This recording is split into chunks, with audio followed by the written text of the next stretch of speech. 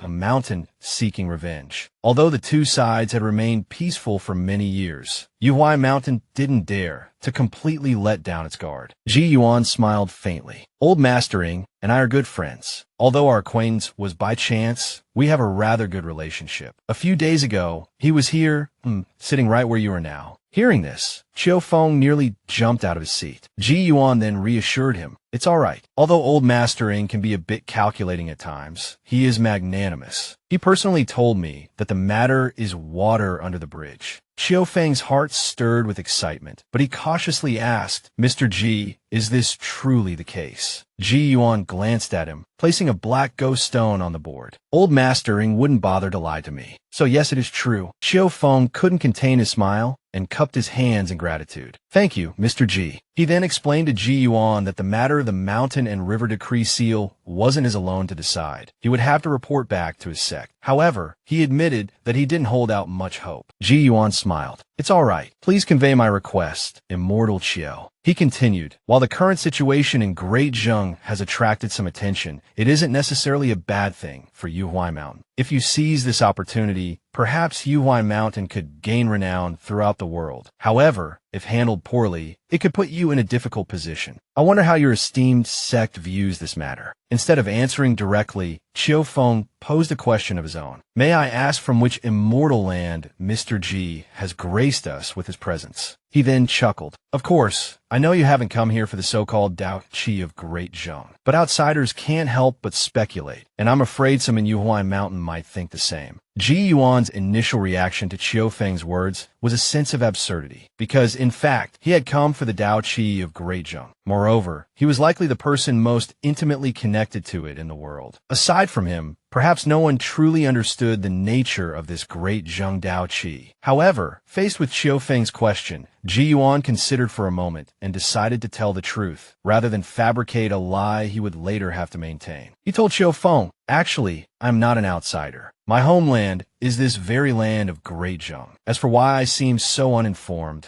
well, perhaps it's due to laziness, perhaps a lack of diligence in the past, or perhaps simply because my slumber was too deep. As he spoke, a sense of melancholy washed over Ji Yuan, and he sighed. I awoke from a dream, and the world had changed. His gaze became distant, a white ghost stone held loosely in his hand. He seemed to be looking at the board before him, yet also at the grand chessboard of the world from long ago. Fragments of memories from his previous life flickered within him. Qiu Feng felt as though he was witnessing the intersection of eras, a profound sense of ancient change, carrying an immense weight, pressing down upon him. A moment later, Ji Yuan seemed to regain his awareness, and the surrounding atmosphere returned to normal. Qiu Feng, however, found himself drenched in sweat. Unsure what to say, Ji Yuan offered an awkward explanation. Those of us on this path are still human. After all, as we age, we sometimes become sentimental. Please forgive my lapse, Immortal Qiu. Qiu Feng had wanted to say something else, but he no longer dared to be as casual as he had been earlier. He could only stammer a few reassurances, thinking to himself, so this is a true immortal. As expected, formidable. I have cultivated for nearly 200 years, but I have never experienced such a mysterious and terrifying melancholy, nor do I understand what Mr. G is grieving for. Not long after, Qiufeng hurried back to Yuhuai Mountain. After reporting to his martial uncle, he and the others went to Jade Bell Peak. The purpose of this trip was to discuss borrowing the decree seal. For such a significant matter, they planned to use the Great Bell to summon the secluded elders of Yuhuai Mountain for a council. After waiting for a while, streaks of light flew in from all directions within the Great Hall. The elder leading the group, whose Taoist title was Zhu Yuanzi, asked upon arrival, "Why have you summoned us? Have we encountered a formidable enemy?" Following Marshal Uncle Ren's detailed account, the elders understood the whole story. However, most of them disagreed with readily showing such a precious sect treasure to an outsider. Despite this, another opinion arose. Mr. G is knowledgeable about decrees. Perhaps he knows how to use the decree seal. If he can teach us, wouldn't that be a gain? While everyone was discussing, Zhu Yuanzi asked Qiufeng, "In your opinion, besides reaching the pinnacle of cultivation,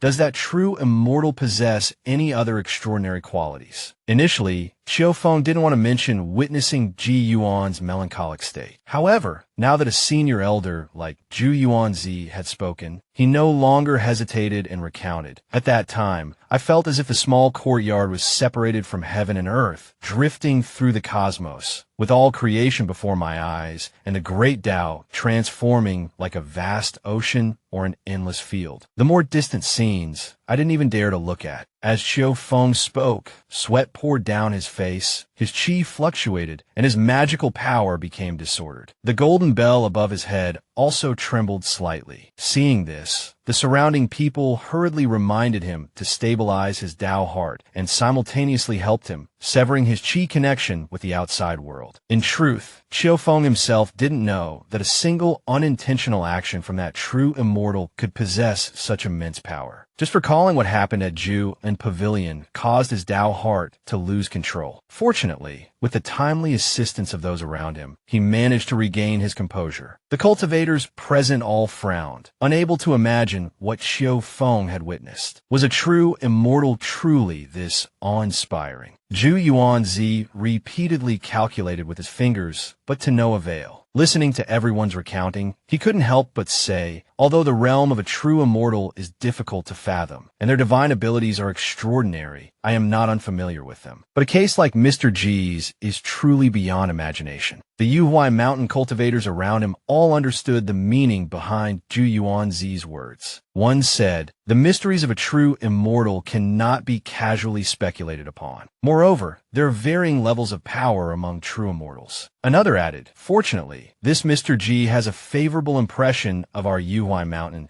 and has even resolved the old grudge between us and the Dragon Lord. This is a fortunate event." After deliberation, Yuhuai Mountain decided that although the mountain and river decree seal could not be easily shown to outsiders, they would copy their research on decree seal edicts and present it to Mr. G. Not long after, the copied jade slip was delivered to Juan Pavilion. Ji Yuan thought to himself, as expected, I was overthinking it. Yuhuai Mountain was still wary of him. How could they casually bring out their treasured mountain artifact? However, this jade slip was better than he had initially anticipated. Although the research on decrees within the jade slip was somewhat abstruse, it couldn't conceal its profoundness. He mused to himself, it seems there's a significant difference between true Dharma decrees and my sound decrees. Relying solely on myself, if I were to directly examine the mountain and river decree seal, I might grope around blindly, wasting a precious opportunity. He continued his research, finding the jade slip increasingly profound. It seems this jade slip is indeed a treasure that can greatly aid my cultivation progress. At this moment, Ji Yuan was filled with joy, as if he had just acquired a priceless artifact. Even when he went out for a meal, his cheerful demeanor was evident. His neighbors could all sense his good mood. That day, while eating steamed buns at Uncle Sun's stall,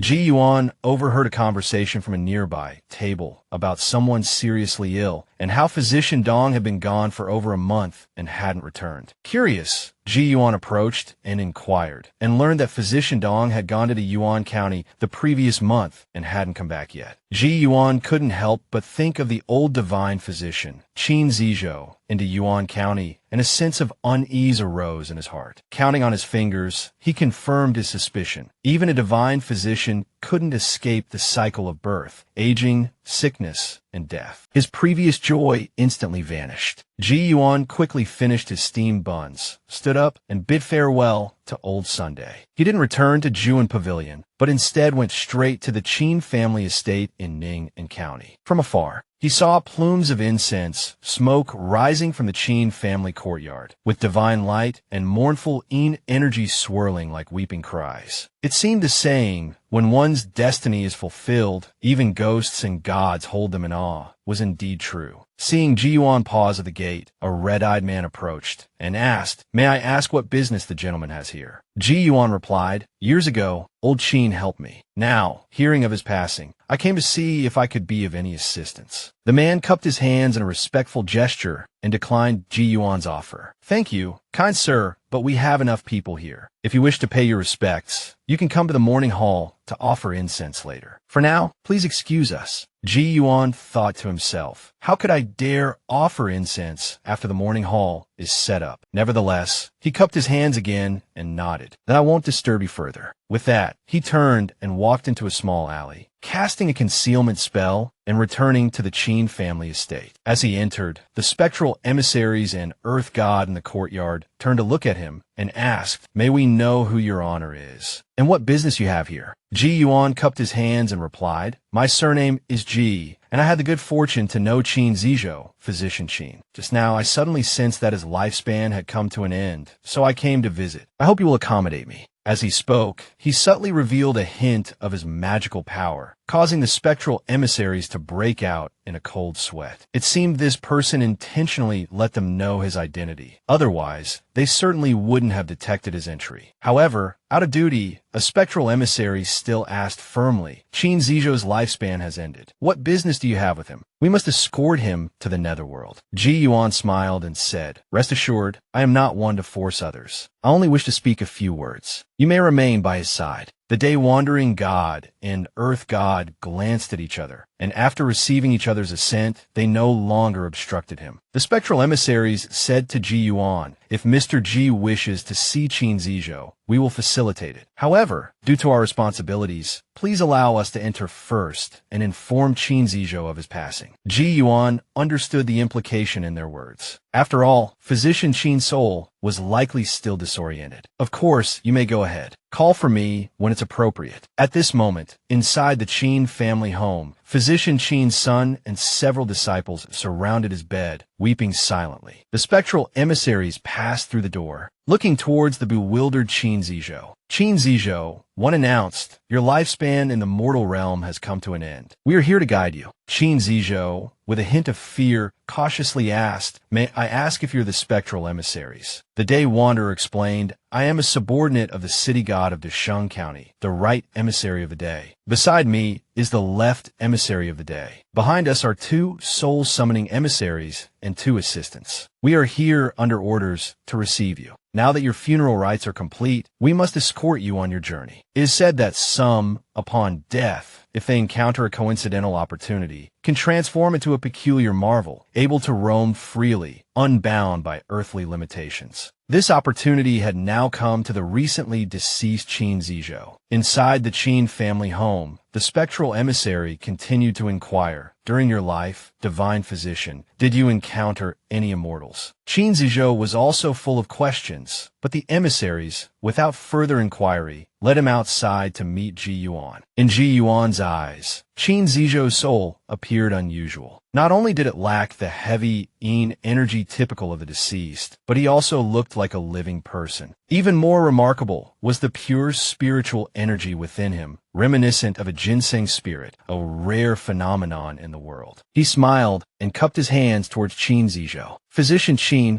we meet again. At this point, Qin Zizhou no longer clearly remembered Ji Yuan's face, but he did recall those eyes, the eyes he had once tried but failed to heal. "You are that skilled wanderer," Qin Zizhou said, blind yet able to see all. "Are you an immortal?" Ji Yuan smiled in response. "Physician Qin is indeed perceptive. You spent your life practicing medicine and saving lives. Upon your passing, the Earth God oversees your home, and 6 spectral emissaries escort you. This is a great honor for an ordinary person. Surely the underworld has already arranged a position for you." The spectral emissary then added, "For a righteous and benevolent person like Master Qin, you can enjoy 100 years of afterlife. Once your soul solidifies, you will be granted the position of registrar, and also be taught the ghost refinement method. If there are vacancies among the 24 divisions, you are very likely to be appointed with priority." Ji Yuan thanked the emissary, then said to Qin Zizhou, "Taking a position in the underworld,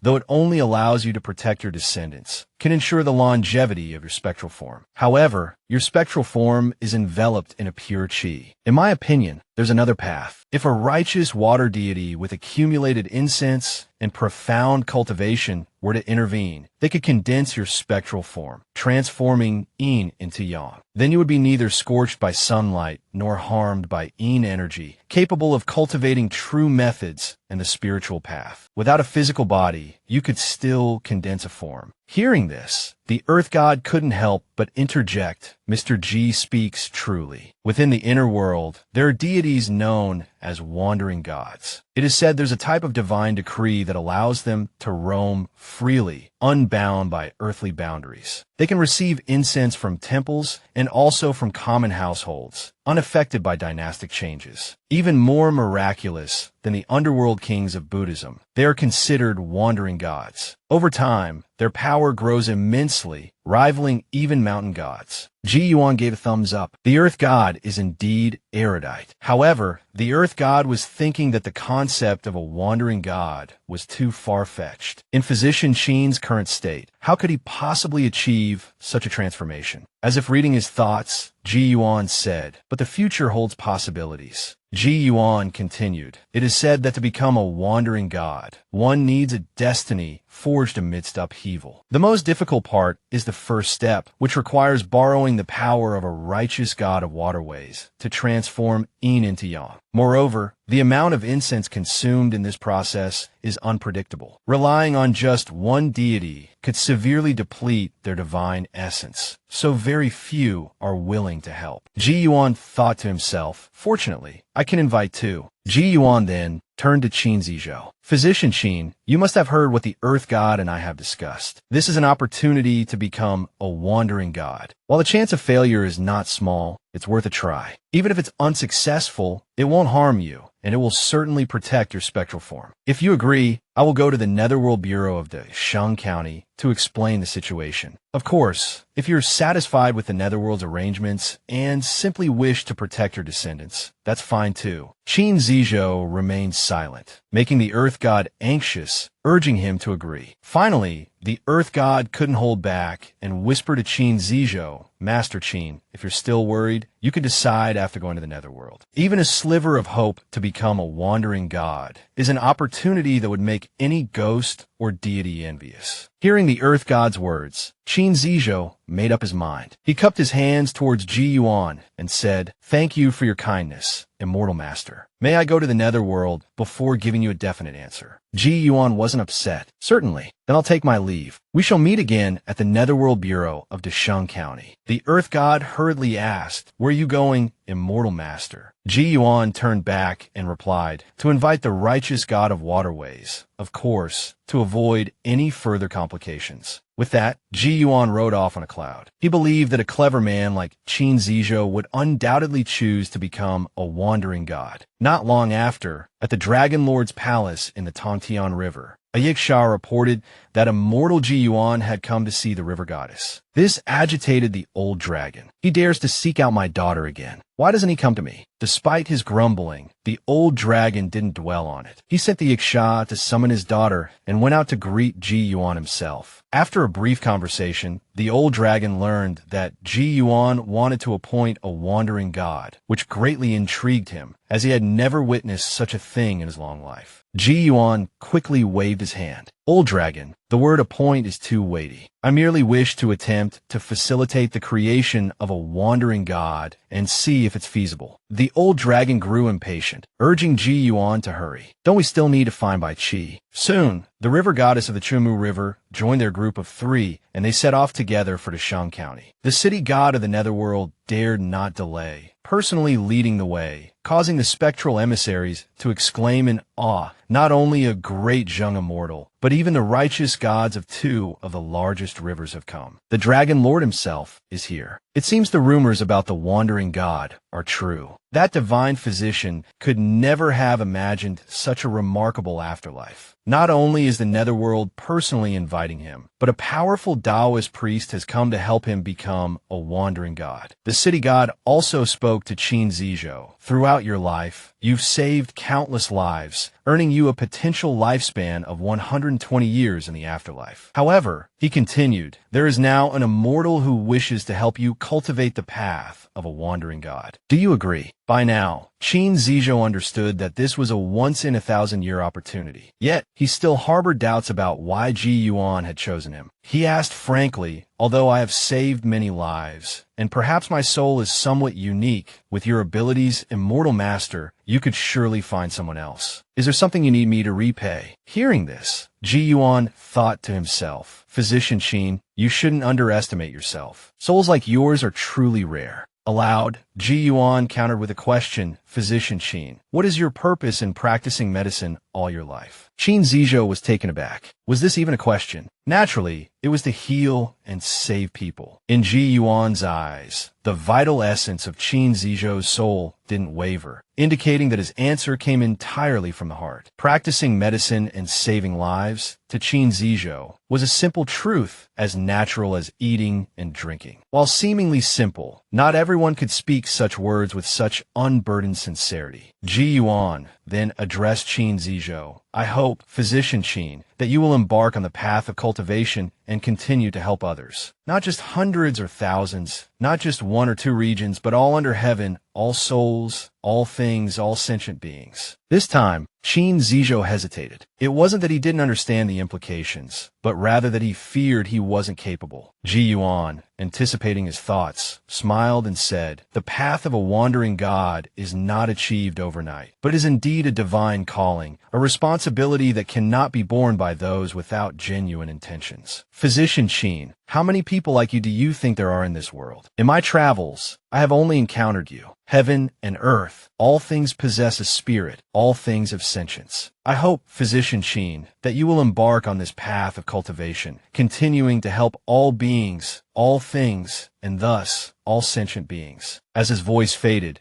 it seemed to blend with the resonance of the Tao, deeply moving Qin Zizhou, leaving him in a state of awe. Ji Yuan looked at Qin Zizhou and expanded the landscape within his heart, drawing Qin Zizhou into it. Whether it can be done is one thing. Whether one dares to do it, wants to do it, is another. Those who can walk the path of a wandering god are few, and this path is certainly not easy. Just like cultivators, those who succeed are also very few. Therefore, I ask you, Qin Zizhou, are you willing to cultivate for the sake of all beings under heaven? In that brief moment, Qin Zizhou felt as if he had lived a century. His worries and anxieties, placed against the backdrop of heaven and earth, seemed so insignificant. Returning to himself, Qin Zizhou hastily bowed. I, Qin Zizhou, cannot guarantee that I can fulfill your wishes, Immortal Master, but this path, I'm willing to walk it. As soon as he finished speaking, the chess piece in Ji Yuan's hand came alive, absorbing the faint remnants of ghostly qi from Qin Zizhou, astonishing both the netherworld registrar and the city god. Not only had the ghostly qi vanished from Qin Zizhou, but he was now brimming with vital energy. Could the transformation have already begun? It was truly incomprehensible. While they were still marveling, Ji Yuan borrowed the extreme in place from the city god. This was the prison of the netherworld. Quickly, they entered within. Ji Yuan swept his hand through the air, and a red character,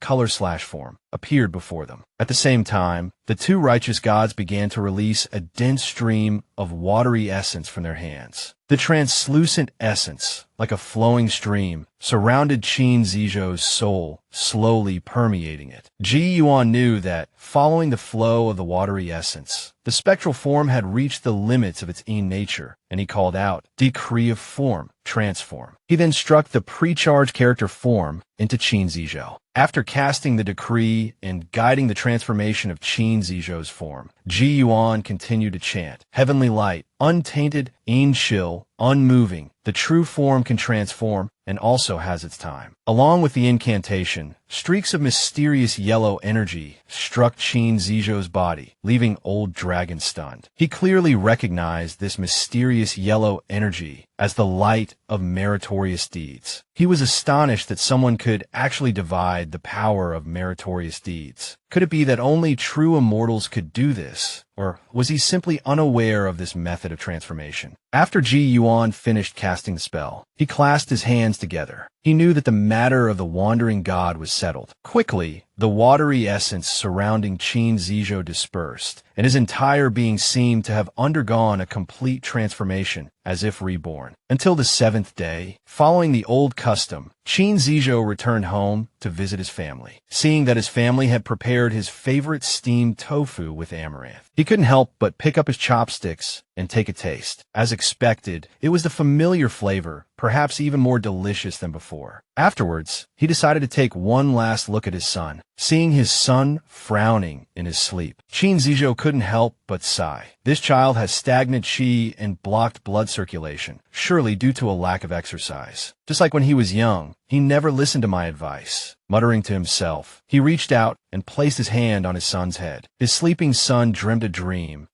of his childhood, of his father telling him, "Yinner, your elder brother died young. Now the entire family relies on you." The Qin family's great benevolence pharmacy must be passed down. If future generations don't wish to study medicine, that's fine. Not long after, Qin Zizhou left. Ji Yuan smiled and asked, "Why doesn't Master Qin stay a little longer?" Qin Zizhou waved his hand. "No need, no need. My descendants have their own fortunes. I, Qin, cannot stay here forever." Ji Yuan didn't say anything more and led him on their way. They rode the clouds and soared through the wind. An old dragon curiously asked Qin Zizhou if this was his first time witnessing the scenery of riding clouds and watching the sunrise. Qin Zizhou frankly replied that he had climbed several high mountains to gather medicinal herbs before and had witnessed similar scenery a few times. Of course, if Old Dragon was referring to standing on clouds and watching the sunrise, then yes, this was indeed his first time. Their destination was Yunshan Temple. Although there were currently no known cultivation methods for wandering gods being passed down, the true Dharma also had its beginnings and ends. One could learn from the ancients, and there was no guarantee that one couldn't surpass them. So why not create one's own method? Yunshan Temple was a tranquil place suitable for cultivation. However, upon reaching the foot of the mountain, Ji Yuan showed no intention of descending. He cupped his hands in farewell to Qin Zizhou. Even a journey of 1,000 miles must eventually end. Master Qingsong and his disciple are both good people. Master Qin, please rest assured and cultivate here. Once you integrate the Taoist Sung Tin method, embody its principles, and borrow the path of the wandering god, you will surely find the way to enlightenment. The saying goes, one doesn't cultivate the Tao in youth, nor practice martial arts in old age. Yet this 70-year-old man had come to become a Taoist priest, leaving Master Qingsong muttering in bewilderment. Could he be here to swindle us for an allowance? Continuing the previous scene, Master Qingsong and his disciple were practicing their sword play when they suddenly heard someone approaching. Going out to see, they found it was an old man who wanted to become a Taoist priest. This Taoist priest truly broadened Master Qingsong's horizons. After a brief conversation, he found this man's appearance difficult to discern and knew in his heart that this was no ordinary person. He probed, "Old sir, do you happen to know Mr. G?" Qin Zizhou didn't conceal anything, smiling as he replied, "I am Qin Zizhou, guided by Mr. G and the Old Dragon. I have come specifically to Yunshan Temple to cultivate. I wonder if the Taoist master would accept me." Master Qing Song, who was drinking tea, promptly spat it out. He hadn't expected this person to be the renowned physician Qin. How is it that his appearance seems to have grown younger? Elsewhere, after parting ways with Old Dragon, Ji Yuan returned to his Juan pavilion. Looking at the two letters on the table, a glance at the signatures revealed most of their contents. It seemed the trip to Chunwei Prefecture was unavoidable. Hu Yun, seemingly having heard the commotion, got up to look and called out joyfully, "Mr. Ji, you're back." The call also woke In Qing, who was dozing beside him. Ji Yuan smiled and asked, "Have you heard about your father asking you to go to Chunwei Prefecture?" In Qing nodded dejectedly. Ji Yuan, guessing the reason, smiled and said, "If that's the case, prepare tonight, bid farewell to your teacher and classmates tomorrow, and then we can set off." He continued as he walked, "I'll take Hu Yun with me and escort you to Chunwei Prefecture." After Ji Yuan left, the boy and the gourd spirit, finally coming to their senses, immediately cheered with delight. Not long after, the carriage arrived in the mountains. In Qing was a bit puzzled. "Mr. Ji, shouldn't we be heading to the docks? Why are we going into the mountains?" Ji Yuan smiled and replied, "There's a lake in these mountains. I'm going to see if there are any fish." This lake was the very same by Shui Pond from years past. The deep, azure waters were mesmerizing. Looking at the deep blue surface of a lake, In Qing felt a chill down his spine. "Mr. Ji, are there really fish in here? I feel like there might be a giant python or something." Hu Yun, beside him, chimed in agreement. Ignoring the two youngsters, Ji Yuan pointed, and the Qingting sword materialized out of thin air, flying straight into the lake. In the blink of an eye, a small silver fish flew out. Ji Yuan wrapped the fish in a prepared lotus leaf and smiled. "Let's go. We'll have some delicious fresh fish soup tonight." Arriving at the docks, In Qing finally couldn't contain his curiosity and asked, "Mr. Ji, where did your sword go just now? Why can't I see it anymore?" Ji Yuan smiled and replied, "This sword doesn't wish, nor can it be easily seen by others. It has hidden itself where no one can see it." In Qing's eyes lit up. That sword was so beautiful, so lively. It must be a truly magical weapon. Before Ji Yuan could respond, the Qingting sword beside him let out a soft hum, as if boasting about its own magnificence. Just then, the boat approached a familiar location. Ji Yuan instructed the boatman to stop for the night and continue their journey the following day. Though puzzled, the boatman didn't question the request. After all, whoever paid the fare had the say. As evening descended, a splashing sound echoed from the water below. The boatman, startled awake,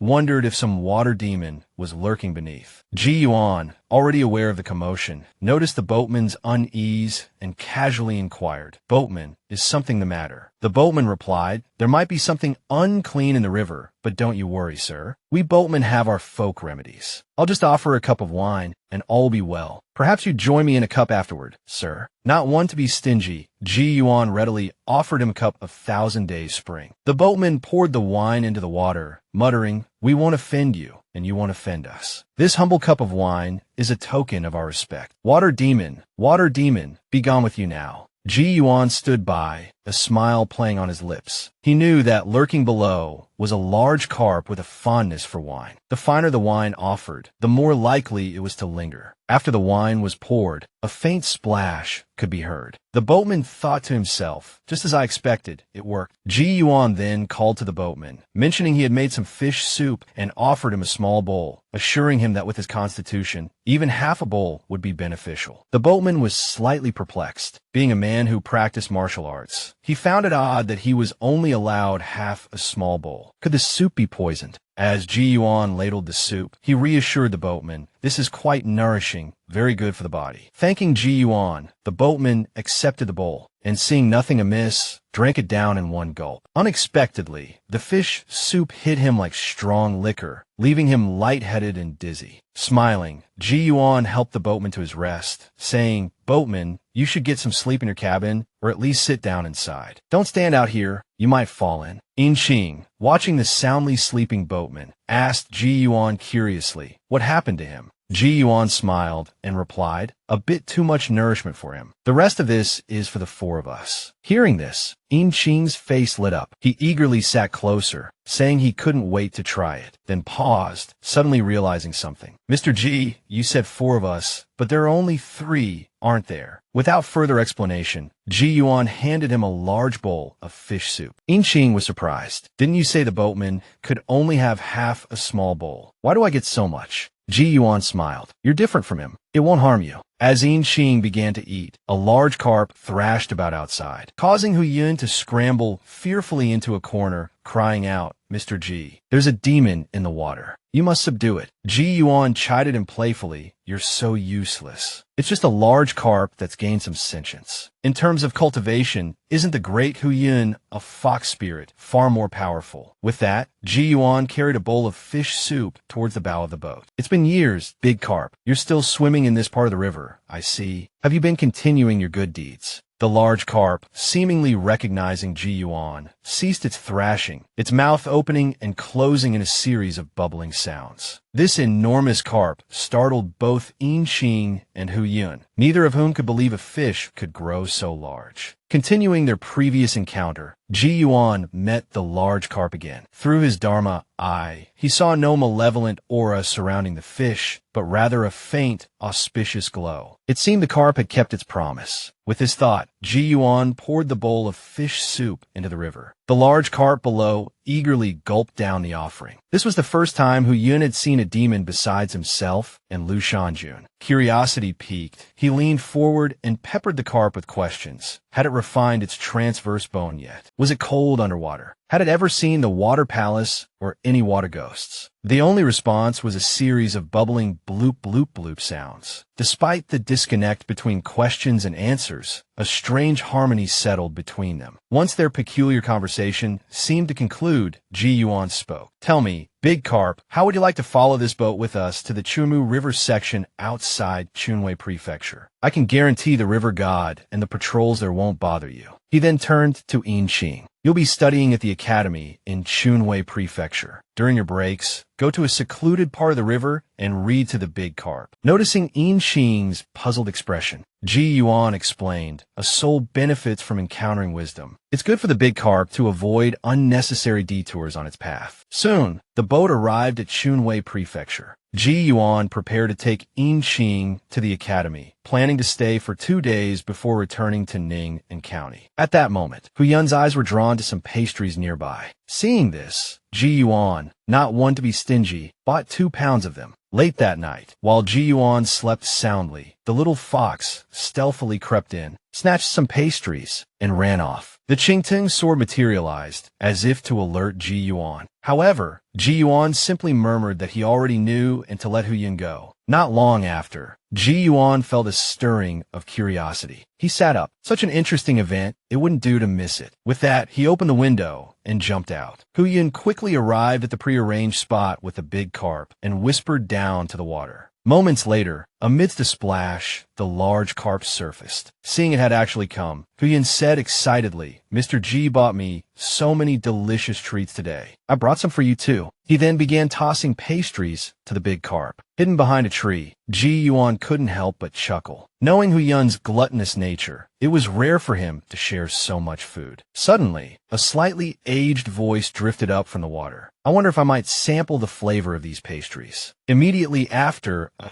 giant black turtle surfaced. The little fox trembled with fear. "How would you like some?" He suspected the pastries the old turtle referred to weren't the pastries at all, but him. The old turtle didn't stand on ceremony, swallowing a pastry whole. Then it addressed Hu Yun. "Lord Yexiao had business tonight and asked me to patrol this section of the river in his stead. Little fox, aren't you afraid of being caught by the underworld emissaries here in Chunwei Prefecture?" Hu Yun smoothed his fur with his paw, revealing a wooden token given to him by Ji Yuan. "I have this. I'm not afraid." The old turtle recognized the token and said, "No wonder your aura felt peculiar and difficult to discern. So that's it. However, while you can stay in Chunwei Prefecture, this large carp cannot remain in this section of the river." As he finished speaking, the water churned, threatening to pull the large carp away. Hu Yun quickly intervened. "Hey, what are you doing? Release the big carp. Be careful. I'll tell Mr. G to deal with you. The mention of Mr. G startled the old turtle. A moment later, he reacted. So you're that wretched little fox. Hu Yin froze, utterly bewildered. The old turtle had been so amicable just moments ago. How could his attitude change so drastically? Could Mr. G have offended him somehow? Panicking inwardly, Hu Yin blurted out, "Great Master Turtle, I'm just a little fox. If Mr. G has offended you, it has nothing to do with me." Hearing this, Ji Yuan nearly choked. The old turtle on the river's surface was clearly stunned as well. He couldn't help but raise his head and roar at the sky. This little fox. Just how lucky can he be? At this point, the little fox finally understood. It seemed the problem was him after all. The old turtle finally spoke again. "Tell me, how many years has it been since you awoke from your muddled state?" Seeing the old turtle had calmed down, Hu Yun breathed a sigh of relief and answered honestly, "Since I awoke from my muddled state, it's been about 15 years. Hearing this, the old turtle seemed to deflate. 15 years, only 15 years. And yet, despite your weak spiritual and demonic energy, you've refined your transverse bone in such a short time. Truly, you must have had guidance from an immortal." The old turtle then asked, "How long do you think it took me to refine my transverse bone?" The little fox hesitated for a moment. "Judging by your words, several decades, perhaps. That shouldn't be too far off." The old turtle let out a cold chuckle. "Well, thank you for thinking so highly of me. It took me 200 to 300 years to refine my transverse bone. Your talent is simply incomparable, guided by an immortal, and even bestowed the name Hu Yin. Truly, a fox living up to its name, ascending straight to the blue clouds. I suspect you received many benefits during your recovery that you aren't even aware of. And yet, despite all this, you ran away on your own accord. Do you know how many demons cultivate for hundreds of years, even sacrificing their lives, for just a single instance of guidance from an immortal?" At this point, the old turtle trailed off, letting out a long sigh. Hu Yin was stunned. Could that really be true? The old turtle seemed to have a thought. He initially wanted to ask the little fox for an introduction to the immortal, but quickly changed his mind. Could you tell this old turtle about the circumstances of your reunion with Mr. G? Hu Yin recounted his return to Juin Pavilion and the events that followed, including returning to the mountain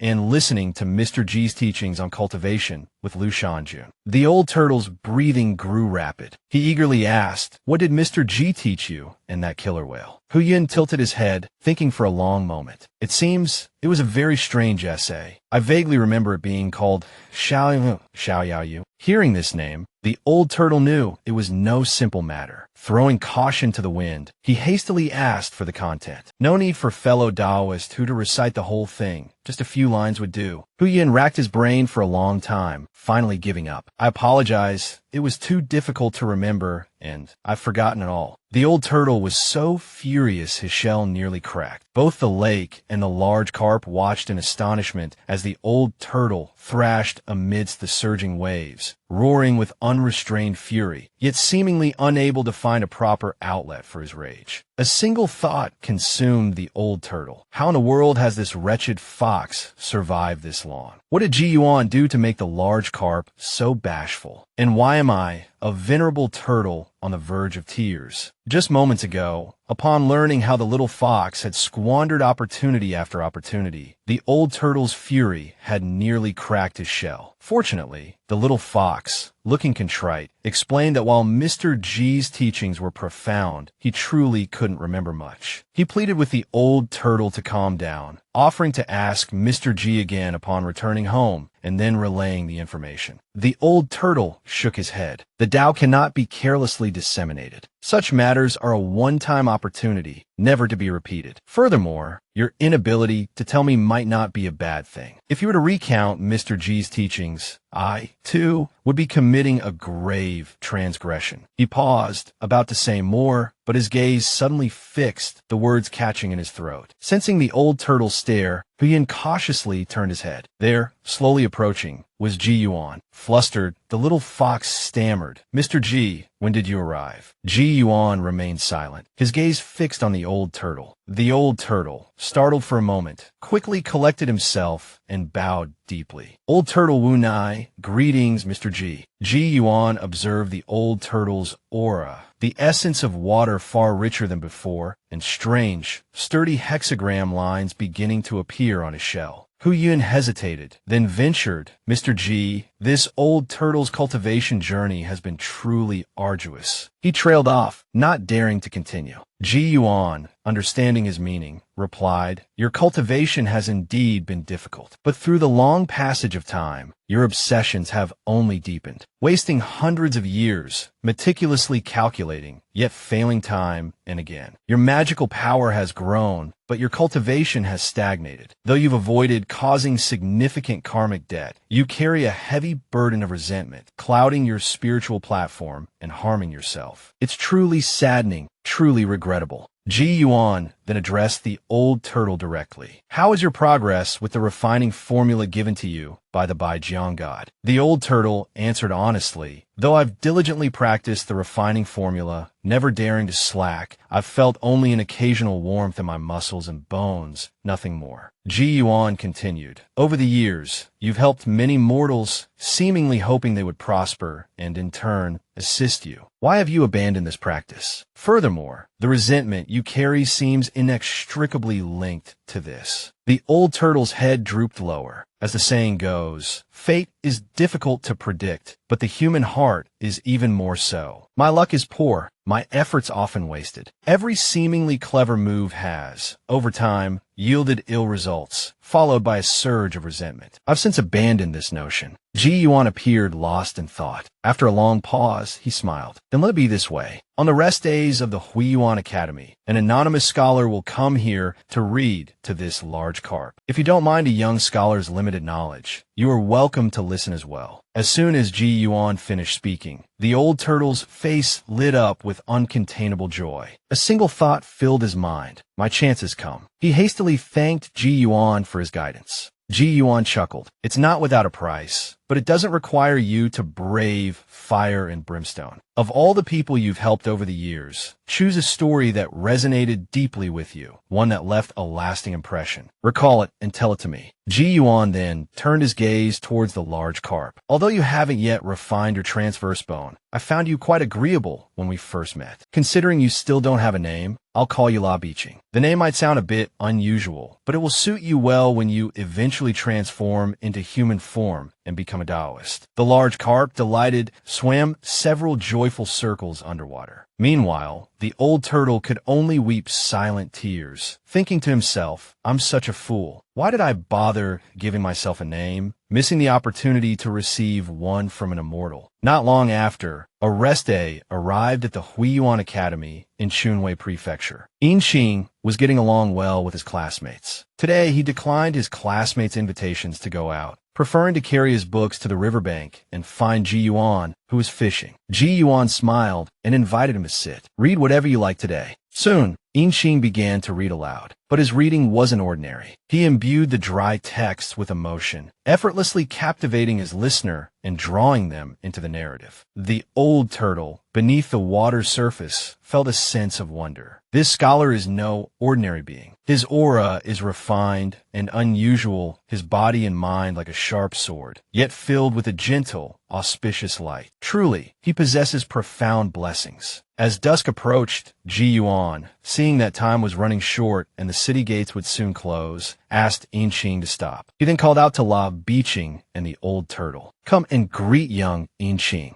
A fish and a turtle quickly surfaced, startling In Qing. La Biching was already quite large, but the turtle was even bigger. The old turtle, half his body above water, bowed respectfully. "Old turtle Wu Nai, many thanks to Mr. In for your instruction." In Qing hastily returned the gesture. "You are too kind. I am but a student of Huiyuan Academy, unworthy of such title." In Qing then told Ji Yuan that he had to return. However, he knew that once he left, Ji Yuan and Hu Yun would likely depart Chunwei Prefecture. Ji Yuan, understanding his implication, reassured him and told him to leave without worry. After all, water travel was convenient, and they could always exchange letters. After In Qing's departure, Ji Yuan sat down again, preparing to listen to the old turtle's deeply moving story. He had long finished reading the biographies of outsiders. Hearing a first-hand account would undoubtedly be more engaging. Continuing Continuing from the previous conversation, after In Qing left, Ji Yuan asked the old turtle to tell him his story. From their earlier exchange, the old turtle knew that Ji Yuan might be leaving soon. After some thought, he recalled a story from long ago, about 170 or 80 years prior, not long after the founding of the great Jing dynasty. A scholar named Xiao Jing had come to Chunhui Prefecture to travel. He saw a drunkard on a boat attempting to assault a young woman and rushed to her rescue. Unexpectedly, the drunkard kicked him into the river. The old turtle, deeming the scholar to be righteous and wanting to forge a karmic connection, offered him some subtle guidance in business ventures. Unexpectedly, this scholar, after becoming wealthy, still yearned for officialdom. But the fate of a dynasty and the path to officialdom are no small matters. As far as the old turtle could see, though this Xiao Jing possessed a certain ruthlessness, he was far from sufficient. The old turtle frankly told him that without diligent study, the path to officialdom would be closed to him, especially resorting to demonic arts to enhance his luck, which was absolutely taboo. After that, for a long period,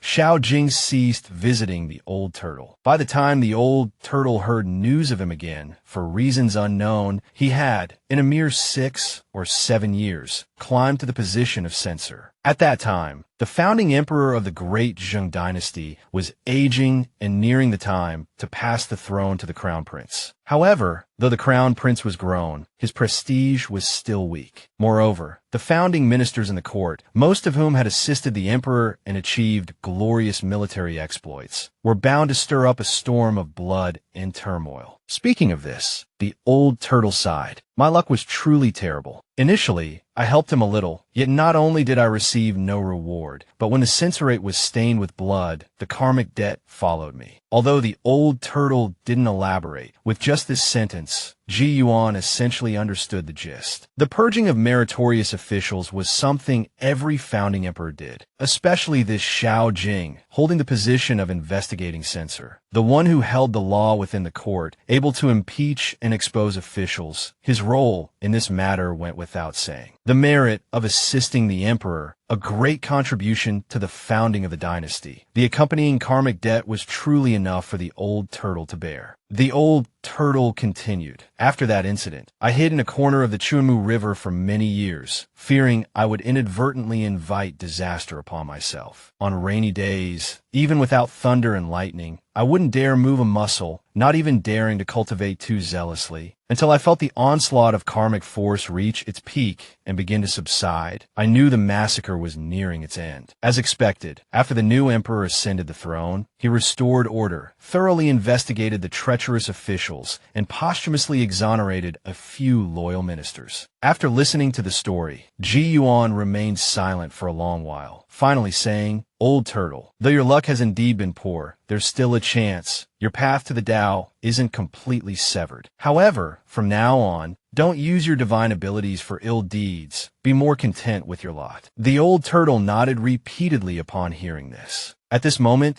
Ji Yuan suddenly asked, "Speaking of which, that day you asked Hu Yun about the content of the Xiao Yaoyu. Do you want to hear the Xiao Yaoyu?" As soon as he finished speaking, the old turtle couldn't contain himself, eagerly expressing his desire to listen, repeatedly calling Ji Yuan Mr. Ji and asking for his guidance. Ji Yuan didn't ask the old turtle to prepare anything, but directly and calmly began to recite. "There's a fish in the northern darkness named Kuan. The Kuan is so huge, I don't know how many thousand li it stretches. It transforms into a bird whose name is Peng." As Ji Yuan's words flowed out, the surroundings were affected by the imagery he conjured, transforming and shifting as if the world itself was changing. The old turtle felt as if he was drawn into the scene, at times transforming into a giant turtle, at others, like the Kuan and Peng. Even after Ji Yuan stopped, the old turtle remained immersed in the profound experience, speechless. Looking at the old turtle's state, Ji Yuan knew that this method of manifesting imagery was still very effective, at least when reciting this passage. It was truly profound. Immediately after, he stood up and said to the old turtle, "You've always been burdened by heavy obsessions. This Xiao Yaoyu is truly suitable for you. I won't say much more. When you have time, come listen to the readings with La Beeching." The old turtle, coming back to his senses, hastily kowtowed in gratitude to Ji Yuan. Looking at Ji Yuan's receding figure, a mix of emotions stirred within him.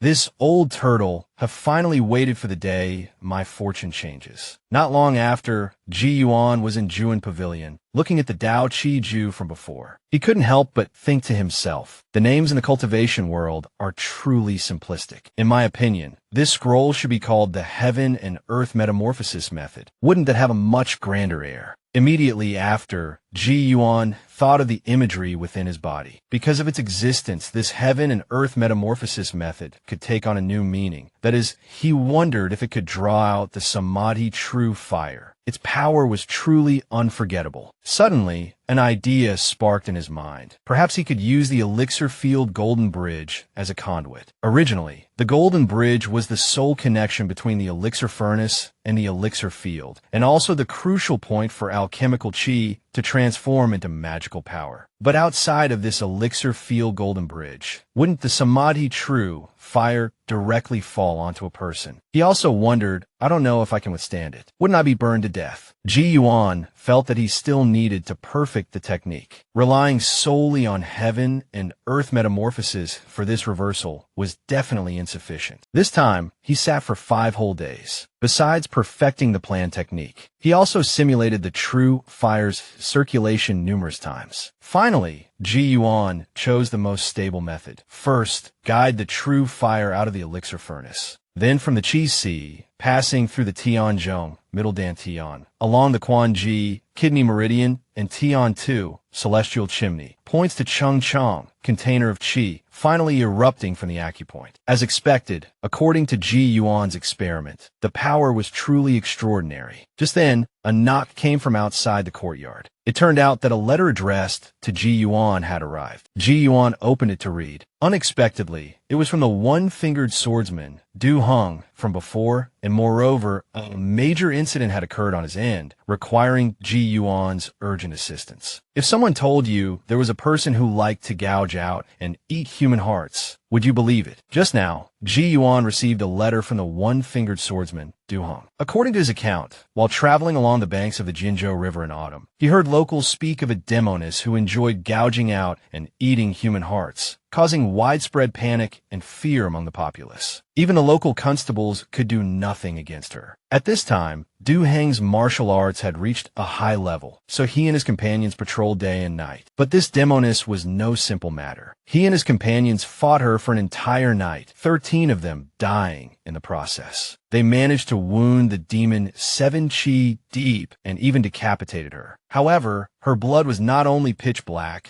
but also emitted an incredibly foul stench. Afterwards, 3 of his companions died from poisoning. Therefore, Du Heng felt this matter was no ordinary affair, that it had transcended the realm of mortal woes, and thus sought Ji Yuan's help. The more Ji Yuan read, the tighter his brows furrowed. Shouldn't the local deities be handling this kind of matter? Or was it just some martial artist practicing demonic arts causing trouble? After pondering for a moment, Ji Yuan said to the jujube tree, "A fresh jujube, please." As soon as he finished speaking, a jujube fell into his palm. Ji Yuan immediately went outside, the paper crane behind him seemingly craning its neck to watch. After going outside, Ji Yuan directly employed the cloud traversal method, flying straight towards Jinzhou. Meanwhile, in Jinding County of Jinzhou, within an inn called the Welcoming Guests Inn, Du Heng and several companions were recuperating. Du Heng sat upright, one hand tightly gripping his long saber. Although his eyes were closed, he seemed poised to draw his blade at any moment. Everyone in the room was listless. Damn it, someone muttered. We clearly chopped her head off, but she's still not dead. She even came looking for us. Who'd believe it if we told them? The most infuriating thing was that damned poison. They couldn't force it out, and acupuncture needles were useless. A worried martial artist beside,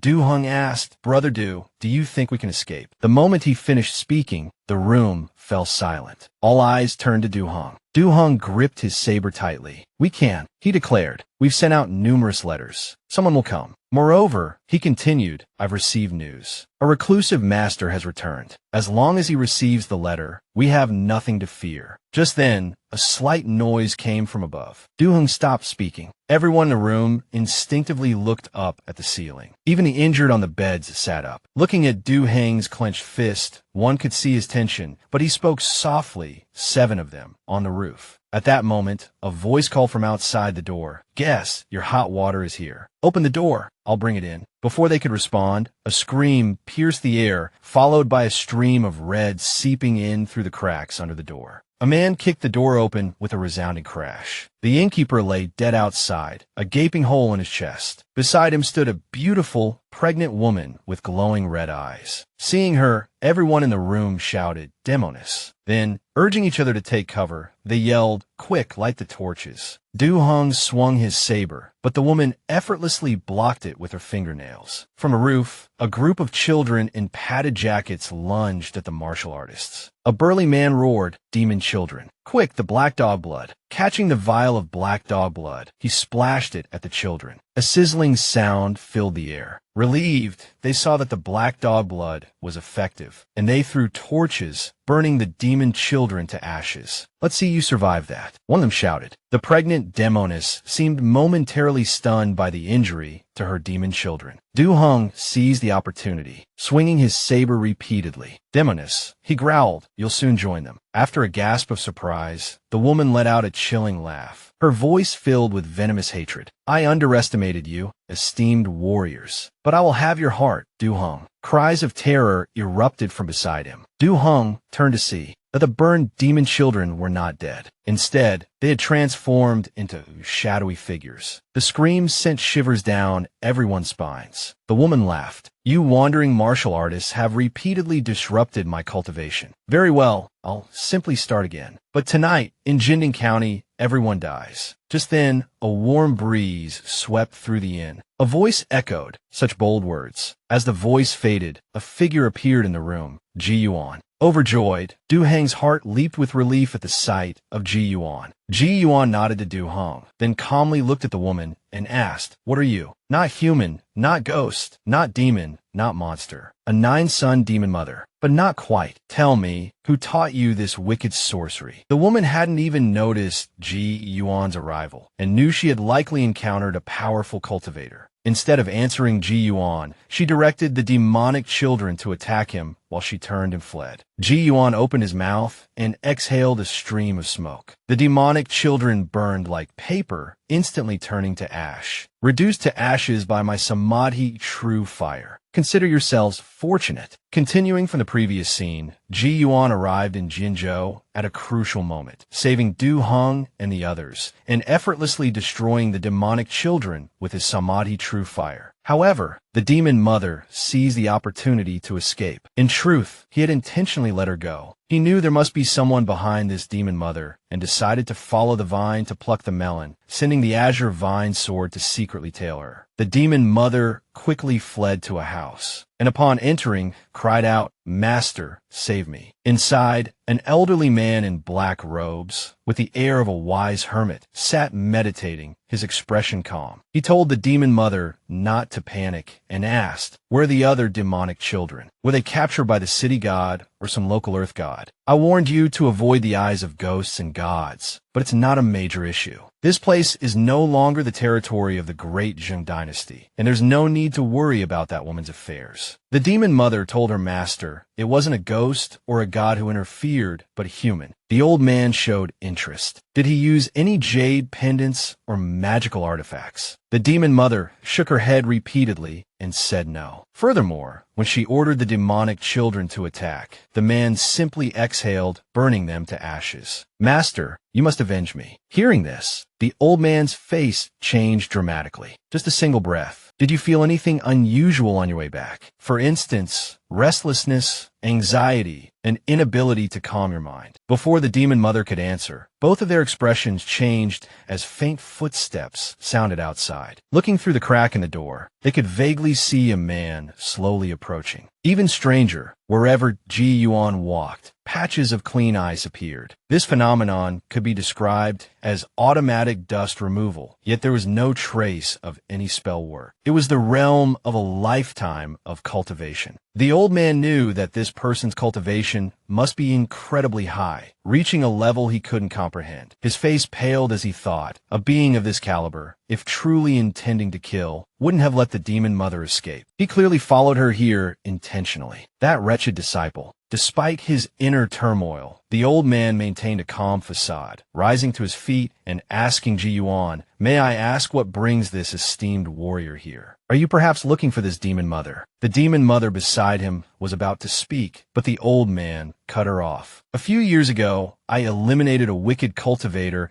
and found a book of dark arts on him. Out of curiosity, I kept it to examine. Unexpectedly, while I was away, this woman, who was collecting firewood in the mountains, stole it. Today, she came to my door seeking help, even daring to call me master. He guessed that she had cultivated wicked sorcery and caused this disaster. Fortunately, this woman's cultivation seemed immature, only at the conception stage. His explanation was quite reasonable, but Ji Yuan only chuckled. "You say her cultivation is immature. I'm not so sure. This woman has already refined 7 demonic children and even planned to slaughter an entire county. There must be an expert guiding her." The old man immediately roared at the demon mother. "What? You've already refined 7 demonic children and even dared to plot the massacre of Shuexian County. You wicked fiend. You've committed heinous crimes, and I will not spare you today." As he spoke, a flicker of flame ignited on his fingertips, ready to silence her permanently. Just then, a long sword appeared with a sharp shing, embedding itself in the ground before the old man. Cold sweat dripped from the old man as he stared at the crack in the earth before him, the azure vine sword hovering in the air. One terrifying realization dawned upon him. This is a Xian sword. Ji Yuan sneered. "In this desolate and polluted land, you steal spiritual energy for your wicked cultivation. Truly an offense to my eyes. Show me all your skills, and see if you can even save your own life." As soon as the words left his mouth, the old man yelled at the demon mother, "Run." Then, he plunged into the earth and vanished. Simultaneously, a wave of earth surged towards Ji Yuan with crushing force. Ji Yuan waved his hand and softly commanded, "Sever." The azure vine sword struck again. This time, the sword light was even more potent than before, not only cleaving the earth wave in two, but also extending towards the distant mountains. A scream of agony echoed from deep within the earth. The demon mother finally reacted, turning to flee, but Ji Yuan simply raised a finger, immobilizing her instantly. Just as he was about to breathe a sigh of relief, a premonition struck him. He pinched his fingers, calculating, and exclaimed in surprise, "There's still one alive." Stepping closer to examine, he found that the old man was merely a decoy. But then, a smile crept onto Ji Yuan's face. "Try to run. Not so easy." With that, he gave chase. The old man, now terrified beyond measure, fled for his life. Feeling the substitute talisman on his back dissipate, he hurriedly crushed a mountain god stone, pleading, "Mountain god of Mount Ding Su, save me. Mountain god, save me." Time ticked by, and the old man grew increasingly anxious. "Why aren't you here yet? I don't have a second substitute talisman." By now, Ji Yuan had caught up, summoning the azure vine sword and striking down once more. Sensing the approaching Xian sword, the old man despaired. "It seems my life ends here." But then, the unexpected happened. The mountain range ahead of him suddenly cracked open, and a colossal head formed of earth and stone emerged, intercepting the azure vine sword's attack. However, even a massive stone head couldn't withstand the sword's brilliance. It was cleaved in two, crashing to the ground and shaking the entire area. A towering, majestic figure rose from the earth, booming, "I am the mountain god of Mount Ding Su. What demon dares to?" He didn't finish his sentence. The azure vine sword, humming with power, cut him short. The mountain god looked down at the old man and roared, "Damn it. What have you done? How did you provoke such a formidable being? Look at that sword. It feels like the sky is about to fall just from its unsheathed presence." The mountain god of Mount Ding Su, having sensed the shattering of his mountain god stone, had rushed to the old sorcerer's aid. But upon seeing the immortal sword before him, even he felt a chill of fear. Realizing he was still alive, the old man frantically kowtowed before the mountain god, crying out, "Great mountain god, you must save me this time, no matter the cost." The mountain god raised his hand, and his shattered hand reformed, as good as new. He then clasped his hands and bowed towards Ji Yuan. "Honored immortal, I am the mountain god of Mount Ding Su. This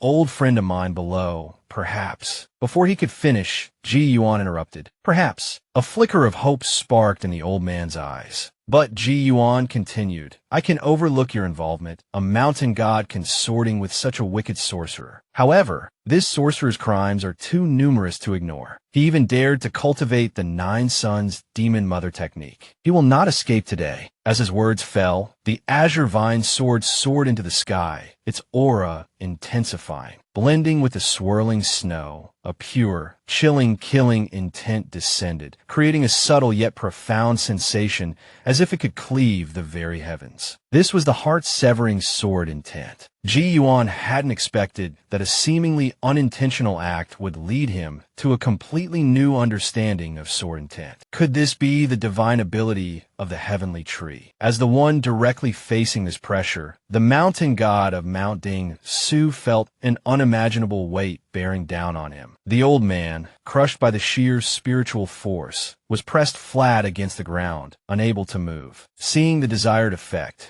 Ji Yuan withdrew his hand, recalling his sword intent. He addressed the mountain god. Mount Ding Su boasts towering peaks and deep forests. To become its mountain god is a significant achievement in cultivation. Surely, a wicked sorcerer like this isn't a close friend. If you made a promise, simply standing against my sword intent without retreating fulfills that promise. Ji Yuan pointed the tip of his sword towards the mountain god. Do you still intend to protect this vile sorcerer? The old man, regaining some awareness, pleaded desperately, Lord Hong, you can't just stand by and watch me die. You promised you would help me with all your might. The mountain god looked down at the old man. If I hadn't intervened, you would have died under that first strike. And that Immortal didn't pursue my interference. Isn't that helping you with all my might? I've shown you considerable favor. Do you expect me to be torn asunder for you? He clasped his hands again. I am Hong Shengting, the mountain god of Mount Ding Su. I apologize for any offense I may have caused. Honored Immortal. With that, he turned and left, leaving the old man screaming in despair. Lord Hong. Hong Shengting,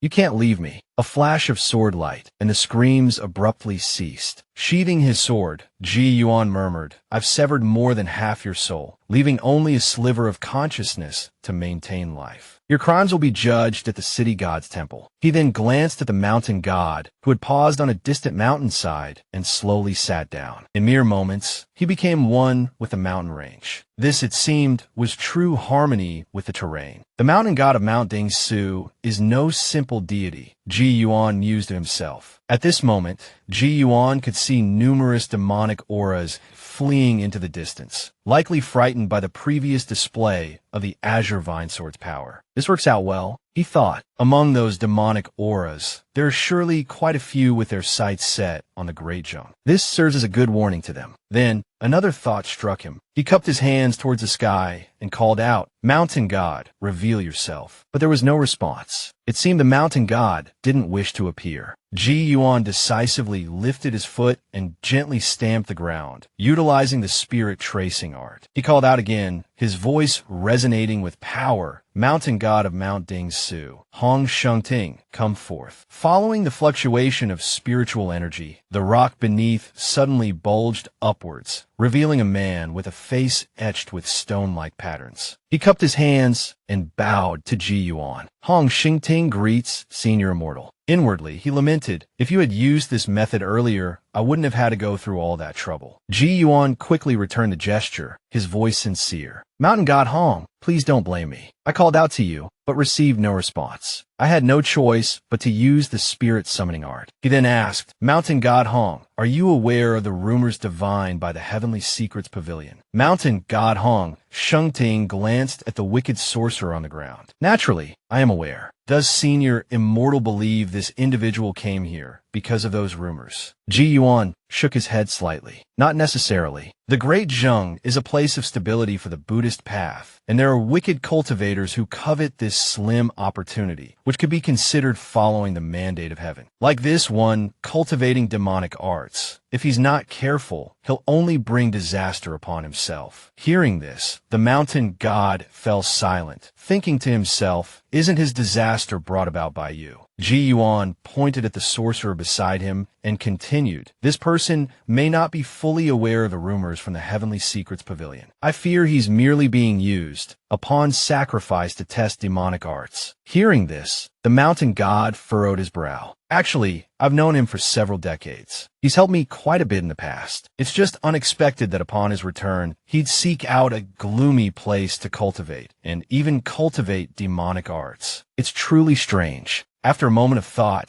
seeing that Ji Yuan remained silent, the mountain god spoke. Senior Immortal summoned me. I wonder if you have any instructions. Ji Yuan smiled. Indeed, I have a small request. The rumors from the Heavenly Secrets Pavilion are still unclear, but many are paying attention to them. Simply coming to the Great Zheng to observe is fine, but those like the one at my feet are truly disgusting. Mount Dingsu lies to the north of the Great Zheng, at the border of the nation. If Mountain God Hong has the time, keeping an eye on or warning those with dubious origins will be greatly appreciated. The mountain god pondered for a moment, feeling it wasn't a major issue. He replied, since it's a request from Senior Immortal, I will certainly pay closer attention, even if it means less sleep. Leaving Mount Dingsu, Ji Yuan found a bamboo pole and slung the two sorcerers over his shoulder. His destination this time was the netherworld of Chunwei Prefecture. If on a night in the wilderness, a beautiful, drenched young woman approached you, what would you do? Returning to the previous narrative, after handling the matters in Jinzhou, Ji Yuan carried the two sorcerers directly to Chunwei Prefecture. At the netherworld, facing the questioning gaze of the ghost guards, he produced the wooden token given to him by the city god, asking them to announce his arrival and inform them that Ji Yuan had come to pay a visit. Here, Ji Yuan was considered an acquaintance, so things were arranged smoothly. Not long after, within the gloomy confines of the netherworld prison, the two sorcerers slowly regained consciousness. The old man, his eyes adjusting to the ghastly, shadowy scene before him, was gripped by terror. Where is this? Am I dead? His words were met with a chorus of shrill, mocking laughter from the surrounding ghosts. He asked where he is. How amusing. A tall, imposing figure materialized before him. It was the judge of the dead. You're not entirely wrong, he said, a chilling smile playing on his lips. You are, for all intents and purposes, as good as dead. The old man stammered, bewildered. Why are they laughing at me? The judge's smile widened, taking on a grotesque quality. They find amusement in seeing someone even more wretched than themselves. You are a wicked sorcerer, steeped in countless atrocities. Even the Department of Punishments tires of judging your sins. It's far simpler to just let you suffer 1,000-fold retribution. With that, he dragged the old man to a darkened corner. Soon, the old man's blood-curdling screams echoed through the prison, punctuated by a desperate plea. I confess. I'll talk. I confess everything. I'll tell you everything. Meanwhile, oblivious to the unfolding drama in the netherworld, Ji Yuan sat peacefully within the Ju and pavilion. He studied the demonic talisman and the great demonic mother art laid out before him, a frown creasing his brow. Extending a hand, he summoned a flicker of flame, incinerating the objects. Such wicked techniques, he reasoned, were best eradicated, lest they fall into the wrong hands. Stretching languidly, Ji Yuan reaffirmed his preference for his own cultivated techniques. The dream-traversing method, he mused, was far superior. He settled back down, ready to resume his practice. He wondered if anyone else cultivated within the realm of dreams, and whether their progress could compare to the profound insights gained through meditation in sacred, immortal realms. But in terms of grasping the essence of the divine, the dreamscape was undeniably extraordinary. Time flowed swiftly within this particular dream, from the first fall of snow to the gentle arrival of spring, and onward to the summer solstice. Today marked the little fox's 10th visit. Upon entering, she whispered to the small paper crane, "Has Mr. G awakened yet?" The paper crane, seemingly not the sharpest tool in the shed, flew directly towards Ji Yuan. A moment later, a yawn echoed through the pavilion. Huyun's first reaction wasn't joy, but panic. Oh no, if Lord Lushan finds out I woke Mr. G, I'm doomed. Ji Yuan, slowly sitting up, thought to himself that was a long dream. Watching the little fox scurry away in a flurry of fur, he was puzzled. Why is she so afraid of me? I wake up and she runs off. Then a thought struck him.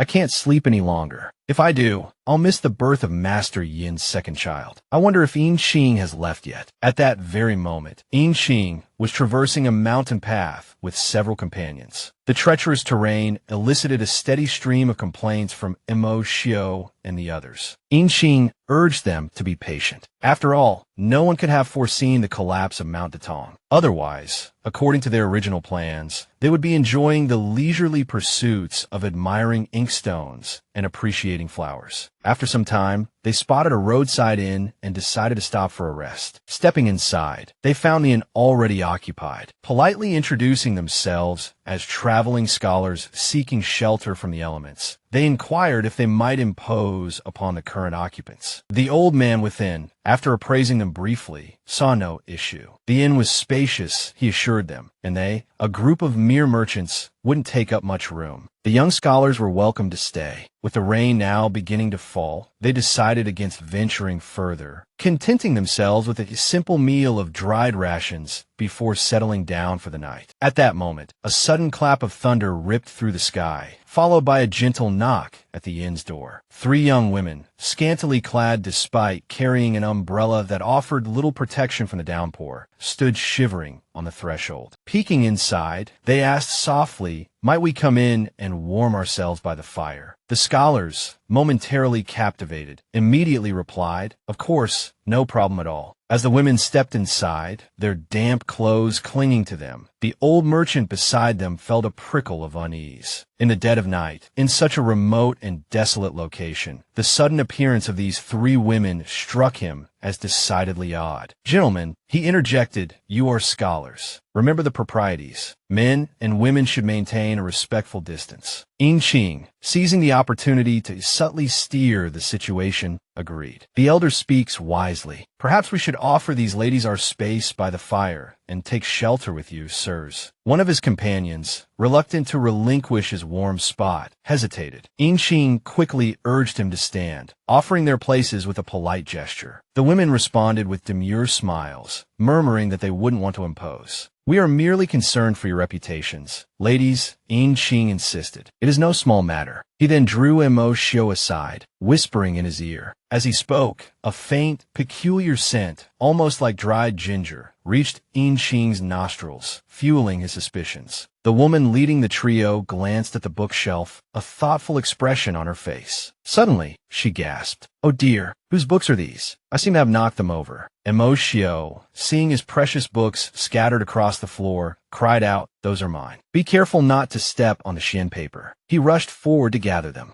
Even Yin Qing couldn't stop him in time. To his surprise, however, Imo Xiao encountered no harm. The woman, helping him collect his scattered papers, said shyly, "Kind sir, my clothes are soaked through. I'm so cold and uncomfortable. Might I borrow some of your clothes to wear for a while?" Flustered by the beautiful woman's proximity, Imo Xiao blushed crimson, averting his gaze as he retrieved some garment from his book chest and offered them to her. Her companions, equally adept at feigning vulnerability, also requested clothing. Seeing his companions eager to display their chivalry, an idea sparked in Yin Qing's mind. He stopped them, saying, "Perhaps I can help. I have a few spare sets of clothes as well." He rummaged through his own book chest, and after a moment, produced a bundle of clothes. Concealed within the folds was a letter, the very letter Ji Yuan had written to him earlier, offering encouragement and guidance. He offered the bundle to the women. As he handed it over, the letter slipped from its hiding place, and a faint, yet potent, spiritual light emanated from the paper. It was said that seasoned travelers often carried folk remedies for protection against malevolent encounters in the mountains. Yin Qing, sensing something amiss with these women, had cleverly used the opportunity to slip Ji Yuan's letter into the clothes, hoping for some kind of reaction. As the light flared, the 3 women recoiled from the firelight, their faces contorted in alarm. Yin Qing, inwardly triumphant, feigned a casual air. "Oh dear, it seems Mr. G's letter has fallen out. My apologies, I should have kept it tucked away more securely." Imo Xiao, standing closest, had witnessed the strange light clearly. "Yin Qing," he whispered, "why did the paper in your hand glow?" He then turned to the women, his brow furrowed in concern. "Are you all right? What's wrong?" Yin Qing, ignoring his question, pulled Imo Xiao away. "Perhaps we're disturbing them," he said smoothly. "Let's move over here and give these ladies some space." As time wore on, the rain outside seemed to intensify, drumming against the roof of the inn. The three women, though huddled together by the fire, kept their gazes fixed on Ching, their expressions unreadable. Finally, the woman leading the trio couldn't contain her curiosity any longer. With a coquettish smile, she asked, "Young master, what is that in your hand?" "It looks like a precious treasure." Though slightly tense, Ching maintained a calm facade. "It's nothing special," he replied smoothly, "just a letter from an elder in my family." Seeing they couldn't glean any more information from Ching, the three women exchanged glances. Then, with surprising swiftness, they stood and began to disrobe, their playful banter echoing through the inn. "Sisters," one of them giggled. "The young masters have been kind enough to lend us clothes. Let's change quickly." The sight of the women playfully undressing, their alluring figures revealed, caused more than a few of the men present to swallow hard, their mouths suddenly dry. Suddenly, the old merchant slammed his cleaver down on the table. "This is an outrage," he roared, "a blatant disregard for decency." The loud crack startled many of those present back to their senses. The old man's outburst clearly angered the three women. They glared at him, their lips curling back to reveal glimpses of sharp, pointed teeth.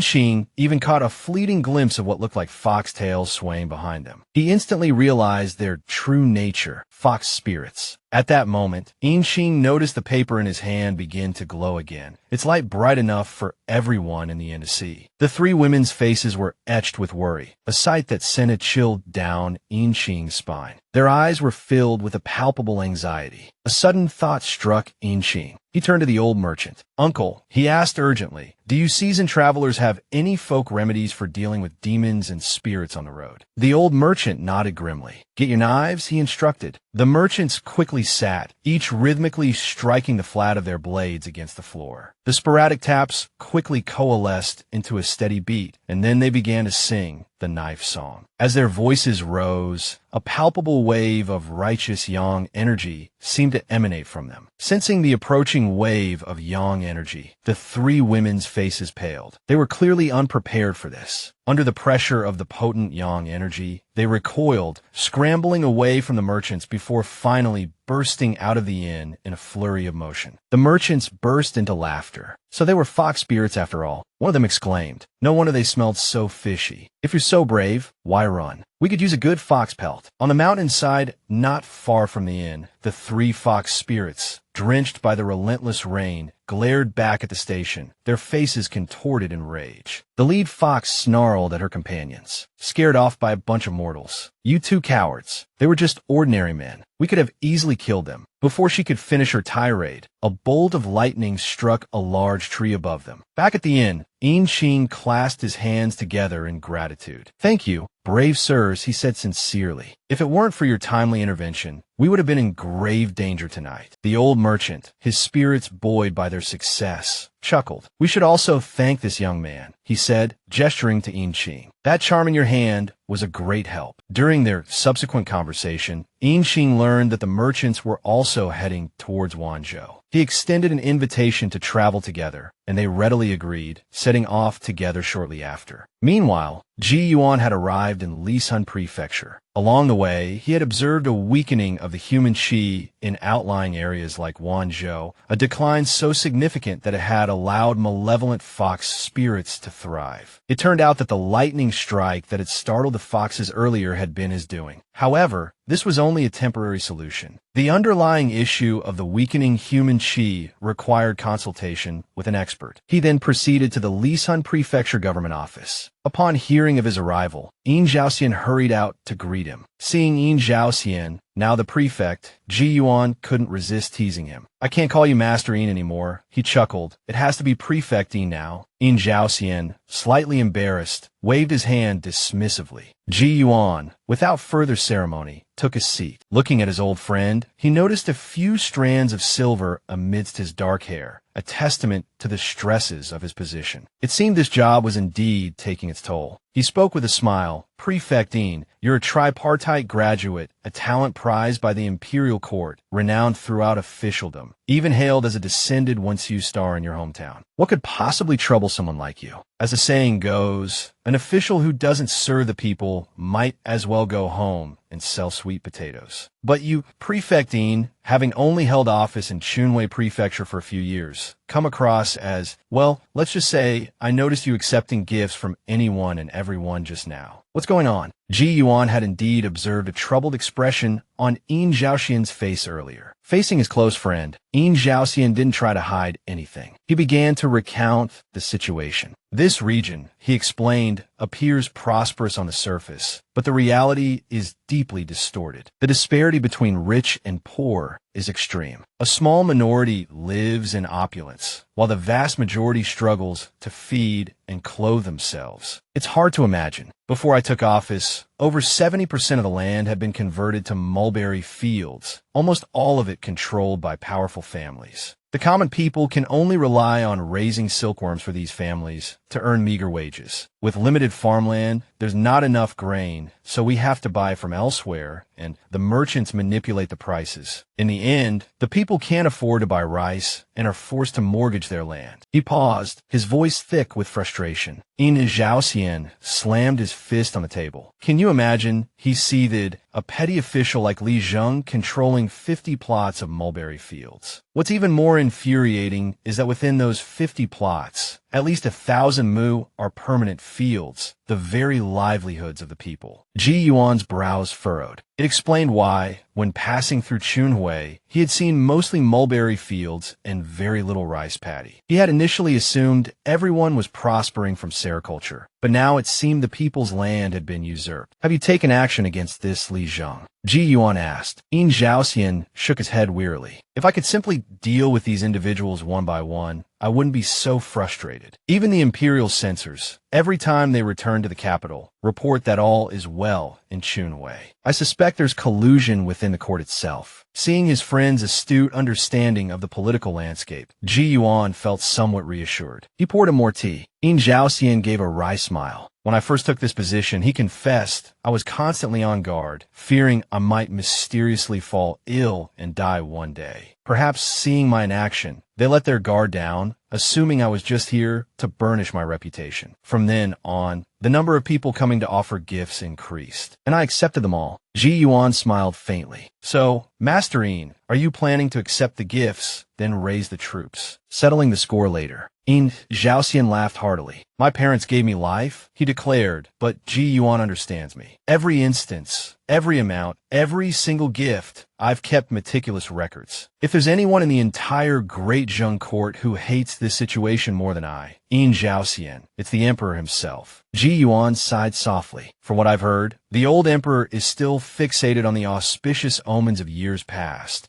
and is currently preparing a grand water and land dharma assembly, hoping to consult with immortals and seek guidance. It's hard to say how much attention he's truly paying to Chunwei. Yin Zhaoxian said, His Majesty may not be as vigorous as he once was, but he certainly won't stand idly by regarding the situation in Chunwei Prefecture. Moreover, 6 months ago, I sent a secret memorial to the Emperor through Prince Jin. I didn't elaborate, just reported the list of those who offered gifts and the amount of their bribes. Mr. Ji, take a guess at how much it was. Ji Yuan replied, Well then, I'll have to guess high. 50,000 taels. 100,000. To his surprise, both guesses were wrong. He playfully counted on his fingers, arriving at 210,000 taels of gold. This precise figure stunned Yin Zhaoxian, who then nodded. Correct. If you include the jade, ivory, and jewels, it probably amounts to over 2 million taels of silver, nearly half of Chunwei Prefecture's annual tax revenue. It's clear how much they've plundered. Prince Jin replied later, saying that after receiving my memorial, the emperor was so furious he smashed his favorite tea set. Hearing this, Ji Yuan understood that his friend had a plan. He inwardly praised Yin Zhaoxian's shrewdness. He decided not to dwell on the grim topic any longer. After all, he had invited his friend for a celebratory meal, so it was best to let him relax. He mentioned that accommodations had been arranged. Ji Yuan smiled and clasped his hands together. Then allow me to congratulate Master Yin in advance. Afterwards, Ji Yuan went for a stroll in the city. He soon arrived near the city god temple. The area was quite bustling. Ji Yuan thought to himself that although the underworld shouldn't interfere in mortal affairs, visiting the city god temple to inquire about the local malevolent aura should be permissible. He then entered the temple and stood before the statue, seemingly lost in thought. Seeing him standing motionless, the temple attendant approached with a handful of incense sticks and asked, "Sir, would you like to light some incense for the city god? He will bless you with good fortune in all your endeavors." Ji Yuan turned to look at him. "Your city god certainly enjoys abundant incense offerings, but it's a pity he doesn't dare accept so much." This puzzled the attendant, who asked him why he would say such a thing. Ji Yuan shook his head with a smile. "It's nothing, just a casual remark." At that moment, a sigh came from nearby. "The gentleman speaks the truth." A middle-aged man with a sallow complexion approached and bowed to Ji Yuan. "I wonder if I might invite the gentleman outside the temple for a conversation." Ji Yuan readily agreed. The two then left the city god temple together, leaving the bewildered attendant watching them go. So many unusual individuals. He thought, "I've actually encountered two at once." Ji Yuan himself probably didn't know how widespread his reputation had become. Just now, when he arrived at the Lisan Prefecture city god temple to gather information, the city god himself immediately appeared and accompanied Ji Yuan on a stroll in the outskirts. Ji Yuan also noticed that most of the people coming to offer incense were richly dressed and praying for greedy, selfish desires. This incense, one could say, carried a toxicity. It was likely that even burning all the incense in the temple wouldn't elicit a response from the city god. The city god then bowed to Ji Yuan. "Sir, you possess a discerning eye, bathed in the glow of the ink jade, radiating a noble aura, and returned to a state of pure essence. If I'm not mistaken, you must be the legendary Mr. G." This left Ji Yuan dumbfounded. What was going on? The legendary Mr. G. Was his reputation truly this widespread? Had it even reached Chunwei Prefecture?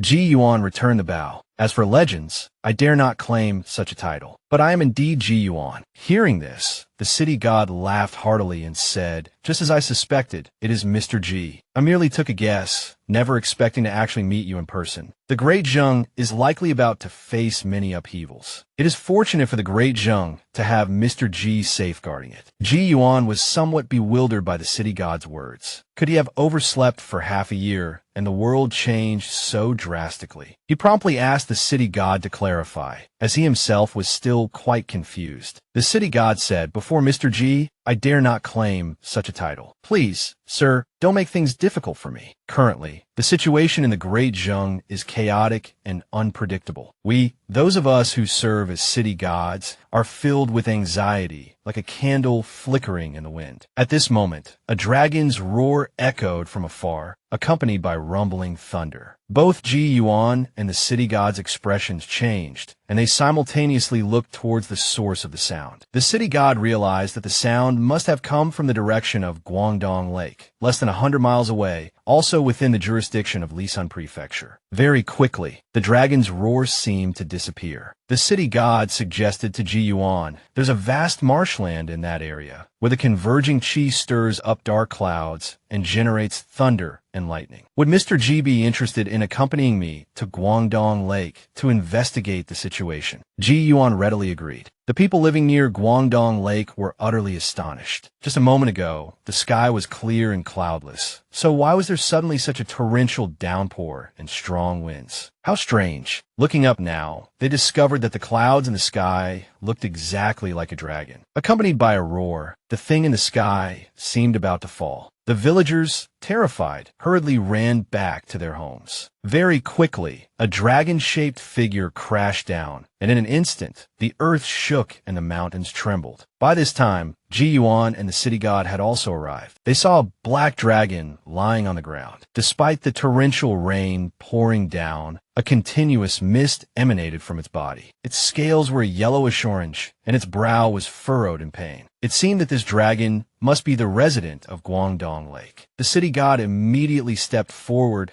cupped his hands in greeting, and said, "I am Li Baotian, the city god of Lisan Prefecture. Today, I suddenly saw a dragon fall from the sky, and upon closer inspection, realized it was Mo Rong of Guangdong Lake. "May I ask why you have come here?" The black dragon groaned, but only a sound like a bellowing ox emerged. No one could understand what it was saying. Ji Yuan opened his Dharma eye, seeing clearly, and finally spoke. "Black Dragon, you reside in one of the 4 great lakes of the Great Zheng, and you should be under the decree of the Dragon Lord. Who would dare to extract your dragon sinew?" The city god's spirit couldn't exert any influence, yet the dragon's sinew had been taken. Ji Yuan solemnly cupped his hands and inquired, "I am Ji Yuan, and the Dragon Lord is an old friend of mine. Your dragon's sinew has been extracted, and you are gravely injured. I fear you won't last much longer. What happened? Can you tell me? I will report it to the Dragon Lord on your behalf." The black dragon opened its mouth for a long time, but still couldn't utter a sound. Even the city god felt something was amiss. "Mr. G, something is strange. It can't speak. There seems to be something fishy going on." Ji Yuan immediately began calculating with his fingers, seemingly understanding something. Then, with a flick of his sleeve, a large volume of water flew out, forming several large characters in the air. He then chanted an incantation, "Dispel evil, bind the demonic." The water characters transformed into golden light, enveloping the dragon's body, emitting a violent sound. The black dragon opened its mouth wide, and a large amount of something resembling black ink flowed out from its mouth, even forming a dark shadow, emitting a shrill cry.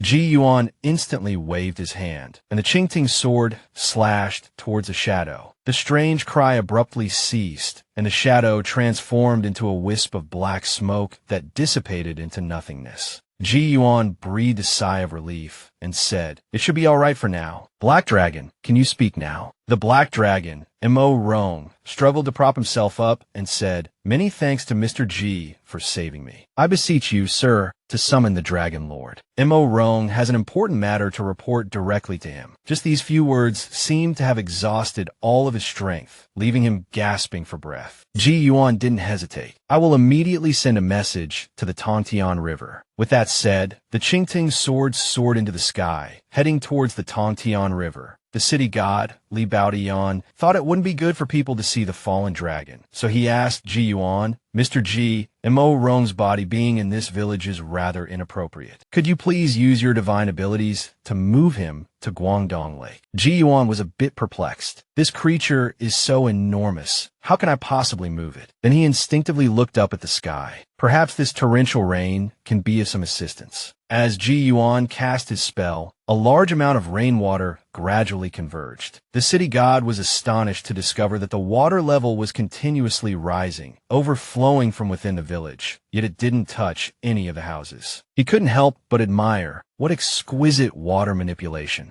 Very quickly, the flowing water submerged Mo Rong's body, enveloping him within, and then slowly sank to the bottom of the lake. While waiting for the Dragon Lord, the city god suddenly turned to Ji Yuan and asked, "Do you know the background of this black dragon, Mo Rong?" Ji Yuan said that this was his first time in Wanzhou, and he truly didn't know. Then the city god slowly began to recount the story. It turned out that 40 years ago, legends of the Great King Hua spread throughout the shores of Guangdong Lake. This so-called Great King Hua was, in reality, a brightly colored poisonous toad that had been hiding in Guangdong Lake for at least several hundred years. It possessed profound magical powers and was cunning and treacherous. It not only devoured fishermen, but also used hypnotic techniques to threaten the nearby villagers, ordering them to build temples and statues in its honor, and even to offer children as sacrifices, causing widespread panic and fear. In the spring of that year, there was continuous wind, rain, and thunder. It was Great King Hua, colluding with other demonic creatures in the lake, creating floods, intending to sweep away the villagers of Yinhu village for a feast to replenish their essence and cultivate together. At that time, Guangdong Lake had no lake god, so the deities of the underworld, like myself, joined forces to try and cleanse Guangdong Lake. But the demonic creatures were extremely cunning, and the lake itself was dark and complex, with a labyrinth of caves, allowing them to escape. Just as the city god was preparing to invite the river god for assistance, a flood dragon arrived from outside the Great Zhang, proclaiming himself to be of the Mo family, and stating that he had reported to the Dragon Lord his intention to occupy Guangdong Lake as a place of cultivation. Then the flood dragon entered the lake and engaged in battle underwater with the demonic creatures within. After the battle ended, Guangdong Lake returned to its peaceful state. The great King Hua of yesteryear and those demonic creatures became stories of the past. Hearing this, Ji Yuan understood most of the situation. It seemed that this Mo Rong didn't intend to become the lake god, but truly only wanted to occupy Guangdong Lake for cultivation. It's just that this time, he didn't know why such a great calamity had befallen him. At this moment, thunder rumbled in the sky, and the faint sound of a dragon's roar echoed. Ji Yuan realized that the old Dragon Lord had arrived. In an instant, the old Dragon Lord, in the posture of a dragon soaring through the heavens, plunged straight down into Guangdong Lake. With a resounding boom, the old Dragon Lord entered the lake. This time, the old Dragon Lord, uncharacteristically, didn't greet Ji Yuan first. Witnessing this, the city god murmured, "It seems the Dragon Lord is quite furious." Ji Yuan simply hummed in agreement, offering no further comment. After about half an hour, the Dragon Lord slowly rose from the bottom of the lake, cupping his hands in a respectful greeting to Ji Yuan and the city god. Ji Yuan and the city god returned the gesture. Seeing the Dragon Lord remain silent, Ji Yuan initiated the conversation. "May I ask about the Black Dragon's current condition? Is there any way to save him?" The Dragon Lord shook his head helplessly. "His dragon sinew has been extracted. His entire essence is damaged. Even his dragon pearl has been destroyed. I am powerless. If Mr. G hadn't acted swiftly to remove the evil curse clinging to him, I fear even his soul wouldn't have been preserved." Hearing about the evil curse for the first time, the city god couldn't help but ask curiously. The Dragon Lord explained, "This type of dark art is incredibly sinister and malicious, and extremely difficult to detect. After the evil curse takes hold, Mo Roan would be driven to devour vital essence uncontrollably. He even lost the ability to speak, as his own essence was drained and consumed. Had Mo Roan perished from the evil curse, his soul would have transformed into a new evil curse, returning to the spellcaster." The Dragon Lord gazed into the distance, a grave expression settling on his face. He spoke slowly. "Mr. G, you are correct. The destiny of the Great Zheng cannot be severed. Not only can it not be severed, but it must also rise, ideally to a point of such strength that it can lead all of Dong to Yinzhou,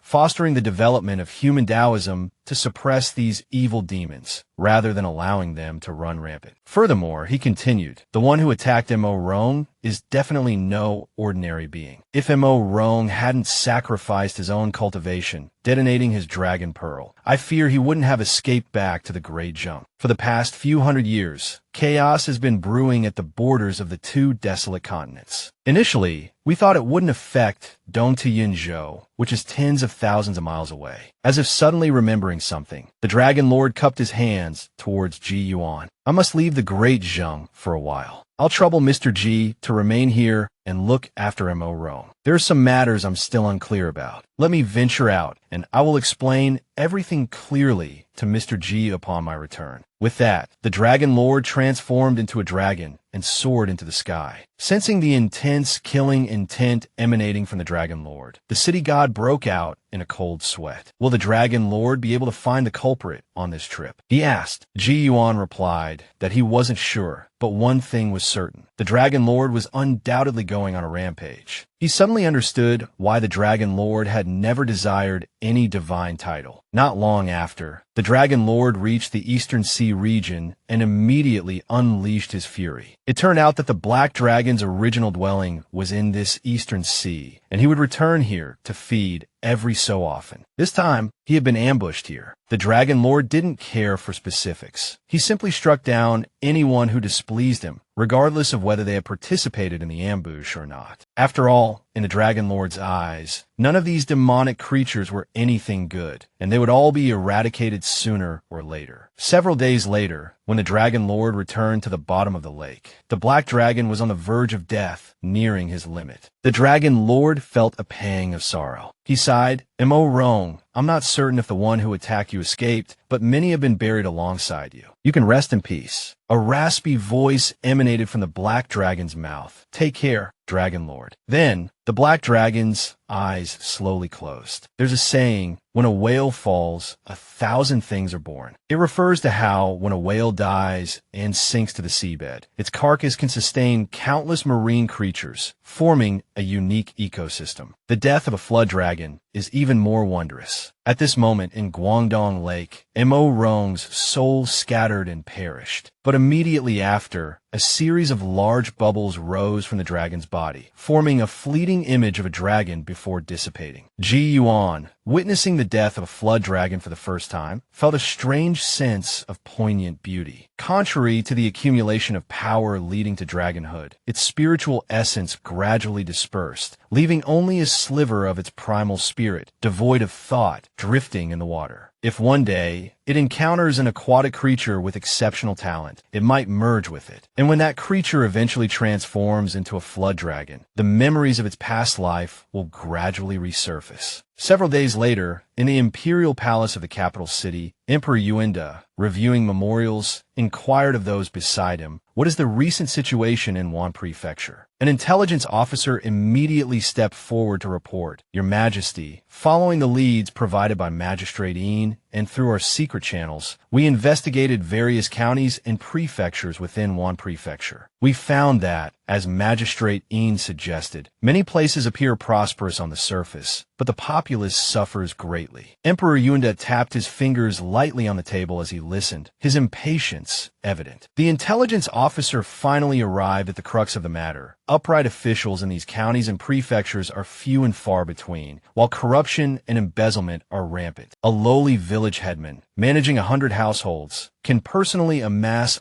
hundreds of taels of silver each year. The profits of higher-ranking officials increase exponentially with their rank, making the total scale of the corruption difficult to calculate. The prince beside the emperor, upon hearing this, exclaimed angrily, "This is outrageous." The emperor suddenly asked, "Is there anything else noteworthy from Wan Prefecture?" The intelligence officers hesitated, exchanging glances. Before replying to Emperor Yuenda, besides local administrative matters, 2 rumors are currently circulating widely. The first is that Magistrate Yin's wife has given birth to another son. Hearing this, the old emperor smiled, almost forgot. Magistrate Yin is a pillar of the state. We must prepare a congratulatory gift. He then instructed the attending eunuch to make the necessary arrangements. The intelligence officer then continued with the second rumor. The second widely circulated story in Wan Prefecture concerns a dragon falling into Guangdong Lake. Emperor Yuenda, upon hearing this, abruptly stood up in astonishment. "What did you say?" "A fallen dragon." Having already spoken, the intelligence officer no longer held back, replying, "Indeed, Your Majesty. It is said that on the 20th of the 4th month, dark clouds suddenly gathered over Lishun Prefecture, accompanied by thunder and lightning. The sound of a dragon's roar, resembling the bellow of an ox, echoed through the sky. Many villagers near Guangdong Lake witnessed a dragon, wreathed in dark clouds, descend from the heavens. To this day, marks of a dragon traversing a ravine remain visible. The ravine itself widened several times over by its passage. The emperor, appearing dazed, muttered, "A dragon truly exists. And a fallen dragon at that. Is Wan Prefecture the site of a fallen dragon?" The old emperor seemed possessed. On the one hand, the news of a dragon stirred excitement within him, while on the other, the notion of a fallen dragon filled him with unease. Suddenly remembering something, he rushed to his desk, searching for a particular secret memorial. Neatly arranged memorials scattered to the floor in his haste. Quickly, the old emperor located the secret memorial from Yin Zhaoxian. It detailed the severity of the situation in Wan Prefecture, emphasizing the absolute necessity of addressing it, lest it endanger the very foundation of the great Zheng dynasty. Previously, the old emperor had intended to reconcile with the new faction, but now, coupled with the news of the fallen dragon, a sudden realization dawned upon him. He slammed his hand down on the table and declared, as Magistrate Yin has said, the situation in Wan Prefecture absolutely cannot be tolerated. Regardless of who is involved, as long as they dedicate themselves fully to resolving this matter, I am willing to overlook past transgressions. But if anyone dares to leak this information, members of the royal family will be executed and court officials will be exterminated to the third degree. As the saying goes, a commoner's rage draws blood 3 feet high. An emperor's rage topples 1,000,000 homes. At this moment, Emperor Yuanda of the Great Zheng, upon hearing of the fallen dragon in Guangdong Lake, flew into a rage. Combined with the corruption case in Wan Prefecture, the emperor immediately made his decision, unwilling to tolerate anyone any longer. While dispatching individuals to thoroughly investigate the Wan Prefecture incident, he also made a crucial decision in his heart. Time flew by, and 2 months passed. Today, in the garden of Magistrate Yin's residence, Ji Yuan and Yin Zhaoxian are playing chess. Ji Yuan, while making a move, asked with a smile, "Why does Magistrate Yin seem so distracted today?" Hearing his friend's question, Yin Zhaoxian rubbed his temples wearily. News has arrived from the capital. The emperor has finally decided to deal with Wan Prefecture. However, an imperial edict regarding a water and land ritual has also been issued, proclaimed as the 9 heavens and 10 assemblies, inviting skilled individuals from all under heaven to participate in a Taoist and Buddhist ceremony. This situation made Yin Zhaoxian somewhat uneasy. He worried that the emperor, seeking guidance from immortals and neglecting state affairs, would waste resources and burden the great Zheng. Ji Yuan, sensing his thoughts, chuckled and said, "This isn't something Magistrate Yin can control. The court has its censors to handle such matters. Moreover, Emperor Yuanda is still concerned about Wan Prefecture, which is much better than we previously anticipated. As for the ritual, let him be." Yin Zhaoxian nodded with a smile. Mr. Ji is right. The Wan Prefecture matter is already keeping me busy enough. I have no time to worry about the capital. Seeing that the Wan Prefecture issue was nearing a satisfactory resolution, Ji Yuan mentioned that he had been staying for 2 months and should be on his way. Yin Zhaoxian wasn't surprised. After all, keeping Ji Yuan for this long was already quite fortunate. He then asked Ji Yuan, "Are you returning to Ning and County this time?" He Yuan smiled. No.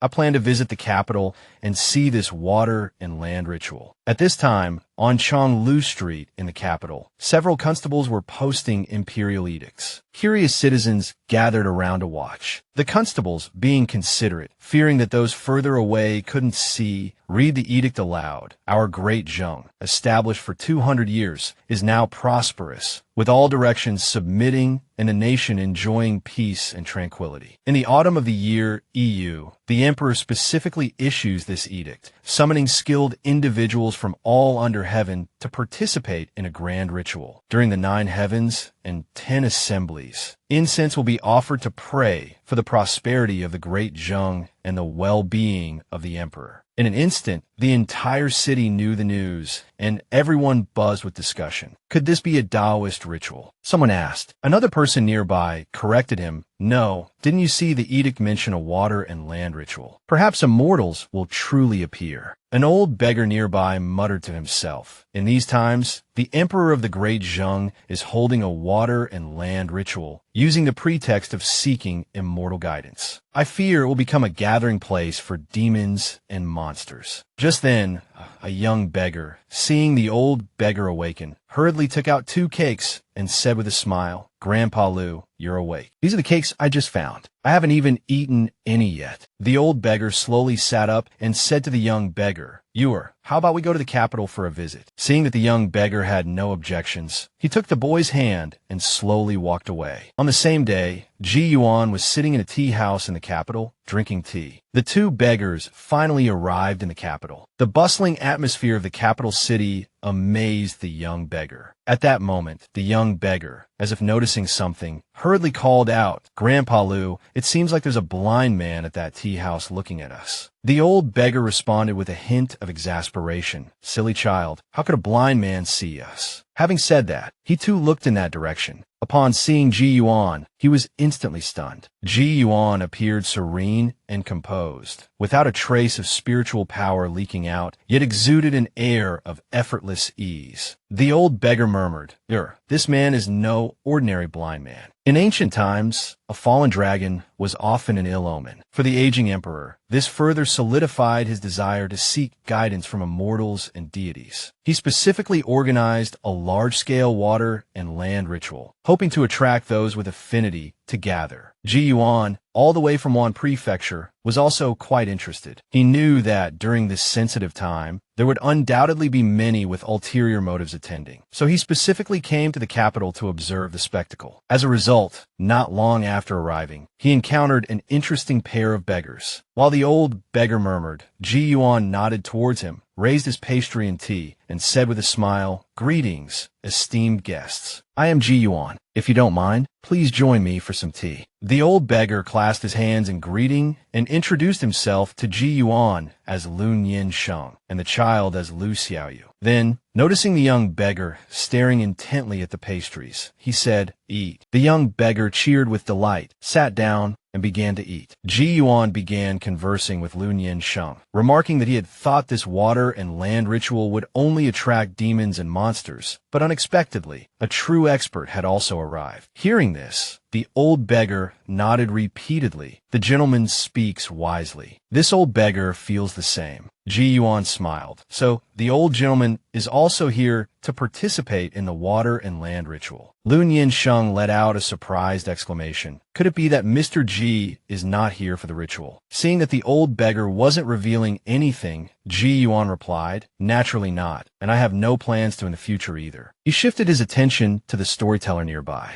The storyteller's tale piqued the old beggar's curiosity. Could it be that Mr. Ji also enjoys these worldly stories? Ji Yuan smiled and nodded. The myriad colors of the mortal world are all contained within. Interesting, truly wondrous. The tea house owner stood by the window, observing this scene. The ragged old beggar, sitting with the refined Ji Yuan, appearing so natural and harmonious, made him couldn't help but sigh. The emperor issued an edict summoning skilled individuals from all under heaven, and it seems true experts have indeed gathered. Elsewhere, at the Chu family residence, where Ji Yuan had once studied, an elderly couple appeared. The two had an air of immortal grace, prompting the Chu family head to lead the way with a respectful smile. A table laden with gold, silver, and jewels was prepared, along with live livestock. Looking at the offerings before them, the two elderly individuals revealed a strange expression and said to the Chu family head, "We are very pleased with your preparations. Now, please withdraw. We need to cultivate." After they went inside, Steward Su Bo couldn't contain his curiosity. What abilities do these two masters possess? The Chu family head chuckled. These two are true experts. In the coming days, ensure they are well taken care of. Do not underestimate them. The young master of the Chu family also spoke to Su Bo in a low voice. "I witnessed them manipulate earth and stones into human forms that danced, and they could even retrieve water that had been spilled from a basin." The emperor summoned this water and land ritual, naturally wanting to meet those with true abilities. These two masters are clearly among them, completely different from those lazy charlatans and fake martial arts experts. Before he could finish his sentence, a white light suddenly flashed from the back courtyard, sweeping over where they stood in an instant. The two masters, who had just moments before seemed so imposing, now tumbled out of the house, scrambling on all fours as if chased by a ferocious tiger. They pleaded incessantly, "We're leaving. We're leaving. We didn't do anything." The Chu family head could only stare after them, bewildered, calling out, "Masters! Masters!" But the two figures had already vanished, leaving everyone dumbfounded. Were these truly experts? The Chu family head finally regained his composure. What was that white light just now? It seemed to come from the back courtyard. They decided to investigate together. Soon, the servants informed them that the white light had emanated from the study. When they entered, the residual glow hadn't completely faded. A corner of the bookshelf still shimmered with faint luminescence. Approaching, they saw a copy of the comprehensive mirror to aid in government. The Chu family had opened it, finding a sheet of schwanching paper inside. The phosphorescent light emanated from the writing on it. Unfolding it, he read the clearly written inscription. "Lodging in this room, perusing books, I observe the auspicious energy of this place. I offer my humble presence to dispel the lingering impurities before the courtyard." The calligraphy was precise and elegant, imbued with a unique aura. The Chu family head couldn't help but exclaim, "Such beautiful calligraphy." This was the talisman Ji Yuan had left behind before leaving the study years ago. The Chu family head, filled with curiosity, asked, "Do any of you have any recollection of this book and this paper?" Subo pondered for a moment before replying, "This old servant has seen them on the 3rd floor of the study. At the time, this comprehensive mirror to aid in government was lying on the table. This old servant assumed that one of the young masters was reading it, but after half a month, no one touched it, so this old servant returned it to its original place. As those who manage the household know, few people frequent the 3rd floor of the study." The Chu family head asked again, "When did this happen?" Subo struggled to recall, but he was certain it had been several years ago. Meanwhile, the two so-called masters hurried away from the Chu residence, only daring to stop and catch their breath when they found a secluded corner. The old woman muttered incessantly. That was terrifying. The old man, his hair disheveled, gasped, "We almost lost our lives." The mere thought of that white light, whatever divine ability it was, sent shivers down their spines. While they were still reeling from the shock, a shrill cry, like the wail of a child, suddenly pierced the air beside them, making their hair stand on end. This time, both of them realized it was definitely not human. They fled once more. They were unaware that, on a distant rooftop, a gray cat was watching them. As mentioned earlier, the Great Zheng's water and land ritual, originally intended to gather immortals, had inadvertently sparked a conflict amongst sinister forces. The Chu residents had also hosted 2 such cultivators, but fortunately, they were repelled by a talisman left by Ji Yuan years ago. While fleeing, the 2 evil cultivators discovered they were being followed by a demon. Without a moment's respite, they were forced to run again. Seeing the main road ahead, they felt a glimmer of hope. But as they reached the bridge, the ground beneath them vanished and the bridge disappeared. They plunged into the water. The water seemed to possess a strange magic. The 2 evil cultivators thrashed desperately, but oddly, they couldn't turn around or show any sign of swimming. As their struggles grew weaker, they eventually ceased moving altogether. At that moment, a gray cat leaped from the bank onto the floating corpses, letting out a chilling meow. It lowered its head to the bodies, drawing out wisps of purple chi. After draining the chi, the gray cat stretched contentedly. Under the moonlight, it revealed 5 tails. Just then, a black, unlit arrow suddenly shot towards the gray cat. The cat reacted with incredible agility, dodging the projectile in a flash. It was the work of 2 night patrollers. The gray cat didn't linger. It sprang away instantly, its body shifting into multiple forms as it scattered and fled. The night patrollers attacked again, but their arrows seemed to strike mere bubbles, dissipating harmlessly. They knew the demon had escaped. "This demon's illusions are quite potent," one muttered. "It's clearly no ordinary beast." Far away, under a thatched roof, the gray cat reappeared in its true form, its eyes gleaming with an unfathomable light. Those night patrollers possess considerable skill. It seems this great Zheng is not to be underestimated. Several days later, on the Mid-Autumn Festival, the moon shone brilliantly. That evening, Ji Yuan planned to take his mooncakes and embark on a significant undertaking. But unexpectedly, he encountered the old beggar from a few days prior in front of the platform for the water and land ritual. Beside the old beggar stood a smartly dressed middle-aged man.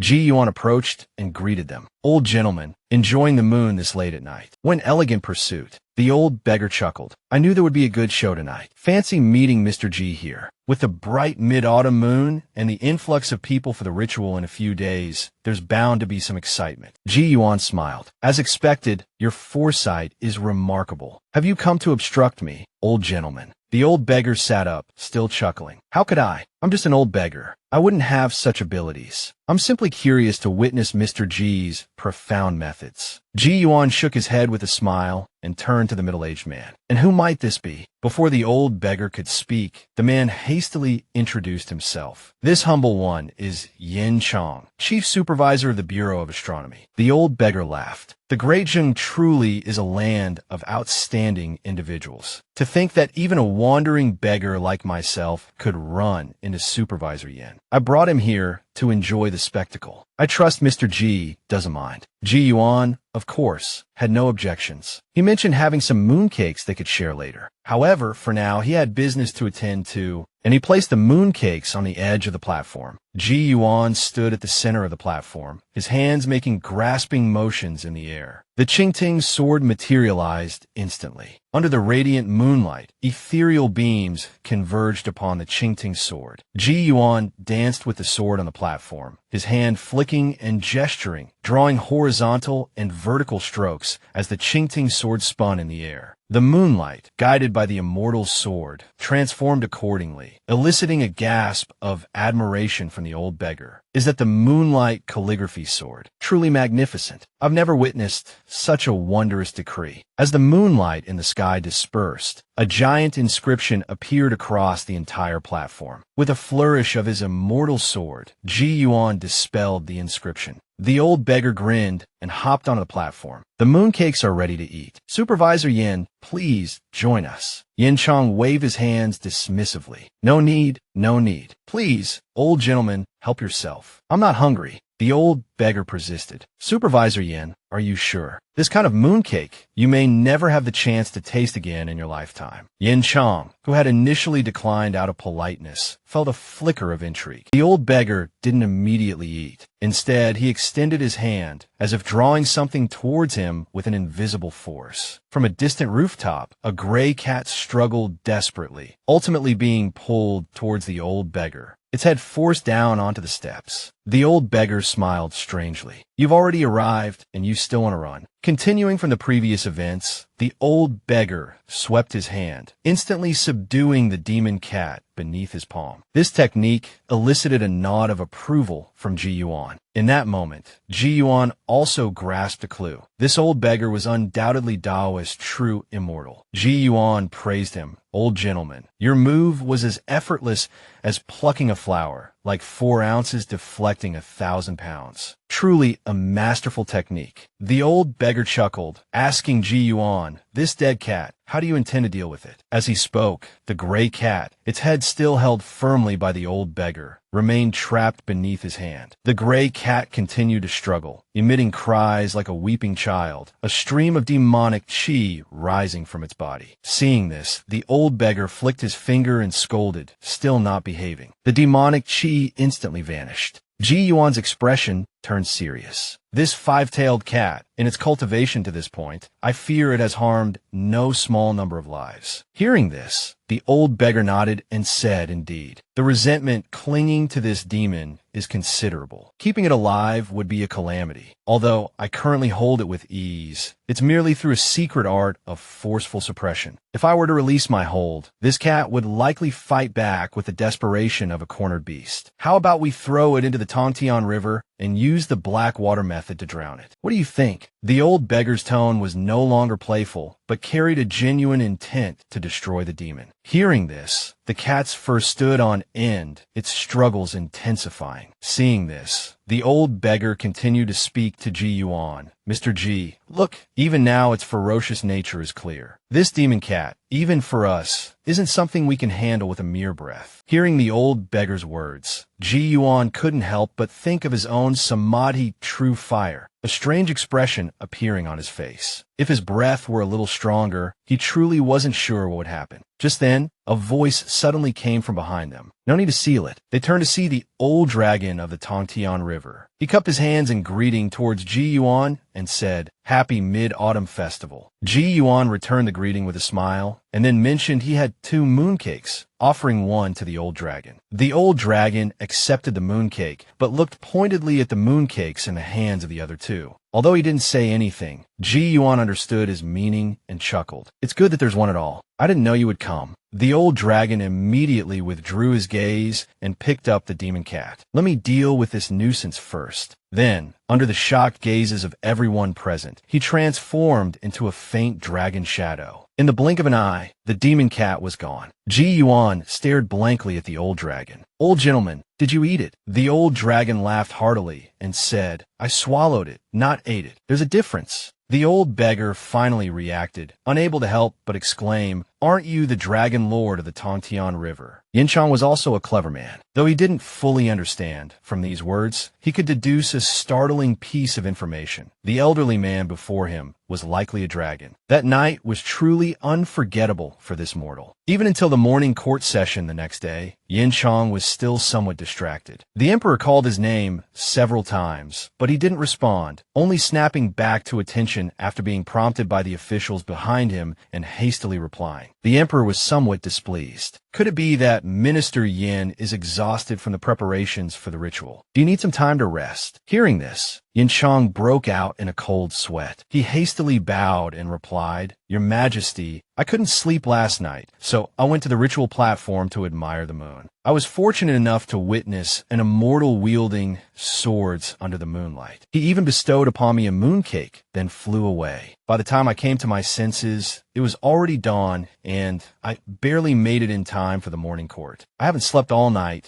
so my mind is a bit foggy, hence my lapse in attention. However, this mooncake I wouldn't dare keep for myself. I specifically offer it to your Majesty." Intrigued, the emperor instructed him to present it. However, upon seeing the ordinary appearance of the mooncake, the emperor's interest waned, and a flicker of displeasure, even anger, crossed his face. Yinchang hurriedly recounted the secret he had inadvertently discovered the previous night, explaining that if one were to place the mooncake in a basin of water, the reflection wouldn't be of the mooncake, but of the full moon in the sky. While the other officials remained skeptical, the emperor ordered someone to bring water and even performed the experiment himself. Unexpectedly, just as Yinchang had described, the reflection in the basin indeed showed a full moon. Overcome with excitement, the emperor lost his grip and the mooncake plunged into the water. The moment the mooncake touched the water, the reflected full moon vanished, and the entire mooncake dissolved instantly without a trace. The emperor's face was etched with bewilderment, momentarily at a loss. Then, he abruptly turned to Yinchang. "Minister Yin, was this the only mooncake you had?" Although Yinchang still had one tucked away in his pocket, he feigned otherwise, replying, "This was a gift from an immortal. To have even one is a rare blessing. How would I dare keep another?" The emperor was momentarily speechless. After a long pause, he managed to compose himself, sighing deeply before dismissing the court. He also instructed the eunuchs to take away the basin of water, cautioning them not to spill a single drop. On the 20th of the 8th month, the resounding clang of gongs and drums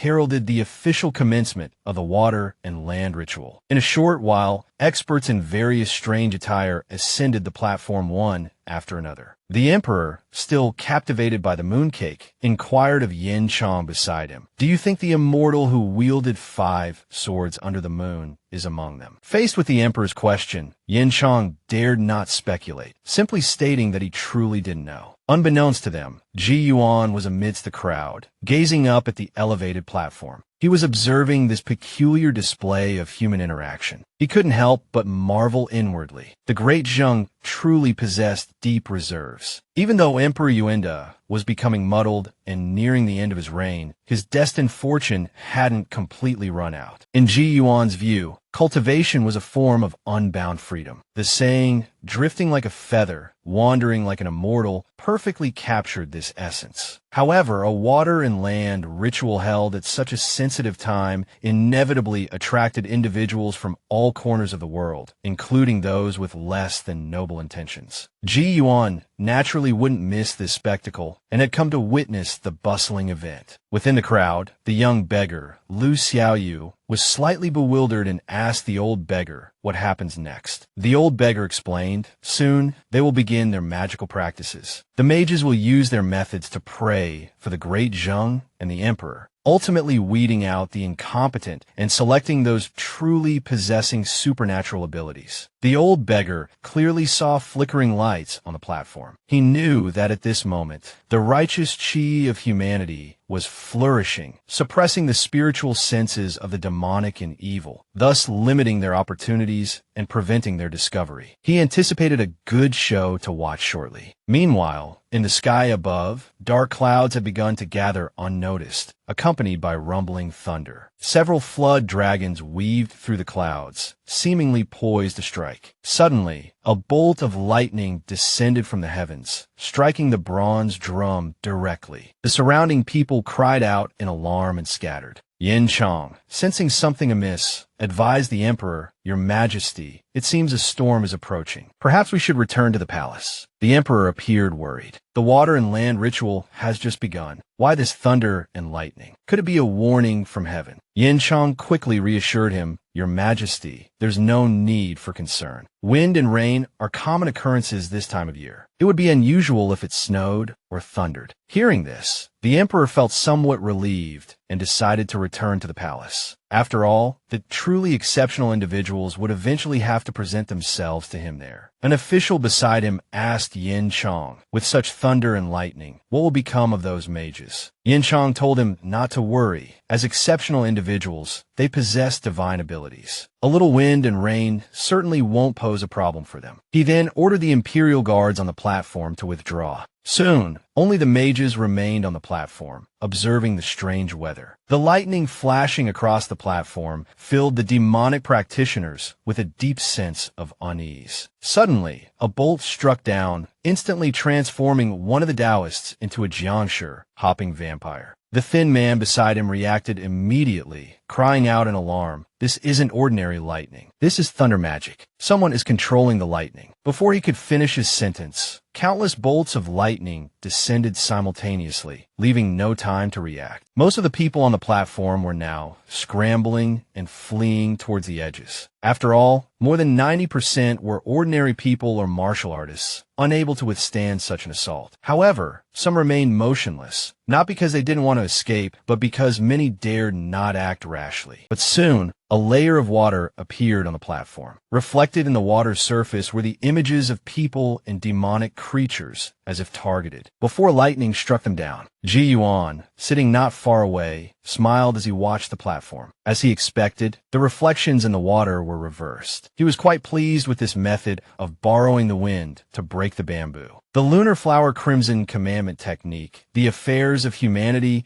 and the demonic chi of the evil beings. None could be missing. The more auspicious the occasion, the more potent the effect. The old beggar, seeing that things had progressed sufficiently, prepared to leave with Lu Xiaoyu. Lu Xiaoyu asked curiously, "Grandpa Lu, will they all die?" The old beggar replied calmly, "That's not for me to decide, and certainly not for them to decide either." Soon, the emperor's birthday arrived. On this day, the imperial palace simultaneously received the great mages who had participated in the water and land ritual, including monks, Taoists, old and young. The old beggar was among them. The emperor curiously asked Yin Chong, "Minister Yin, which eminent individual did you recommend?" Yin Chong stepped forward and bowed respectfully. "Your Majesty, I recommended Old Master Lu, this gentleman here." He then gestured towards the old beggar. This surprised the emperor, who inquired as to what divine abilities or magic the old beggar possessed. The old beggar, no longer displaying his usual indolence, cupped his hands towards the emperor. However, his words were a non sequitur to the emperor's question. This old beggar, with a surge of inspiration,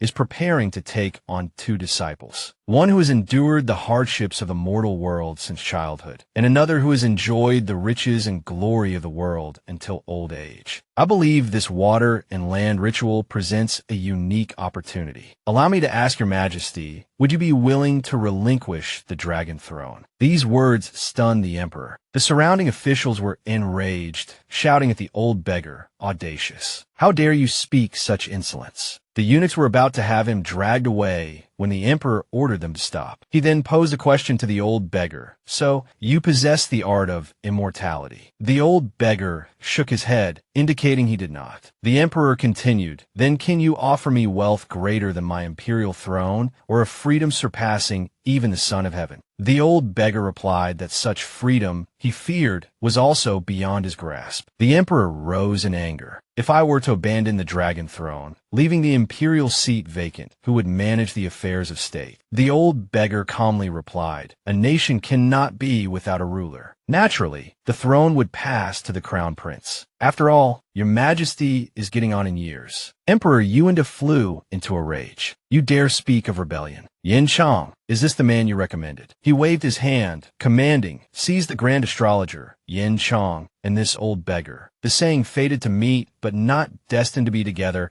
is often used to describe the affairs of men and women. But at this moment, Emperor Yuanda found it perfectly encapsulated his feelings. The old beggar had asked if he would relinquish the throne to become his disciple. Emperor Yuanda had countered by asking what he stood to gain. The old beggar's response had left him deeply dissatisfied, especially the comment about his age and the suggestion he abdicate. This infuriated Emperor Yuanda, who felt he had been tricked. He ordered the guards to arrest the old beggar and Yin Chong, then turned to Yin Chong and demanded, "Who instructed you to recommend this old beggar, Prince Wu or Prince Jin?" The two princes, faces pale with fear, almost simultaneously fell to their knees, proclaiming their innocence and denying any knowledge of the matter. They swore they would never dare commit such a treasonous act. After a moment of intense fear, Yin Chong regained some composure and addressed Emperor Yuanda. "Your Majesty, it was I who recommended him, entirely of my own volition. It has nothing to do with the two princes. Furthermore, Old Master Lu is undoubtedly a true master, but I was unaware he would dare speak so audaciously in court. I know my transgression and beg for your forgiveness." Seeing the old beggar's continued calmness, the emperor hesitated. He turned to him and asked, "And you? Were you instigated by someone to speak as you did?" The old beggar simply looked at Emperor Yuanda, not answering immediately. Instead, he glanced at the ashen-faced Yin Chong and said, "I have truly wronged you." Then, turning back to the emperor, he added, "This was all due to this old beggar's loose tongue. It has nothing to do with Minister Yin or the princes." He finished with a cryptic smile. "Perhaps executing this old beggar would appease your Majesty's anger." Emperor Yuanda's expression remained dark and unreadable. He stared at the old beggar for a long moment before finally speaking. "If you truly possess divine abilities or magic, then demonstrate them for me. If they are real, I will not only pardon you, but I will also reward you handsomely." The old beggar chuckled, shaking his head. "No need," he said, "just execute this old beggar." Emperor Yuanda trembled with rage. "Do you truly believe I dare not kill you?"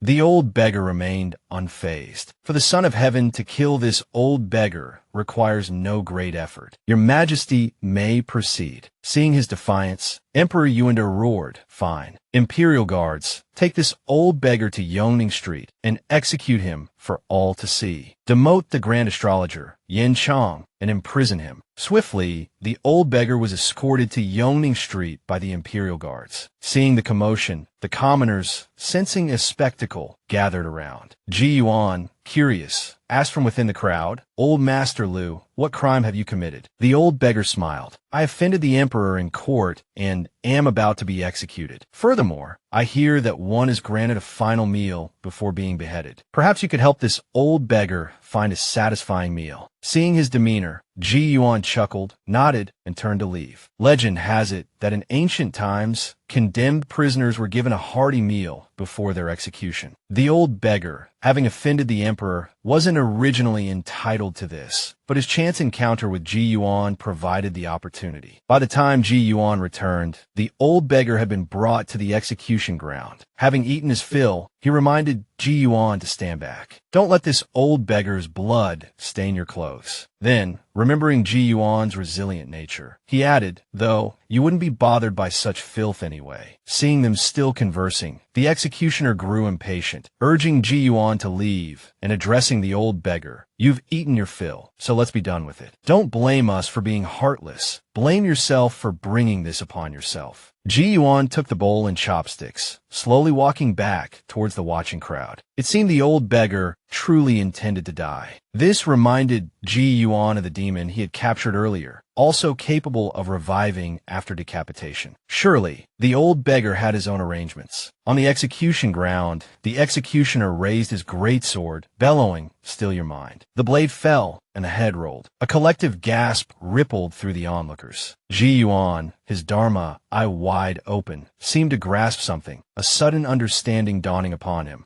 As expected, after only a few breaths, the headless body on the ground sat up, swaying as it groped around. Following the sound emanating from its severed head, it reached out and reattached it. After a few twitches, he muttered, "The fate of the imperial dynasty is truly not to be trifled with. It seems the bond between master and disciple with Emperor Yuanda is not meant to be." He then calmly stepped down from the execution platform under the stunned gazes of the surrounding guards. Bowing his hands towards Ji Yuan, he said, "Mr. Ji, I have made a fool of myself. Shall we have some tea?" Ji Yuan readily agreed, and the two walked off, chatting and laughing. Though seemingly walking slowly, the distance between them and the onlookers stretched rapidly, disappearing from sight within a few breaths. The guards finally snapped out of their stupor. Truly immortals, with the deed done, they could only report back to the emperor. Back in the imperial palace, Emperor Yuanda, upon hearing the news, shot to his feet in disbelief, demanding the guards repeat themselves. The guards dutifully recounted the events. Emperor Yuanda glared at them, his voice trembling with rage. "Do you dare deceive me?" Several guards, their faces ashen, repeatedly insisted, "Your Majesty, we would never dare deceive you." Many people witnessed this with their own eyes. Your Majesty only needs to make a few inquiries to confirm the truth. The pool of blood from the execution remained. Emperor Yuanda hastily pressed, "Then where is he? Where did he go? Why didn't he return with you?" The guards, gritting their teeth, replied, after the old beggar stood up and moved around a bit. He left with a man in a blue robe. Both of them were clearly immortals, vanishing in the blink of an eye. We couldn't possibly pursue them. Furthermore, before leaving, the old beggar left a message. The guard looked at Emperor Yuanda and recounted, "The old beggar looked at us and said, 'The fate of the imperial dynasty is not to be trifled with.' He also said that the destined bond between master and disciple with Emperor Yuanda had come to an end. For some reason, as the guard spoke these words, a powerful feeling resonated within Emperor Yuanda, a sense that they were undeniably true. After a long moment, Emperor Yuanda's strength gave way, and he collapsed onto the dragon throne. Looking back, after attending the water and land ritual, Emperor Yuanda of the Great Zheng Dynasty's experiences could be considered quite the tale. First, he missed an opportunity due to failing to catch the mooncake, and then, by underestimating the old beggar, he missed another chance on the path of cultivation. Truly, a story for the history books. This very story became the topic of conversation between Ji Yuan and the old beggar as they sat drinking tea in a tea house. Ji Yuan asked, "Old Master Lu, so you're no longer accepting disciples?" The old beggar spread his hands. "I've already died once. Who's the fool now?" However, this this time testing the Emperor of Great Zheng. I fear I may have overstepped Mr. G's boundaries. Ji Yuan responded, "Your actions will certainly cause some disturbance in the Great Zheng court, but nothing too serious." Smiling, he dipped a finger in his tea and wrote the character for fate in the air. "Don't misunderstand," he said to the old beggar. "The Great Zheng dynasty has its own destiny. With the rampant chaos caused by demons and evils these past few years, some intervention is necessary. Moreover, what you did, one step heart, two steps Tao, is more like a twist of fate. The Emperor's scheming can't be blamed. As long as you feel it was worthwhile, that's all that matters." The old beggar unconsciously rubbed his neck. Thinking about it, it wasn't really worth it. I've even become a laughingstock for Mr. G. All that trouble for nothing. Yuan chuckled. Then why not just reluctantly accept the old emperor as your disciple? Why go to the lengths of having him behead you? The old beggar retorted, "You make it sound so easy. Didn't you also refuse to give him a mooncake? Besides, even though I provoked him to execute me, he could have chosen not to, couldn't he?" Ji Yuan feigned indignation. "It wasn't that I didn't want to give him the mooncake. He simply couldn't catch it." In truth, the old beggar knew full well that the mooncake was an illusion, like a flower in a mirror or the moon in the water. The outcome was predetermined. How could the old emperor possibly catch it? Not long after, Yin Chong was reinstated. Hearing that the bloodstains on the execution ground couldn't be washed away, he rushed to the scene and found it to be true. Normally, after an execution, a few buckets of water would suffice to clean the area. However, the old beggar's blood was peculiar. Even scrubbing with brushes couldn't remove the stains, and the water used for cleaning turned a vibrant, unsettling red. As Yin Chong pondered what to do, Ji Yuan suddenly approached from behind. Hearing a sound, Yin Chong turned his head and, upon seeing Ji Yuan, his face lit up with delight. He assumed Ji Yuan had come looking for him.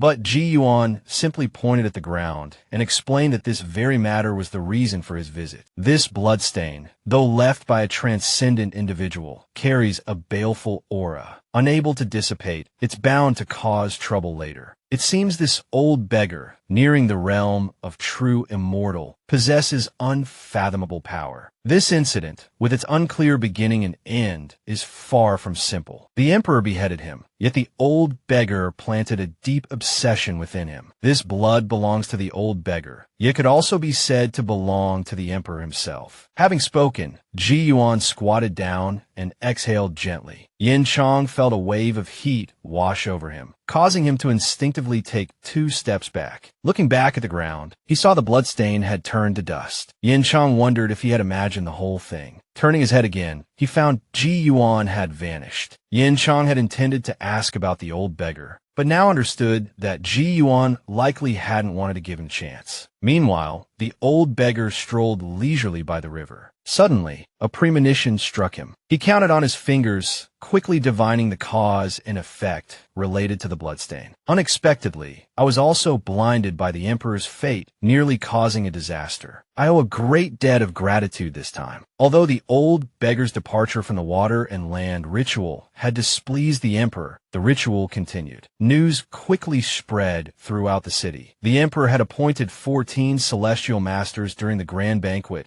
and awarded them 1,000 taels of gold each. The innkeeper's boy teased the monk staying at his inn for his lack of fortune, as the monk had conveniently fallen ill. However, the monk was feigning illness, preparing to slip away in disguise. Just then, a stern-faced old man approached, booming, "Such a grand longevity celebration, and you feign illness to escape. Where do you think you're going?" Observing the old man's demeanor, the monk, recognizing someone of importance, said with a forced smile, "I merely came for the water and land ritual. Now that it's concluded, I'm leaving the capital. Might you be an official of the Great Zheng Court?" Old Dragon, even more enraged after losing a bet with Ji Yuan. He'd been certain this monk would be chosen, retorted, leaving the capital. "Forget it. Come with me to the underworld." Without another word, he grabbed the monk and, riding the wind, flew straight to the Jingxi Prefecture, then descended into the underworld. Currently, the Jingxi Prefecture's underworld prison held demons and heretics captured during the ritual. Within the gloomy atmosphere, the monk chanted incessantly, "Shantideva, great bright Buddha." Soon, they arrived at the city god's hall. The place was bustling, not only with underworld deities, but also cultivators from Mount Jiyuan and Mount Yuhuai. Seeing this, the monk cautiously spoke. This humble monk, Hui Tong by my Dharma name, greets all senior immortals. May I inquire why this venerable elder has brought me to the underworld? Ji Yuan's voice then rang out. I hear, Master, that you are a monk from the great Liang Temple in the state of Tingliang. How many years has it been since you returned home? Hui Tong replied, This humble monk is 42 years old, so it has been 17 years. Ji Yuan nodded slightly. Then it's time you paid a visit home.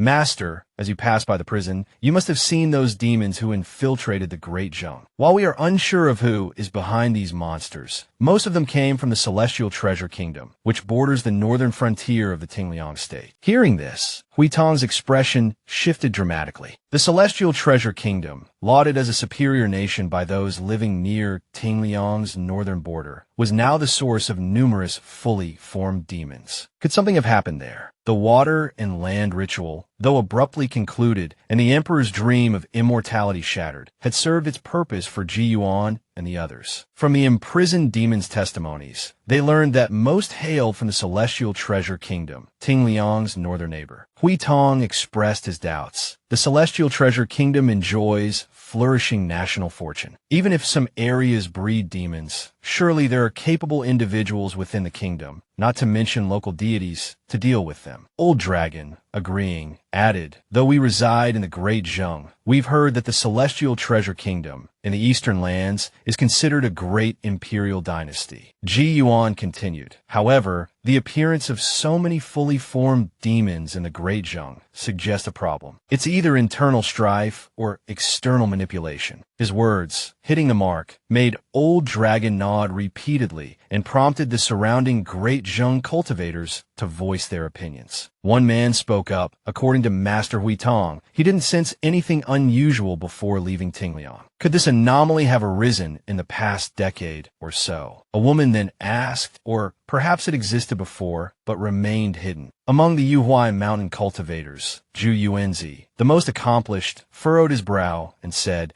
Demons are inherently treacherous and unstable. How could they possibly exercise such restraint? Ji Yuan countered, While most demons are indeed ill-tempered and prone to violence, they are not incapable of patience. Take these demons who attended the water and land ritual, for instance. Didn't they refrain from causing trouble along the way? Moreover, even the most violent and cruel can exercise restraint for a greater purpose, even for an extended period. Zhu Yuanzi, stroking his beard in agreement, looked towards the Jingqi Prefecture City God's Hall. Perhaps we can inquire with the local guardian deity. They, unlike us cultivators, are intimately connected with the common people. We are more like hermits. Another cultivator suggested, Why don't we fly directly to the Celestial Treasure Kingdom and investigate? This proposal was immediately met with opposition. Their suspicions were too vague. Rushing into the Celestial Treasure Kingdom was unwise. Furthermore, according to Ji Yuan, making a big move so soon after purging the demons who attended the ritual would be like stirring up a hornet's nest. Instead of a grand inspection, a gradual infiltration and careful investigation would be more prudent. As soon as he finished speaking, Hui Tong stepped forward,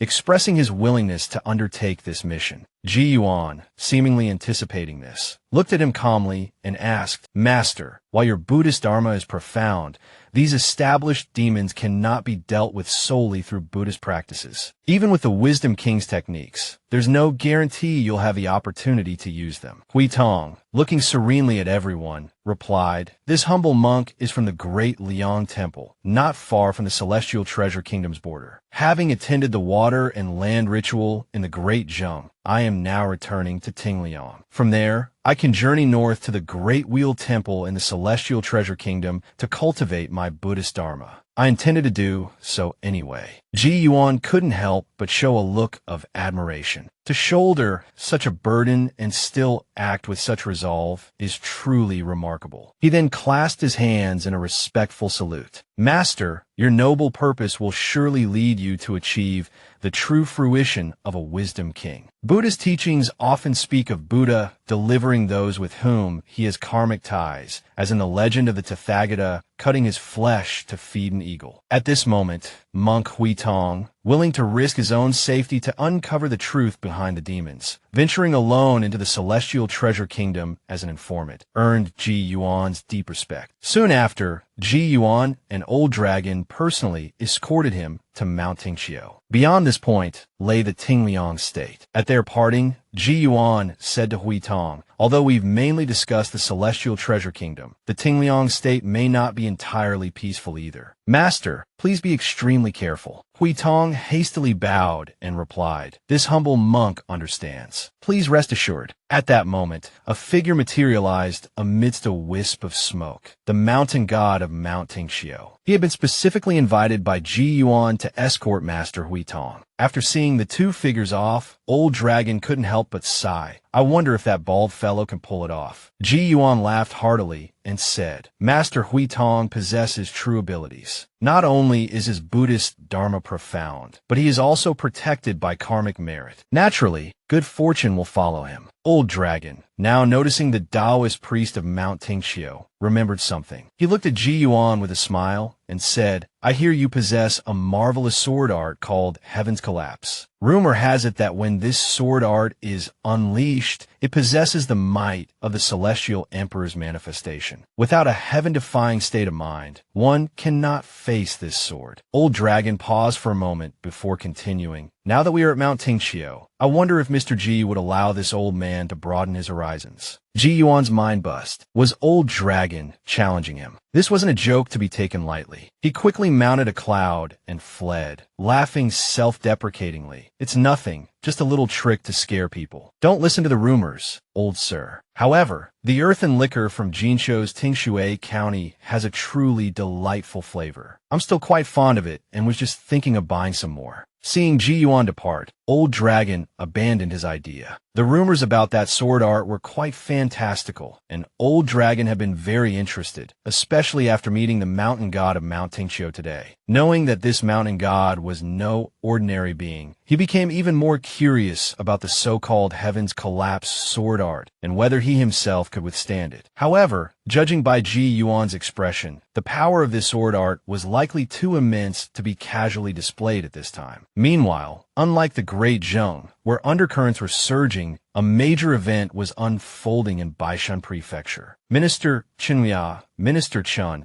had been imprisoned in the Ministry of Justice's heavenly prison by the Emperor. He also held another identity, the former leader of the Wanzhou Prefecture and Yin Zhaoxian Superior. It was said that, gripped by fear in the heavenly prison, he had confessed many of Wanzhou's secrets. This kept Yin Zhaoxian at the governor's mansion quite busy, with people lining up daily for questioning. Yin Zhaoxian intentionally delayed things a bit. Seeing the line dwindling, he finally made his way to the main hall. Before anyone could speak, Yin Zhaoxian addressed them. "I understand why you are all here. Minister Qin's situation is dire. Although it's currently just his side of the story, he has already revealed quite a bit, whether he should have or not." Several officials immediately gnashed their teeth, cursing loudly. "That wolf-hearted bastard Chenhua deserves to die. He took the most, and now, in times of crisis, he sells us out." Yin Zhaoxian sighed, a cold smile playing on his lips. "Gentlemen," he began, "yesterday I received a confidential message from the Emperor instructing me to gather evidence of corruption among the officials of Wanzhou Prefecture. This matter originated from Chen Wuya's own mouth, and even without concrete proof, the Emperor has already been swayed. Even if we are all clean," he continued, his gaze sweeping across the anxious faces, "we cannot escape unscathed without dragging a few others down with us." However, Chen Wuya still has a shred of conscience. He only implicated officials from 2 cities within Wanzhou. Therefore, the Emperor wants me to find replacements for these 2 cities. Seeing the growing horror on their faces, Yin Zhaoxian pressed his advantage. "There's a saying, he who strikes first gains the advantage. There's another, when a tree falls, the monkeys scatter. Gentlemen, I, Yin Zhaoxian, have no desire to become one of those officials from the 2 cities. You should make your choices soon." This was, in truth, Yin Zhaoxian's strategy. Rather than painstakingly fight this battle alone, it was better to use a tiger to swallow a wolf, letting them tear each other apart. Soon, as the old year passed, the Imperial Inspection Team arrived in Wanzhou. In a short period, thousands of officials were dismissed, and the confiscated wealth was beyond measure. News reached the capital, shaking the entire court. Officials, both civil and military, were stunned. The repercussions even spread throughout the Great Zheng, leaving officials and citizens alike in awe. History would remember this as the Blood Silk case. Time flew by. By the summer of the following year, in the main hall of the government office, Yin Zhaoxian finally received the emperor's decree. For his meritorious service in eradicating corrupt officials, he was specially appointed as the prefect of Wanzhou, concurrently holding the position of magistrate of Yunba Prefecture. As the decree was read, Yin Zhaoxian felt as if he were dreaming. Only when the reading finished did he exclaim, Yin Zhaoxian gratefully accepts the emperor's grace. As mentioned before, Yin Zhaoxian, for his thorough investigation of corruption in Wanzhou and his great contributions, was appointed prefect by the emperor. At the same time, Ji Yuan felt a resonance. Within his mindscape of mountains and rivers, he could clearly sense patches of profound, yellow qi, born from nothingness, no longer as thin as spider silk like before. Looking at the distinct pieces on the board within his mindscape, Ji Yuan couldn't help but sigh. Until now, the only one who had truly made a significant impact on this board was his good friend, Master Yin, who had essentially made a move for the Great Jump. Thinking of this, Ji Yuan looked towards a flickering piece in his mindscape, representing Monk Huitong. Its state was peculiar, almost fully formed, yet he could also sense that the monk was doing well, which was good news. He just didn't know if, after more than half a year, Huitong had discovered anything. After his moment of reflection, Ji Yuan returned to his senses and continued writing. With a light clap, Huyan climbed over the wall and dropped into the courtyard. Seeing Ji Yuan there, he quickly greeted him.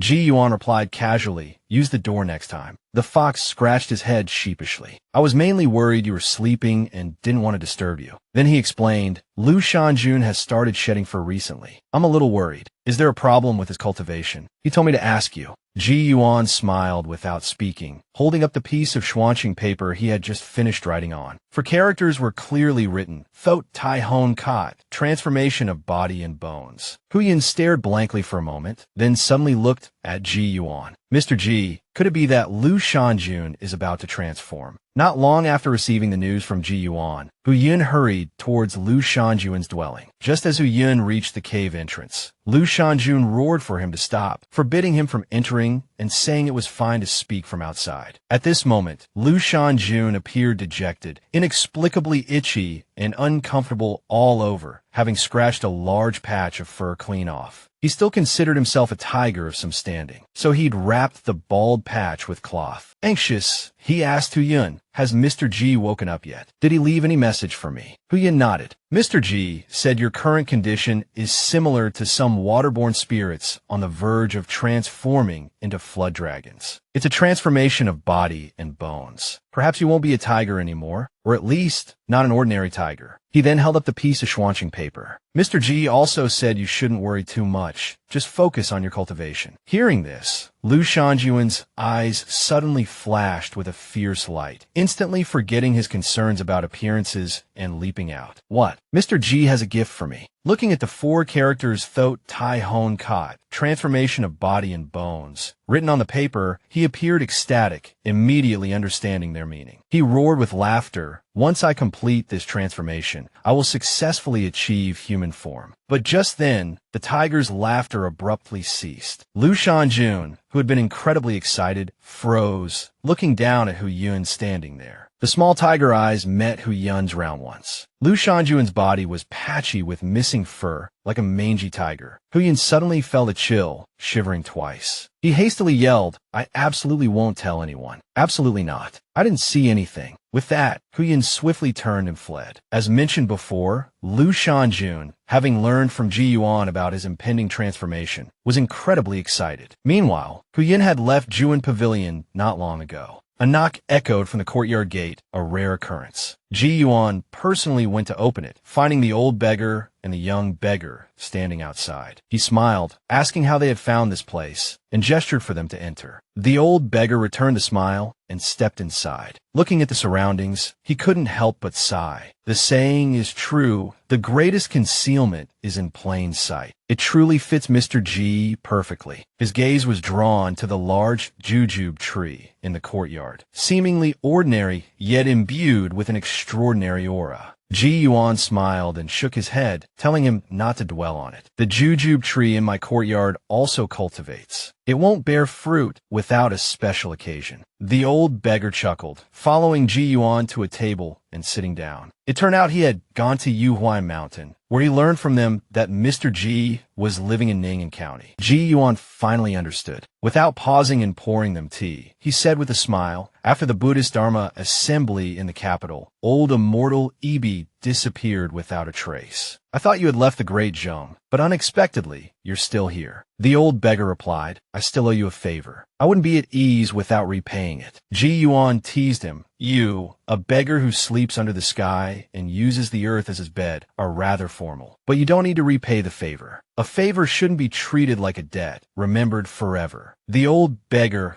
hurriedly waved his hands. Mr. G, your words are too sharp. You clearly know that for someone with my cultivation and temperament, the more you say such things, the more I'll remember it and feel uneasy, yet you still say them. While the old beggar was caught between laughter and tears, Lu Xiaoyu noticed the paper on the table and couldn't help but read aloud. Within the sleeve, a universe, a vast lake, the sun and moon in perpetual motion, transformation within a finger's breadth. The Tao encompasses all things, considered the art of gathering the universe. Hearing this, the old beggar's expression immediately became tense. He hurriedly pulled Lu Xiaoyu aside, blaming himself for not telling the young beggar enough about the cultivation world. Peeking at another person's true dharma is a grave taboo in all cultivation circles, he scolded. Ji Yuan, initially stunned by the old beggar's sudden anger towards the young beggar, quickly reacted and said with a smile, It's all right, I was just practicing my calligraphy. There's no need for you to be angry, old gentleman. As he spoke, he habitually flicked his sleeve, and a brush, ink, paper, and inkstone on the table vanished into it. This scene left the old beggar dumbfounded. This was definitely not an ordinary universe in a sleeve technique. It was far too casual and natural. Wasn't it exactly like the phrase, within the sleeve, a universe of vast lake, the sun and moon in perpetual motion? Having rarely encountered a true Taoist expert, Ji Yuan, whose understanding of Taoist theory surpassed even old dragons, was eager for a proper discussion. He asked, Old Gentleman Lu, since you've been to Yuhuai Mountain, you must be aware of the situation we're preparing for, right? The old beggar, rarely serious, replied, If I may be so bold, you and that dragon lord don't seem to take the forces in Yunzhou very seriously. But I have some understanding of the abilities of those old fogies at the Heavenly Secrets Pavilion. They're definitely not to be underestimated. The divination several years ago wasn't like this, and that little monk has been gone for over half a year without discovering anything amiss. If Mr. G and the Dragon Lord are not mistaken,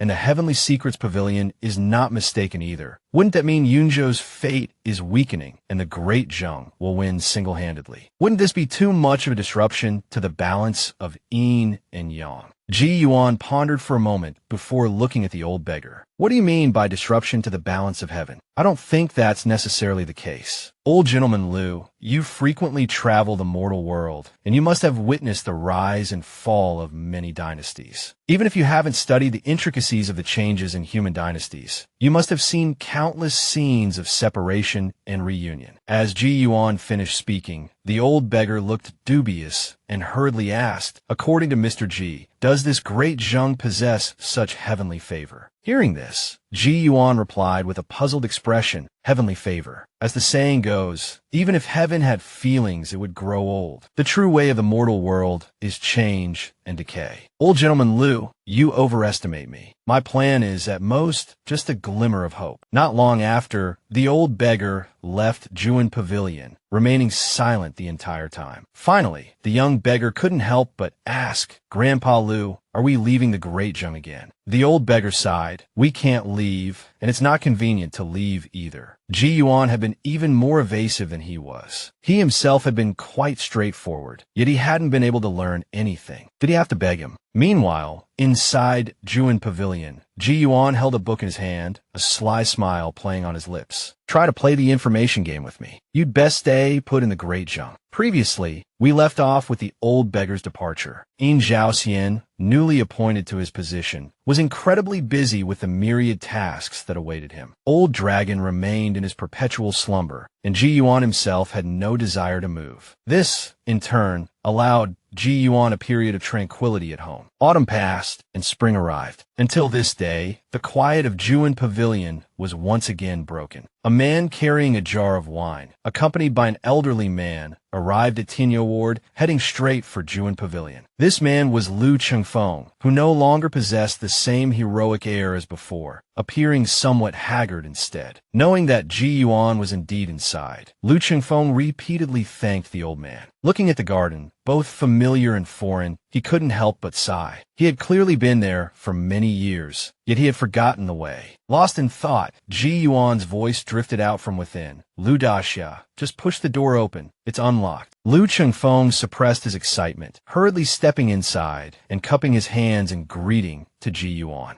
Ji Yuan smiled and said, "It's been a long time." He looked at Lu Chengfeng, the dashing young hero of the past, having weathered who knew how many storms over the years, no longer possessed the same heroic air. Clearly only in his early 30s, he already wore a look of weariness. Ji Yuan couldn't help but sigh inwardly. 10 years of trials and tribulations in the Jianghu, half a lifetime's spirit worn away. Aloud, he said, "Lu Daxia, it's been over 10 years. Please have a seat." Lu Chengfeng responded and sat down, placing the jar of 2 su wine he carried on the table. "I heard Mr. Ji enjoys wine," he said, "so I brought this jar. It's nothing special, just something my father brewed himself before he passed away." After a moment of silence, he suddenly asked, "Mr. Ji, do you still remember the 8 of us from back then?" Ji Yuan smiled faintly, then recited the names of all 8 people one by one. "I still remember your voices and names clearly," he said. Lu Chengfeng exclaimed, "Mr. Ji has such a good memory. I can't even remember them all." He thought back to when they first met at Luoha Mountain Manor. It was early spring. They had heard that a ferocious tiger was attacking people in Jizhou, and the local authorities seemed helpless. Confident in their martial arts prowess, they had journeyed together to Ning and County. Speaking of their encounter with Ji Yuan, he looked at him and asked, "Mr. Ji, tell me, if we hadn't ventured to Ning and County back then, if we hadn't had that absurd idea of going up the mountain to slay the tiger, would the outcome of so many things have been different?" Tapping his finger on a bamboo slip, Ji Yuan replied with a smile, "For Lu Daxia, it would merely have meant one less adventurous experience. The trajectory of your life wouldn't necessarily have changed much. The ones truly affected would have been Du Heng, along with Luo Ningxuang, Zhao Long, and Yan Fei." Lu Chengfeng knew that Ji Yuan was speaking the truth. After all, aside from those few, the rest of them had escaped with nothing more than a fright. As for those whose lives were ruined, Du Heng's case went without saying. Luo Ningxuang was left with a long scar, and the other 2 were also quite seriously injured. In short, only those 4 could truly be said to have been affected for life. Lu Chengfeng, on the other hand, was far less impacted. Seeing his troubled expression, Ji Yuan poured some wine from the jar and said, "Lu Daxia, you can unburden yourself to me. After all, there's no rule saying that a Jianghu hero can't be sentimental." Lu Chengfeng didn't stand on ceremony. He raised his bowl and drained it in one gulp. Then, using the wine to bolster his courage, he said to Ji Yuan, "I met Du Heng. I just want to ask you, are you an immortal? What had happened to transform the once spirited young hero into the dejected man he was today?" After making inquiries in many places, Lu Chengfeng had finally managed to meet Ji Yuan at Juin Pavilion. After exchanging greetings, he revealed that he had met Du Heng and learned of Ji Yuan's seemingly immortal abilities from him. "Now, I want to know if Ji Yuan truly was an immortal." Ji Yuan calmly replied, "So, Lu Daxia, did you come here to see me or to see an immortal?" Lu Chengfeng hastily replied, "Mr. Ji, I've heard that immortals possess vast supernatural powers and profound magic, capable of eternal life and roaming freely through the world. Not only can they ride the clouds and tread the wind, but they can also journey to the underworld. Is this true? Ji Yuan sighed inwardly. It seemed Lu Qingfeng had indeed come to see an immortal. He tapped his fingers, divining the source of Lu Qingfeng's troubles. Speaking of those days, Ji Yuan began, this very Juan pavilion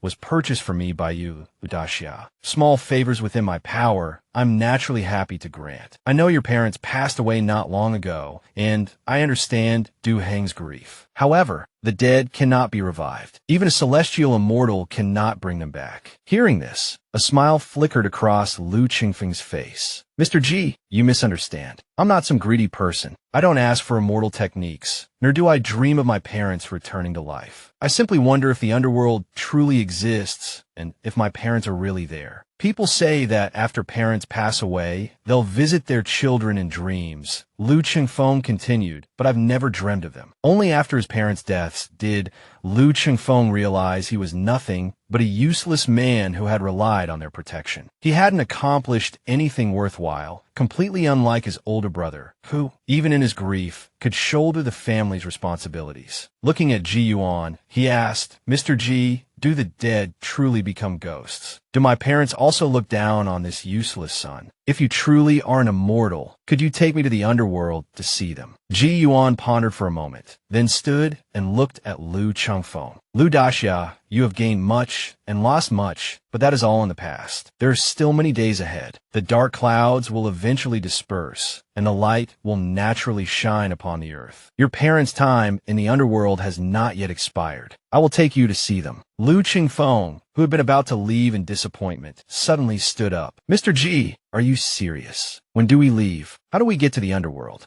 Ji Yuan looked directly at him. Lu Daxia, you've drunk so much wine. Aren't you drunk? Lu Qingfeng looked confused. I only had one bowl. I can't be drunk. Before he could finish his sentence, his body swayed, and he slumped onto the table. Then, a translucent form of Lu Qingfeng floated out of his body. Ji Yuan offered no explanation, simply gesturing with his hand. In an instant, they arrived at the Ghost Gate Pass of Dushing Prefecture. The ghostly officials, upon seeing Ji Yuan, hastily bowed in respect. After learning of his intentions, they rushed to inform the city god. Soon, Lu Qingfeng was reunited with his parents. In that moment, he couldn't hold back his tears any longer. Mr. and Mrs. Lu were stunned for a moment, then proceeded to scold their son soundly. For him to wander into the underworld like this truly infuriated them. A while later, the sleeping Lu Qingfeng gradually awoke. Looking around, he realized he was in Ji Yuan's home. He vaguely remembered a dream, the details hazy, except for one clear memory. He had dreamed of his parents, and they had scolded him. Yet, the memory of their concern brought a smile to his face. Continuing from their earlier conversation, Lu Qingfeng, through Ji Yuan's intervention, had successfully met his deceased parents and finally resolved the knot in his heart. After he awoke,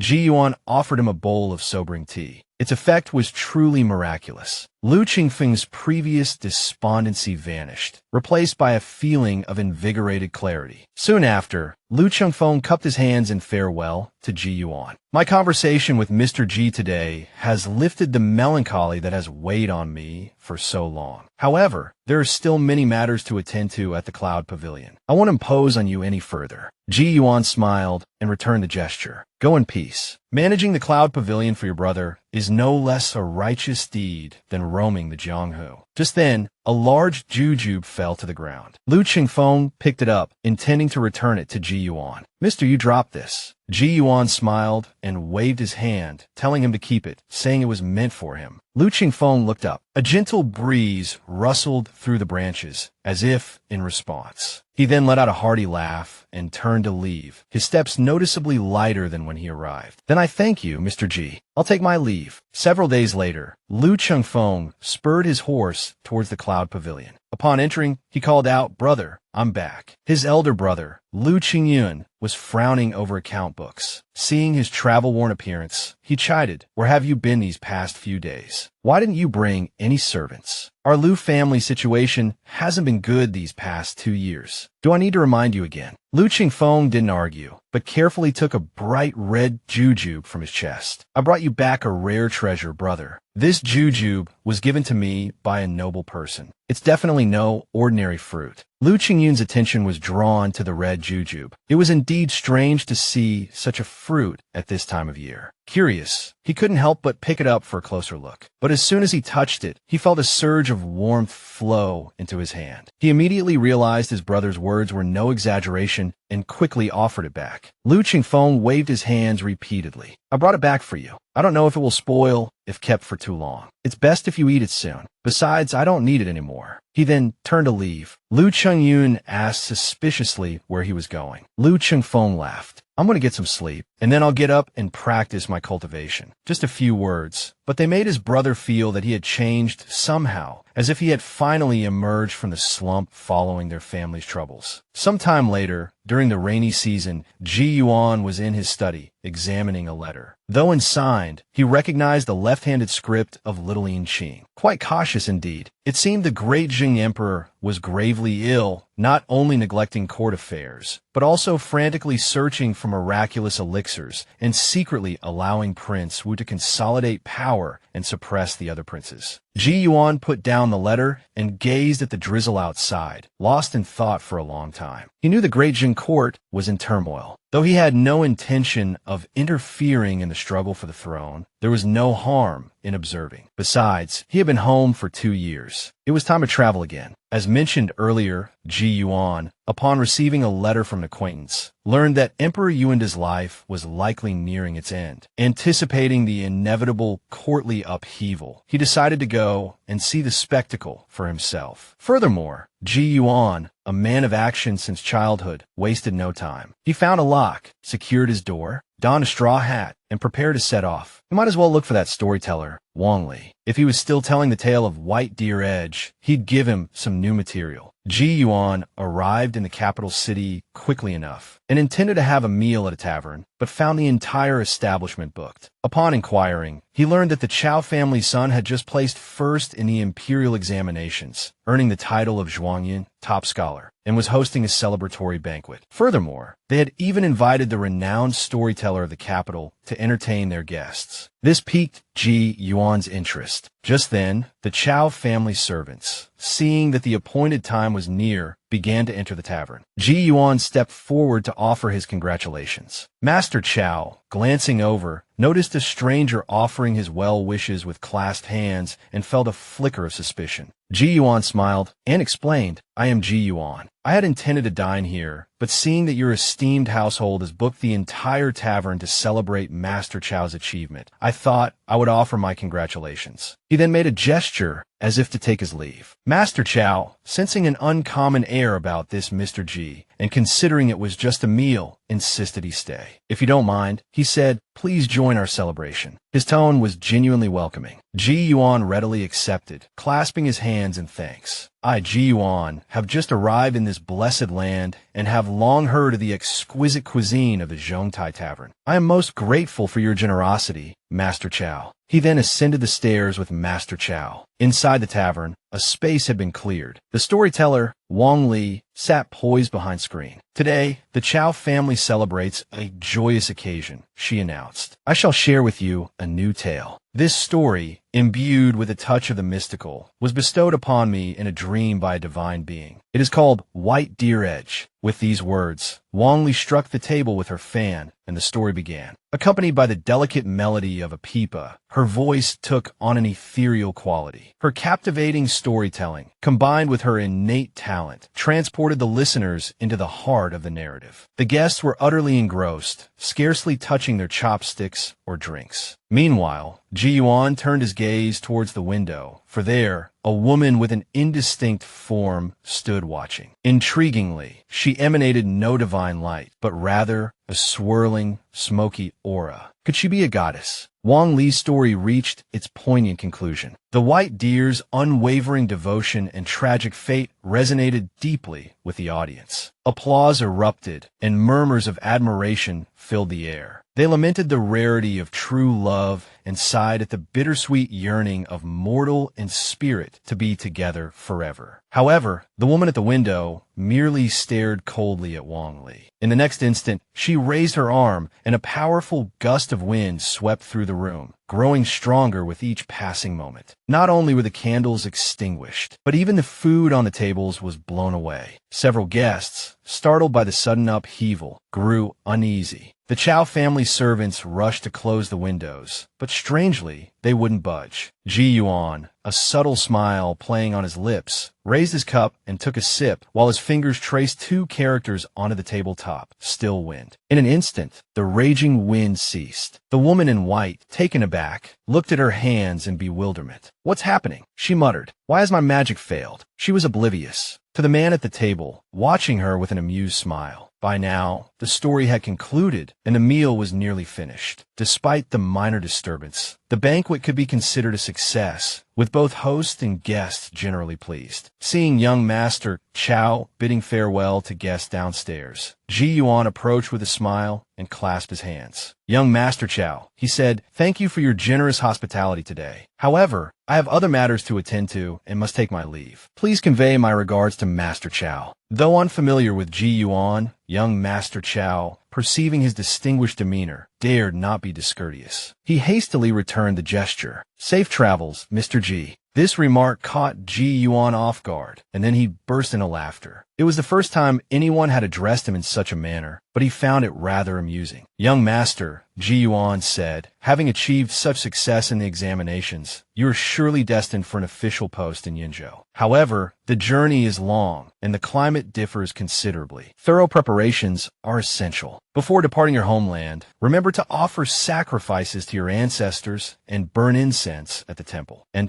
be sure to take a handful of your native soil with you." Young Master Chow was momentarily stunned by Ji Yuan's words, but quickly grasped their underlying meaning. The major political upheaval years ago had shaken the court, claiming the lives of numerous officials. Indeed, many positions remained vacant, presenting a golden opportunity for him to demonstrate his abilities. Regaining his composure, young Master Chow clasped his hands respectfully. "Thank you for your guidance, Mr. Ji." This time, he refrained from the more formal address. Elsewhere, Steward Chow Fu sought out Wang Li with her payment, adding a bonus as a token of appreciation. Wang Li accepted gratefully, overjoyed with her earnings, and purchased some light wine to celebrate. She ended up drinking late into the night. As she stumbled home, a voice called out from behind her, "Mistress Wang, a moment if you please." Turning, she saw a woman in white beckoning to her. The woman smiled. "I've heard tell of Mistress Wang's white deer edge, a tale of such heartfelt devotion. Hearing it recounted today was truly a blessing." Pleased by the praise for her cherished work, Wang Li expressed her thanks. "It's late," she added. "Perhaps the lady should be heading home." The woman in white agreed, but confessed to feeling apprehensive walking alone in the dark. She wondered if Mistress Wang might accompany her home. Bamli azitata.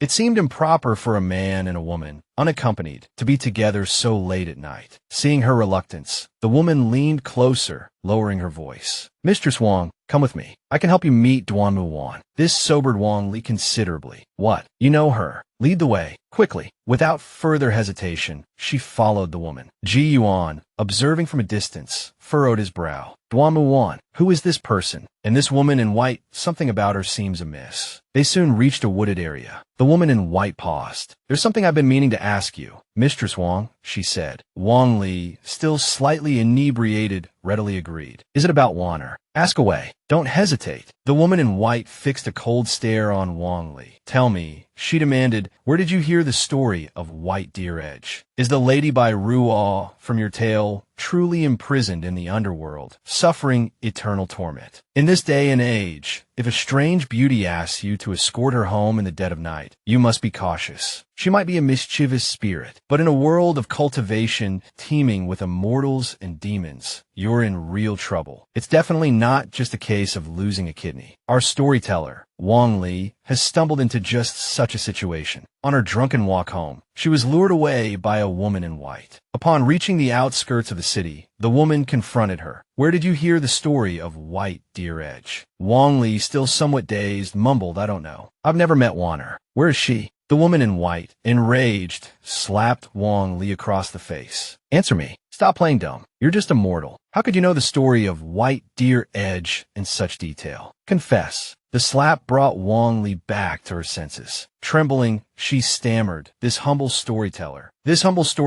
already explained before the tale. It was a divine dream. Years ago, I found 3 characters written by a divine being, White Deer Edge. Just touching them evoked a strange feeling, and then I entered a dreamscape. The woman in white was startled. Could it be a case of divine transmission through an object? This thought lent more credence to Wang Li's claim, yet it also fueled the woman's anger. She grabbed Wang Li by the collar, her voice a low growl. "So, Lady Bai Ruo truly suffers the lash in the underworld, just to remain by the side of that wretched Chun Yansheng. He truly dragged her down to the netherworld with him. The lashings could shatter her very soul." Wang Li, her legs trembling, desperately tried to explain. "It's not like that. Although Lady Bai Ruo journeyed deep into the underworld, she is protected by the Earth God and a celestial immortal. Therefore, she isn't tormented excessively. She only endures 10 lashes a year." The woman in white was taken aback. "But your story said the Earth God pleaded on her behalf, but the city god shut the door in his face. It said Lady Bai Ruo suffered the lash all day, every year, on Chun Yansheng's death anniversary." Wang Li wished she could slap herself. That was just artistic license, to add a touch of tragedy to the tale. A dark glint flashed in the woman's eyes. "You dare deceive me." In her fury, the nail on her index finger elongated into a sharp claw. Her eyes fixed on Wang Li, she prepared to strike. At that moment, Ji Yuan finally intervened. With a sharp command, "Stop." The elongated nail froze barely an inch from Wang Li's eye.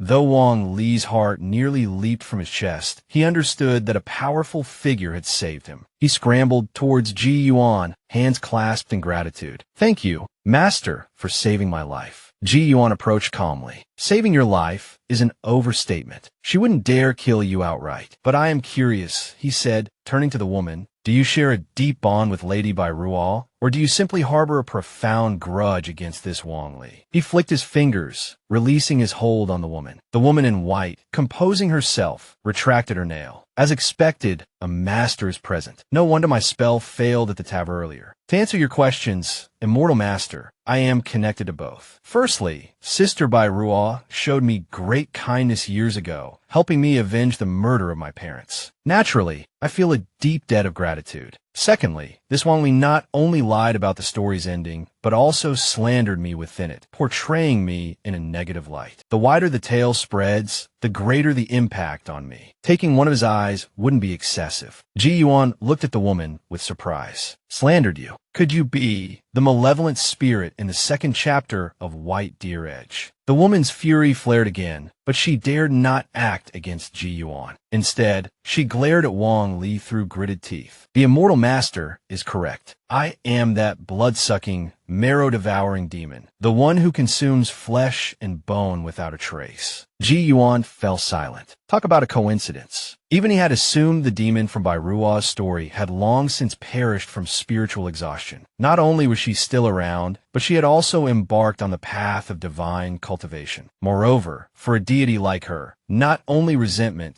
but also human gossip held significance. If White Deer Edge continued to spread, the consequences could be truly dire. He turned to the woman in white. "So, you're from Yenzhou. No wonder the incense offerings haven't reached you. This happened a long time ago, didn't it?" Inwardly, Ji Yuan mused that this woman seemed quite loyal and righteous, likely driven by concern for Bai Ruo to come all this way. The woman in white exclaimed in surprise, "Immortal Master, how did you know I'm from Yenzhou? White Deer Edge doesn't mention that." Ji Yuan smiled and shook his head, not intending to hide anything. He answered with a seemingly unrelated statement, turning towards the dumbfounded Wang Li. "In that rented room on the corner of Nin Alley in the capital, it was I, Ji Yuan, who wrote the 3 characters White Deer Edge and left them on your table. Wang Li's eyes nearly popped out of his head. What? You're the immortal who helped the white deer descend to the underworld. The woman in white also came to a sudden realization, but she grasped the implications even more clearly than Wang Li. With newfound respect, she said, Immortal Master, so you are sister by Rua's master. If there were a ranking for the most laid-back immortal masters, Ji Yuan would undoubtedly be near the top. In his long cultivation journey, only 2 demons, Lu Shanjun and Bai Ruo, had any real connection to him, and even then, he barely had to lift a finger, sending them on their way with a few words. Yet, to his surprise, a casual outing to observe the hustle and bustle had led him to Zhang Rue, Bai Ruo's sworn sister from years past. After the initial tension, learning that White Deer Edge originated from Ji Yuan himself, both Wang Li and Zhang Rue were incredibly excited. Wang Li, not a fool, immediately said, Ms. Zhang Rue, please rest assured. I'll revise the story as soon as I return. I absolutely won't slander you again. Zheng Hui snorted. For immortal Ji Yuan's sake, I'll spare you today. However, she also offered a piece of information. That Duan Yuan is a famous courtesan in Yuzhou, known professionally as Hong Xiao. Not only is she skilled in all the arts, music, chess, calligraphy, and painting, but she can also see through people's hearts, captivating countless wealthy young men. It's a pity that the current Hong Xiao is no longer human, but a fox demon in disguise. Wang Li's face was full of disbelief. How is that possible? I met her 2 days ago. She was definitely human. This made Zhang Rue laugh, teasing, and when you first met me, did I seem human? Wang Li was speechless. Zhang Rue then explained to Ji Yuan, I initially planned to ambush this storyteller on that pleasure boat, but I accidentally discovered Hong Xiao's true nature. The area I oversee has been harassed by fox demons several times. We can't mistake their scent. Ji Yuan's interest was piqued. Could it be that the netherworld officials of this city haven't noticed? Or are they simply not intervening? Zhang Rue sighed. I suspect the netherworld is still unaware. Pleasure boats float on the water, falling under the jurisdiction of the water deities. Furthermore, Hong Xiao herself isn't dead, and fox demons are skilled at concealment, making it even harder to detect. Ji Yuan stood in contemplation, the name Hong Xiao ringing a bell. Suddenly it clicked. Wasn't this the same courtesan that young Master Xiao was infatuated with on that boat trip years ago? Facing this injustice, Ji Yuan felt compelled to investigate. They quickly arrived at the pleasure boat. Despite the late hour, the place was brightly lit, filled with laughter and chatter. Wang Li seemed to be a regular. The madam outside recognized her with a glance and enthusiastically invited her inside. Seeing the distinguished Ji Yuan beside her, the madam's eyes lit up even more. However, the madam was also quite astute. Not daring to tease Ji Yuan, she pulled Wang Li inside. Wang Li felt a little awkward and hurriedly said he didn't frequent the place. This caused Zhang Rue to scoff. Not frequent this place. Who would believe that? Mr. Storyteller, look at this man. He can't speak a single truthful sentence. Ji Yuan, in both his lives, had never been to such a place. Although his mind was relatively calm, he felt a slight flicker of excitement. As they walked, he asked the madam if Miss Hong Xiao was available. The madam hastily explained, Hong Xiao is currently playing the zither for the magistrate's brother-in-law. Since it involves an official, perhaps we should choose someone else. Hearing the madam's rambling explanation, Wang Li couldn't help but chuckle. In his opinion, how could the magistrate's brother-in-law compare to Mr. G? The madam's eyes lit up. Someone who didn't even bat an eye at the mention of an official must be truly extraordinary. She had to keep this esteemed guest happy. With a fawning smile, she suggested, how about this? The two of you come inside and relax with some tea while I make arrangements. Seeing Ji Yuan agree, the madam led them toward a room. Ji Yuan's keen senses picked up a distinct demonic aura emanating from the back of the pleasure boat. Continuing from the previous events, Ji Yuan was surprised to learn that Wang Li's object of affection might be a fox demon, so he decided to visit the pleasure boat to investigate. As soon as he stepped onto the boat, he detected a pervasive demonic aura. Zhang Rue, standing beside him, also noticed the anomaly and stepped forward to ask in a low voice, Mr. G, do you need me to drive that fox demon away?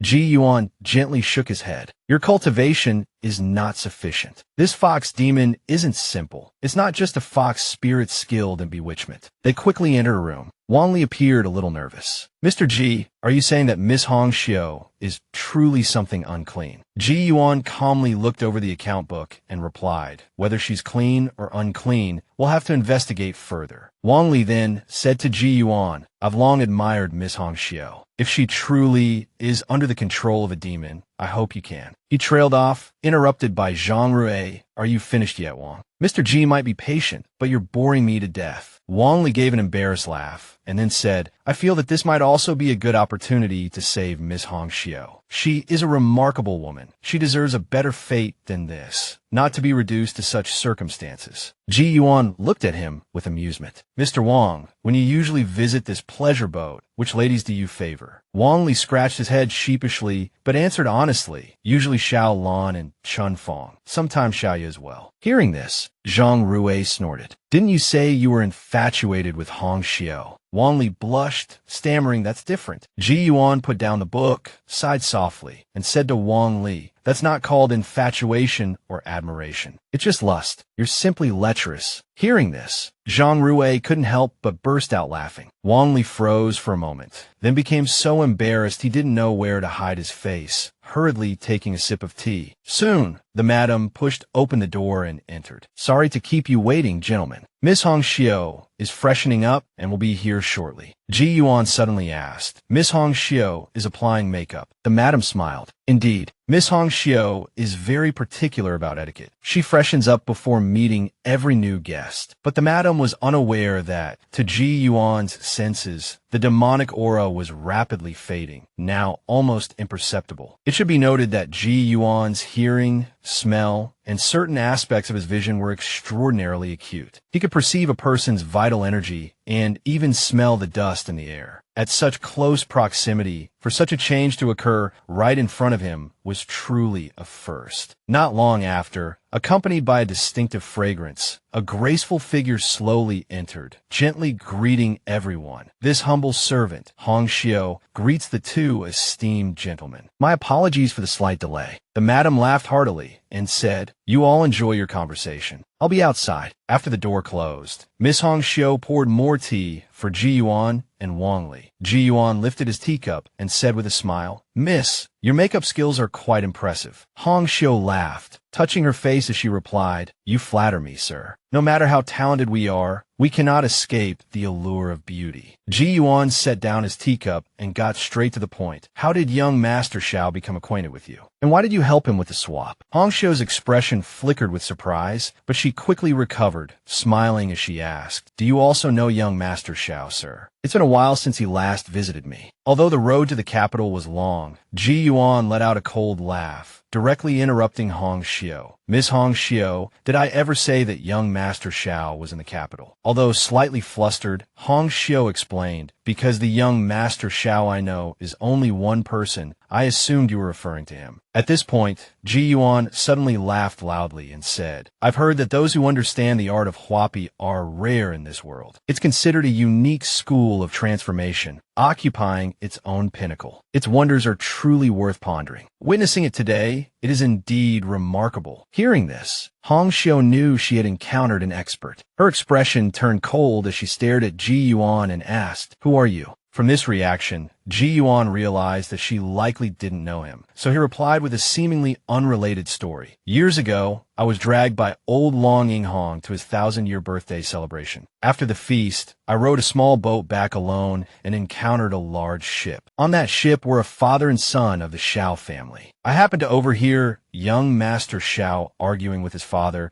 precisely because of a girl from a pleasure house. The Hongxiu at that time should have been the real one, not the young lady you are. Inwardly, Ji Yuan sighed. This young Master Xiao is truly unlucky. Back then, he proudly declared his ambition to become the Zhuangyuan, but unexpectedly encountered Yin Zhaoxian. With the conversation having reached this point, Hongxiu no longer maintained her innocent demeanor. Her air became much more languid as she retorted to Ji Yuan mockingly. How does the gentleman know that the Hongxiu at that time wasn't me? You didn't board that large ship to stroll around. Ji Yuan chuckled and said, looking at the Xiao family situation at the time, the possibility of young Master Xiao marrying Hongxiu was slim. Moreover, now there's you, this imposter here. So the real Hong Xiu obviously cannot reveal herself. Surely, the real Hong Xiu has been hidden away by young Master Xiao. Although Hong Xiu felt tense inside, her expression remained unconcerned as she continued to question Ji Yuan mockingly. Then, esteemed immortal, isn't it a virtuous deed for Confucians to help lovers unite? Isn't that a meritorious act? Although Hong Xiu was smiling brightly at this moment, Ji Yuan had activated his Dharma eye, clearly seeing wisps of demonic energy swirling around her, as if condensing into the illusory form of a fox. He coldly questioned her, even if you did help them, what's your purpose in staying on this pleasure boat? There aren't many demons of your caliber in the Great Chung. Hong Xiu retorted frankly, I simply enjoy this environment. Is that a problem? Even the river god doesn't interfere with me, so what right do you have? If you were confident in subduing me, you wouldn't be wasting so much breath. Ji Yuan wasn't entirely certain of this fox demon's background, but in a one-on-one situation, at such close range, never mind the strike of the Qingting sword, even the Samadhi True Fire had a significant chance of success. Therefore, Ji Yuan truly wasn't afraid of this demon. Hong Xiu's words presented a perfect opportunity to turn the tables. Just now, you mentioned the river god of the Sioux River. You claim he knows you're here and doesn't interfere. Hong Xiu toyed with a strand of hair, leaning lazily against the table. Indeed, could you possibly summon the river god here? As soon as she finished speaking, Ji Yuan took a sip of tea from his cup. Then, he flicked his fingers towards the window, chanting, River god of the Sioux, come meet me. As ripples spread from where the tea splashed into the water outside, a column of water rose from the river, flying towards the room and transforming into the figure of a middle-aged man. Under Hong Xiu's astonished gaze, the middle-aged man looked around before cupping his hands in greeting towards Ji Yuan. River god of the Sioux, Du Yinzhong, greets Mr. Ji. The fox demon never dreamt she would encounter someone so serious today. With just a slight pretense, her deception was exposed. Earlier, we mentioned that upon hearing Hong Xiu claim the river god didn't interfere with her, Ji Yuan immediately performed a summoning technique, calling the river god forth. Seeing Ji Yuan, the river god was startled and hastily bowed. Mr. Ji. Ji Yuan feigned a look of suspicion. River god, do you recognize me? The river god smiled. Sir, you're a close friend of the Dragon Lord. I was fortunate enough to meet you at the Dragon Lord's birthday celebration. Hearing this, Hong Xiu's composure faltered, her aura fluctuating as she struggled to maintain her calm. Ji Yuan nodded slightly, then suddenly erupted in anger, berating the river god. Du Yinzhong, you are audacious. You dare to harbor a foreign demon, allowing it to hide within the Sioux River. What is its purpose? What is your purpose? I refuse to believe Old Long instructed you to do this. Though Du Yinzhong wore a bewildered expression, he hastily prostrated himself before Ji Yuan, pleading his innocence. I absolutely have not harbored any foreign demons, and the Dragon Lord certainly gave no such command. Within my Sioux River, there are only a few aquatic spirits diligently cultivating. If you don't believe me, sir, I can summon them here immediately. Ji Yuan then looked at Hong Xiu, a half-smile playing on his lips. Miss Hong Xiu, it seems the river god of the Sioux doesn't know you. He wouldn't dare lie in front of me, would he? Hearing this, the river god finally realized the demon was right there in the cabin. Sensing her demonic aura, he glared at the woman before him, booming, so it's you. You wretched demon. You dare slander me before Mr. Ji. Hong Xiu's composure finally shattered. All pretense abandoned, she forced a smile. This little one was merely jesting. Mr. Ji and River God, please don't take offense. Fortunately, Ji Yuan interjected smoothly. Well, you are also one of the sentient beings between heaven and earth. Having emotions and making jokes is only natural. He then waved his hand dismissively towards the river god. Don't blame me. I could tell at a glance that you and this young lady have no connection. Please have a seat, Du Yinzhong. Du Yinzhong finally breathed a sigh of relief, quickly returning the gesture before sitting down. Seeing Hong Xiu's continued silence, Ji Yuan prompted her. Miss Hong Xiu, if you find it amusing,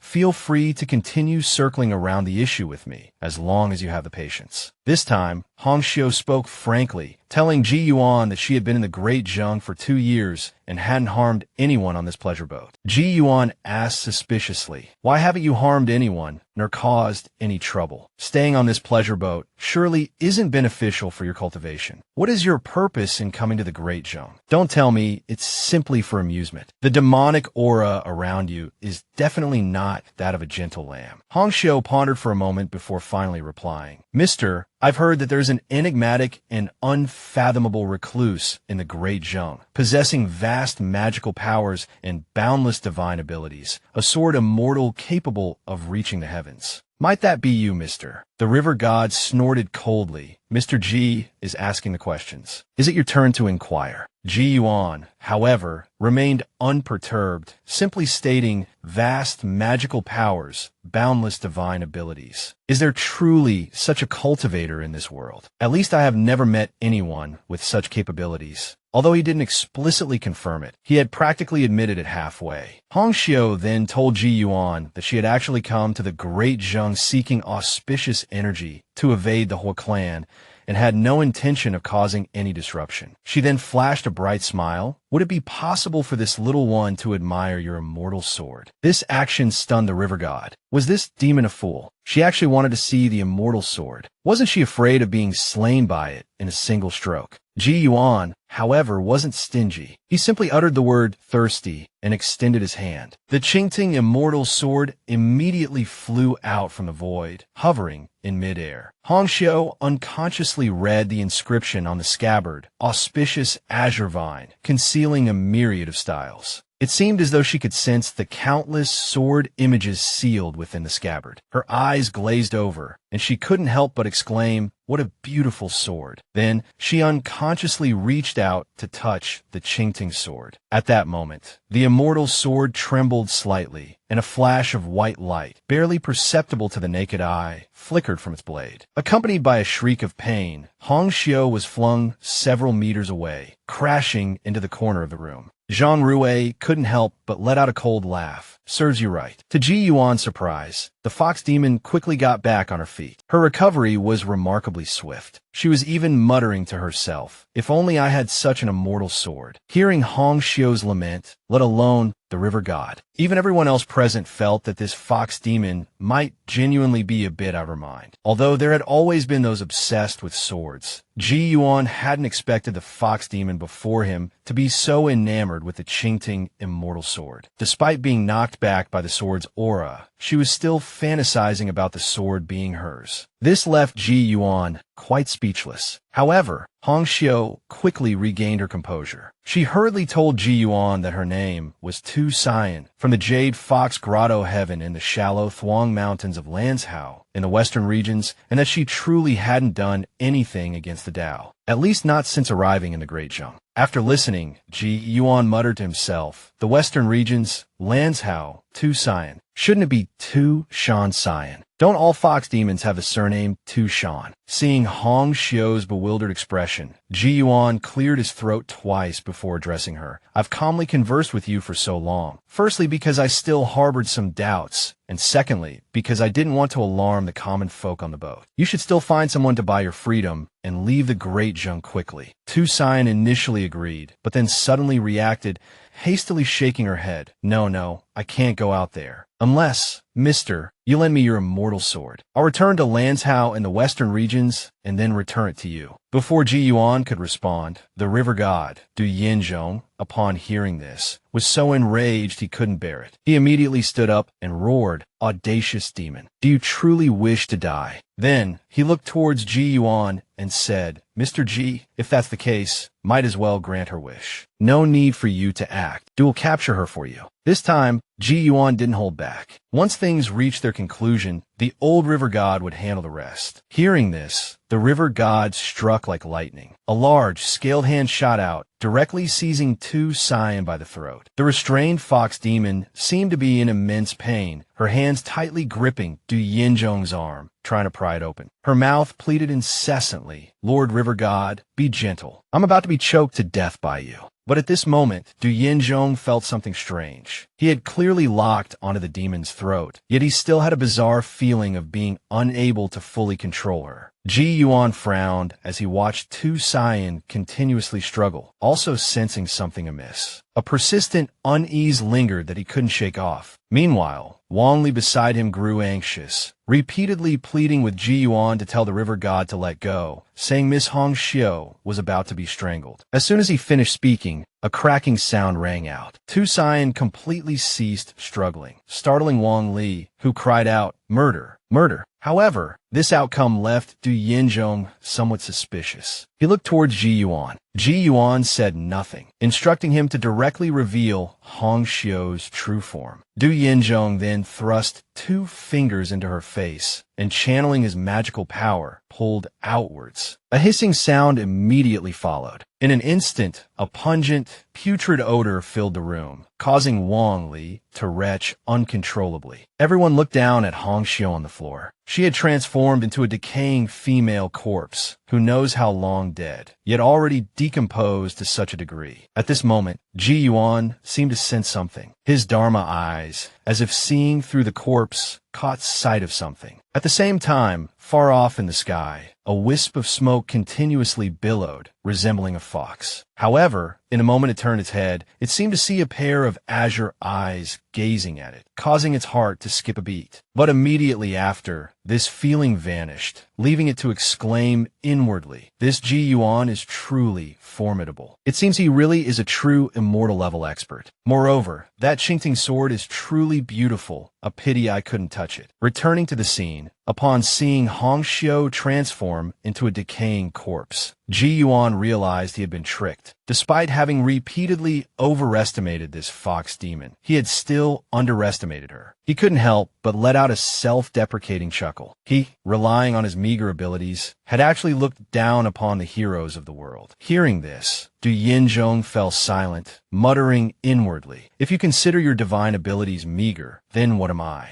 A mere shrimp in the water." However, upon further reflection, a sense of fear crept into his heart. To be able to escape from under Mr. G's very nose, that demonic art must be incredibly potent. If Mr. G hadn't been here, if one day I were to face her alone, wouldn't I be walking straight into my own demise? Meanwhile, Wang Li was incredibly distressed, incessantly asking Ji Yuan what to do with the corpse, whether Miss Hong Xiu was truly gone, and what they should do if the madam came looking for her. "We've killed someone. The madam will definitely report us to the authorities." However, Ji Yuan remained unfazed. He calmly stated that the corpse was from the graveyard outside the city and should be returned there. As for the real Hong Xiu, they needed to find young Master Xiao. Regarding tonight's Hong Xiu, they would, of course, have to help her gain her freedom. He then looked towards Zhang Rui, mentioning that he would need her assistance a bit later. Half an hour later, the boat cabin was almost exactly as it had been before the madam left. Everyone sat around the table, the only difference being the presence of the river god, Du Yinzhong. Ji Yuan, seeing that the time was almost right, addressed everyone. "There's just one problem left." Zhang Rui, extremely uncomfortable disguised as Hong Xiu and the most eager to resolve this situation, quickly asked, "What problem?" Ji Yuan gave a slightly embarrassed chuckle, pulling out a handful of silver from his sleeve. "Over 100 tales of silver spent, decades of scheming, and this is all I have. Tell me, for a famous courtesan of widespread renown in Yuzhou, how much would it cost to buy her freedom?" Zhang Rui thought for a moment, then ventured 1,000 tales. Wang Li immediately shook his head, saying that wouldn't be nearly enough, not even a fraction. He felt that among them, their greatest hope lay with Du Yinzhong. So he asked him, "River God Du, do you happen to have any silver?" The river god scratched his head sheepishly, replying to Ji Yuan, "Money is of no use to me, so I possess no such worldly things." Hearing his hopes dashed, Ji Yuan was momentarily stunned. Just then, a knock came from the door. The madam quickly entered, informing them that dawn was approaching and that rooms had been prepared. She suggested they retire for the night. Seeing the situation as it stood, Ji Yuan decided to ask directly, how much silver would it take to buy Miss Hong Xiu's freedom? Inwardly, he thought, at worst, I'll just use an illusion. Hearing this, the madam grinned, launching into a lengthy speech. "Sir, you may not know, but my daughter, oh so many nobles and influential men have their eyes on her. Besides, I've worked so hard to raise this girl, and I worry about her suffering after she's bought out. Moreover, it depends on the girl's wishes too.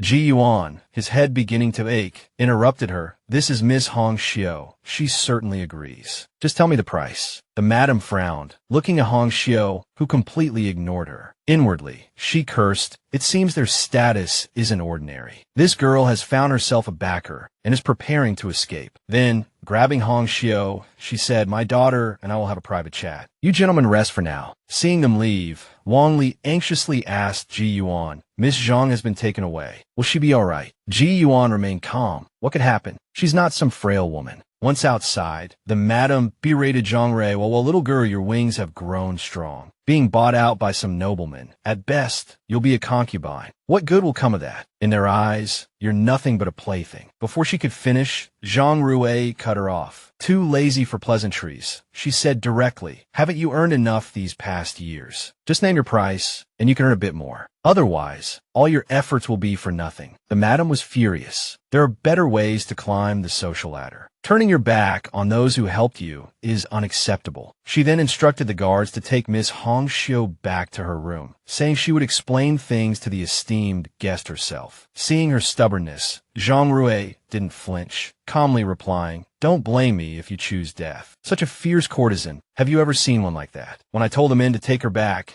she just said, choose death. And then boom, boom, the whole pleasure boat shook. The two guards instantly collapsed. This courtesan was, of course, Zhang Rui in disguise. The scene terrified the madam, who could only watch helplessly as Hong Xiu walked away, not daring to interfere. After returning to the room, she said to Ji Yuan, I've thought about it. As long as there's a record of Hong Xiu leaving the brothel, why should we care what that commoner thinks? We might as well just leave. Ji Yuan replied, it's best not to cause a big scene if we can leave peacefully. Besides, in the madam's eyes, Hong Xiu is just a commodity waiting for the right price. As long as the money is there, everything will be easy to discuss. Hearing this, Wang Li instinctively asked, what if she demands an exorbitant price? Ji Yuan had already considered this. We'll advance the money, and naturally, someone will pay it back later. Consider it a debt owed to us. He then turned to Du Yinzhong, the river god. We'll have to rely on you for this. Du Yinzhong didn't dare take the credit, hastily cupping his hands in response. Rest assured, I will handle this matter properly. With that, he excused himself and departed using his water manipulation abilities. Not long after, a group of people carrying chests appeared on the pleasure boat. Upon opening them, they revealed one chest filled with gold and another with pearls, leaving the madam stunned. Although she had lost a cash cow, this wealth was truly substantial. The next morning, Ji Yuan and the others appeared on a small boat. Ji Yuan remarked with a sigh, just as expected, fish eyes and pearls. Last night was truly an eye-opening experience. Du Yinzhong chuckled in response. You flatter me, sir. That courtesan's worth is at most a few hundred taels of gold. That chest of pearls was never something the brothel deserved. So what if they're fake? We didn't let them suffer any loss. It turned out the gold from the previous night was real, borrowed by the river god from a pawnshop's vault. The pearls, however, were created through magic. Du Yinzhong, brimming with excitement, continued, Mr. Ji, by asking for my help this time, you have finally granted me the favor of a positive connection with you. Ji Yuan's next objective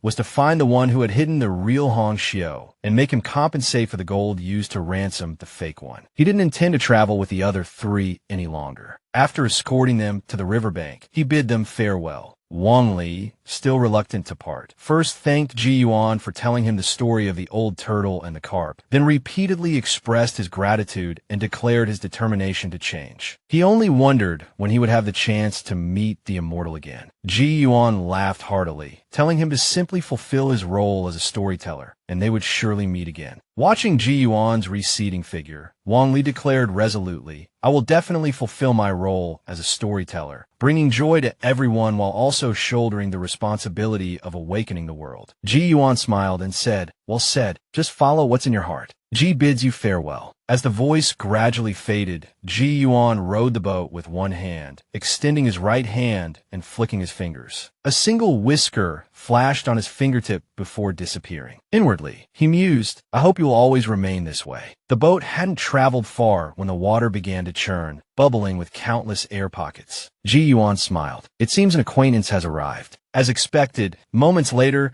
two figures burst forth from the water. Ingruoli, the dragon girl, and Ing Feng, the dragon's son. Ing Feng cupped his hands in greeting to Ji Yuan and said respectfully, "Greetings, Uncle Ji." Since Ji Yuan's arrival in this world, aside from the father and son of the Yin family, the ones who seemed most concerned about him were undoubtedly the lineage of the Tongtian River. That day, Ji Yuan merely passed by a branch of the Tongtian River, and the dragon's son and dragon girl sensed his presence, rushing out to greet him. After exchanging pleasantries, Ingruoli asked, "My father is still resting. Should I wake him?" Ji Yuan quickly replied, "There's no need. I still have to go to the capital. I'm just passing through. No need to trouble him." Ingruoli was a little curious. What is Mr. G going to the capital for? It said that there aren't even ghosts there now, let alone demons or monsters. Ji Yuan didn't hide anything and told them his two reasons. Firstly, to collect a debt. Secondly, the great Zheng Emperor's fate is nearing its end, and I want to observe the national fortune of the great Zheng dynasty. The two dragons immediately disregarded the second reason, as the mere mention of debt collection shocked them. Someone actually dared to owe Uncle a debt. We must see this for ourselves. Not long after, they arrived at the capital. As Ji Yuan had guessed, the young master of the Shao family wasn't at his residence, but at a tavern. So, they went directly to the tavern. Seeing the guests arrive, a waiter hurried forward to greet them and asked, "May I ask if you have a reservation at our establishment?" Ji Yuan smiled, pointing upstairs. "On your upper floor, the northeast room." The waiter was taken aback, asking Ji Yuan, "Is there some mistake? That room is already occupied." Ji Yuan smiled, weaving a tale. "That's right. Young master shall reserve that room. He just arrived earlier. We are merely his guests." The waiter suddenly understood and hurriedly invited them inside. At that moment, in the northeast room on the second floor, the young master of the Shao family was raising a toast with his beloved. Just as their merriment reached its peak, a knock suddenly echoed on the door. The young master asked suspiciously, "Who is it?" The door opened, and Ji Yuan entered with the two others, smiling. "It's me. Greetings, young Master Shao. Greetings, Miss Duan." This scene made the two inside somewhat tense. Young Master Shao said coldly, "Who are you?" Duan Muin also spoke. "Sir, I'm afraid you've mistaken us. My surname is Liu." By now, Ing Feng had realized that the other party were just ordinary people and curiously asked Ji Yuan, "Uncle Ji, is he the one who owes you a debt?" Hearing the words, "Oh, a debt," young Master Shao immediately became angry. "Preposterous. Well, have I ever owed you a debt?" Ji Yuan replied, "Seriously, just over 10 days ago. No more, no less, exactly 500 taels of gold." Upon hearing this, young Master Shao burst into mocking laughter. 500 taels of gold is not a small sum. How could I not remember owing such a debt? Ji Yuan remained calm. "Of course you don't remember, because when the debt was incurred, you weren't even there. It was in Sufu City, Yuzhou, on a grand pleasure boat by the Su River. I helped someone who looked exactly like the Miss Duan beside you buy her freedom. As for you, a young master from an official's family, though you may have some tricks, you couldn't have secretly swapped out Hong Xiu on that pleasure boat." As soon as he finished speaking, the other party's expression changed dramatically. Young Master Shao surreptitiously pulled a talisman from his sleeve, but put on a smile. "If you say I owe you 500 taels of gold, then I shall pay it immediately. I just happen to have a banknote for that exact amount." With that, he flipped the table, shouting, "Great God of lightness, heed my command." The talisman immediately emitted a red light, as if writhing with luminous snakes. He didn't wait to see the result. Instead, he grabbed Duan Muin beside him and said, "Let's go," preparing to flee. As a result, the two of them slammed into something as if they had hit a wall and were thrown back. Dizzy, they turned their heads to look back, only to see the overturned table, along with the plate of garlic chives, suspended in midair. The talisman was now in Ji Yuan's hand. He simply said calmly, "Going. Going where?" Ingruoli, the dragon girl, never in her wildest dreams imagined she would encounter someone so audacious as to falsely implicate her. It turned out that, driven by curiosity, she and Ing Feng had followed Ji Yuan to the capital to watch the unfolding events. They quickly located young Master Shao, also known as Shao Ling, who was still enjoying a romantic rendezvous with a beautiful woman in the tavern. Shao Ling was no fool either. Seeing the situation turn unfavorable, he pulled a talisman from his chest, flipped the table, table and attempted to make a swift escape. Unexpectedly, the wooden door seemed to transform into a solid wall, throwing both of them back. Furthermore, the food and wine from moments before were now hanging suspended in the air. Ingruoli, with a casual flick of her wrist, returned the plate of garlic chives and the table to their original positions. Ji Yuan put away the talisman and looked calmly at the two frightened individuals. His voice, however, boomed like thunder. Do you know that if there were 3 ordinary people here, they would have been pierced through the heart by a myriad of snakes just now? Bloodthirsty sorcery, nourished by blood to empower the talisman. This alone is enough for the underworld to drag your souls to its prison. Such a vicious talisman. Who gave it to you? Ji Yuan's earth-shattering aura terrified Xiaoling. However, coming from a wealthy family, he tried to compose himself and said to Ji Yuan, "This was bestowed by a divine being, not some evil sorcery. Moreover, we only wish to be together, and it was thanks to this divine being's help that we have today." Hearing this, Ingfeng coldly retorted, "Which divine being? Which divine being? Could it be the great god of lightness you just called upon? Speak clearly." Although Xiao Ling didn't know the origins of these people, under pressure, he secretly hoped that the divine being he mentioned could suppress them. He told them, "If you want to settle accounts, go find the river goddess of the Tongtian River." As soon as he finished speaking, the 3 people opposite him were stunned. Xiao Ling thought that the river goddess's reputation could intimidate them, so his voice grew louder. "The one who helped us was Goddess Ing of the Tongtian River. 2 years ago, she saw that Wanner and I loved each other deeply, but couldn't be together, so she lent a hand. Not only did she use magic to swap people, but she also gave us this talisman for protection." Ingruoli's head buzzed. He dared to slander her right in front of Mr. G. She couldn't hold back any longer, slamming her hand on the table and shouting, "What did you say?" After glancing at him, she sneered, "I'm guessing this river goddess must have instructed you to regularly feed the talisman with blood, preferably human blood and animal blood at the very least. Am I right?" The secret being exposed, Xiao Ling's face changed color, and he couldn't help but ask, "How did you know?" Ingruoli snorted coldly. "Using evil methods to nourish a talisman, you'll become increasingly reliant on it, because using it to harm others is incredibly convenient. But this talisman will also become increasingly greedy. When animal blood can no longer sustain it, it will crave human blood. If a few people aren't enough, it will demand more. You say this person claimed to be the river goddess of the Tongtian River, yet gave you such an evil thing, and you actually believed her." Her voice carried an overwhelming force that made Xiao Ling breathless. He stammered. At that time, the divine being walked on waves and performed many miraculous feats. "I'm just a mortal. How could I know?" Looking at the other party's guilty expression, Ingruoli sneered repeatedly. "It seems you had doubts in your heart at the time, but you gladly accepted it anyway. I'm guessing she also offered you a condition you couldn't refuse in exchange for spreading this talisman. Am I right?" Seeing the other party remain silent, the dragon girl spread her arms, divine light radiating from her body, and then said in a solemn voice, "Since that evildoer dared to claim to be the river god of the Tongtian River, then try and guess who I am." In an instant, the gentle and beautiful young woman transformed into the majestic form of the river god and softly said, "If you can't guess, I can give you a little hint. My name is Ingruoli. Young Master Xiao, also known as Xiao Ling, never in his wildest dreams imagined that the river god he thought was backing him was actually an imposter, and even less so that the real one would personally come knocking on his door. And the one he encountered was none other than the dragon girl, Ingruoli. She first exposed the evil nature of the talisman, then transformed into the majestic form of the river god, leaving Xiao Ling and Duan Muin utterly terrified. From a moment the river goddess of the Tongtian River was mentioned, this woman had reacted so strongly, and now she displayed such a miraculous transformation. Coupled with their intuition, a thought secretly arose in Xiao Ling's mind. Could she be the river goddess? At this moment,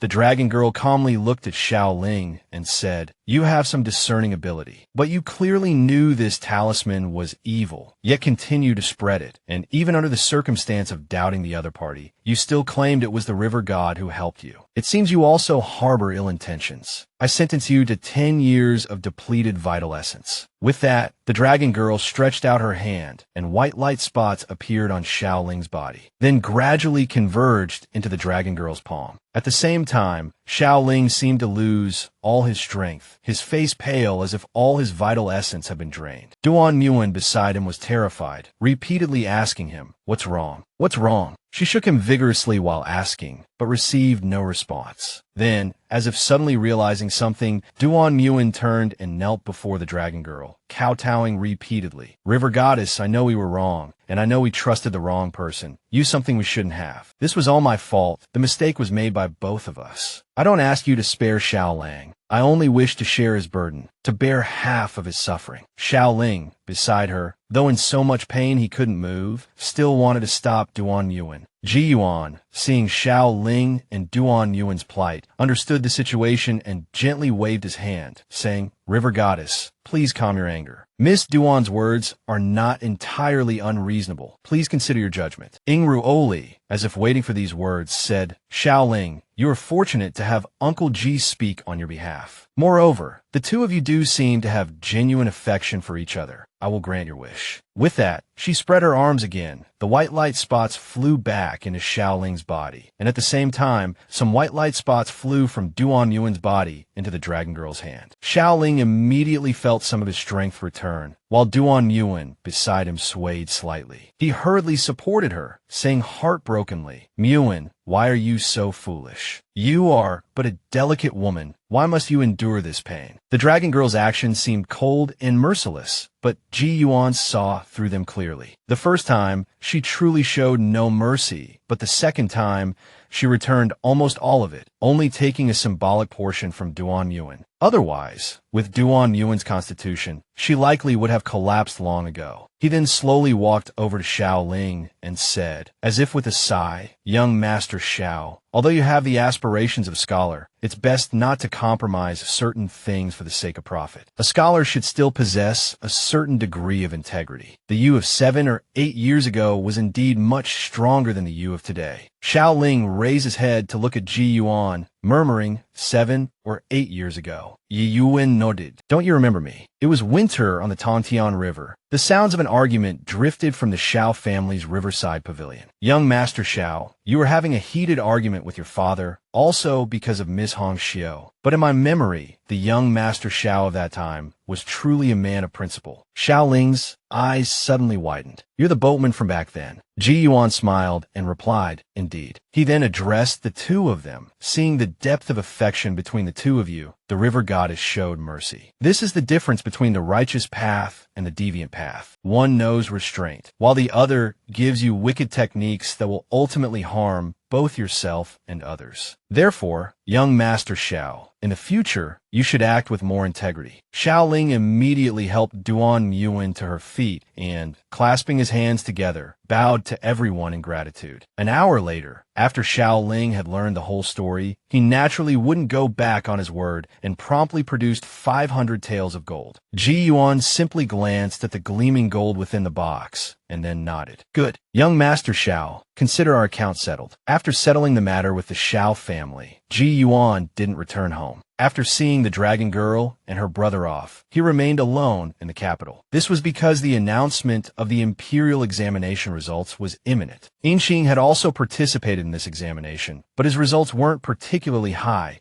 certainly not enough to place him among the top 3 of Zhuangyuan, Bangyan, and Tanhua. However, his results weren't actually too bad, placing him among the top ranks of the second tier. It was just that because his father, Yin Zhaoxian, was so exceptionally brilliant, Yin Xing's achievements were, by comparison, considered somewhat lacking. In a nearby tea house, Ji Yuan looked at the results list and found it quite amusing. It seems young Yin Xing is hiding his true abilities. On the day the imperial examination results were announced, Yin Zhaoxian, who had been diligently serving in Huanzhou for many years, was summoned to the capital to assume his new post. After arriving in the capital, he didn't tarry long, but proceeded directly to the palace for an audience with the emperor. Seeing the emperor's haggard appearance, he was slightly taken aback and hastily bowed in respect. The emperor's eyesight wasn't what it used to be, so he instructed Yin Zhaoxian to approach closer so he could see him clearly. As a result, the emperor's eyes widened in surprise a moment later, because, as he observed, compared to seeing other officials, he experienced a completely different sensation,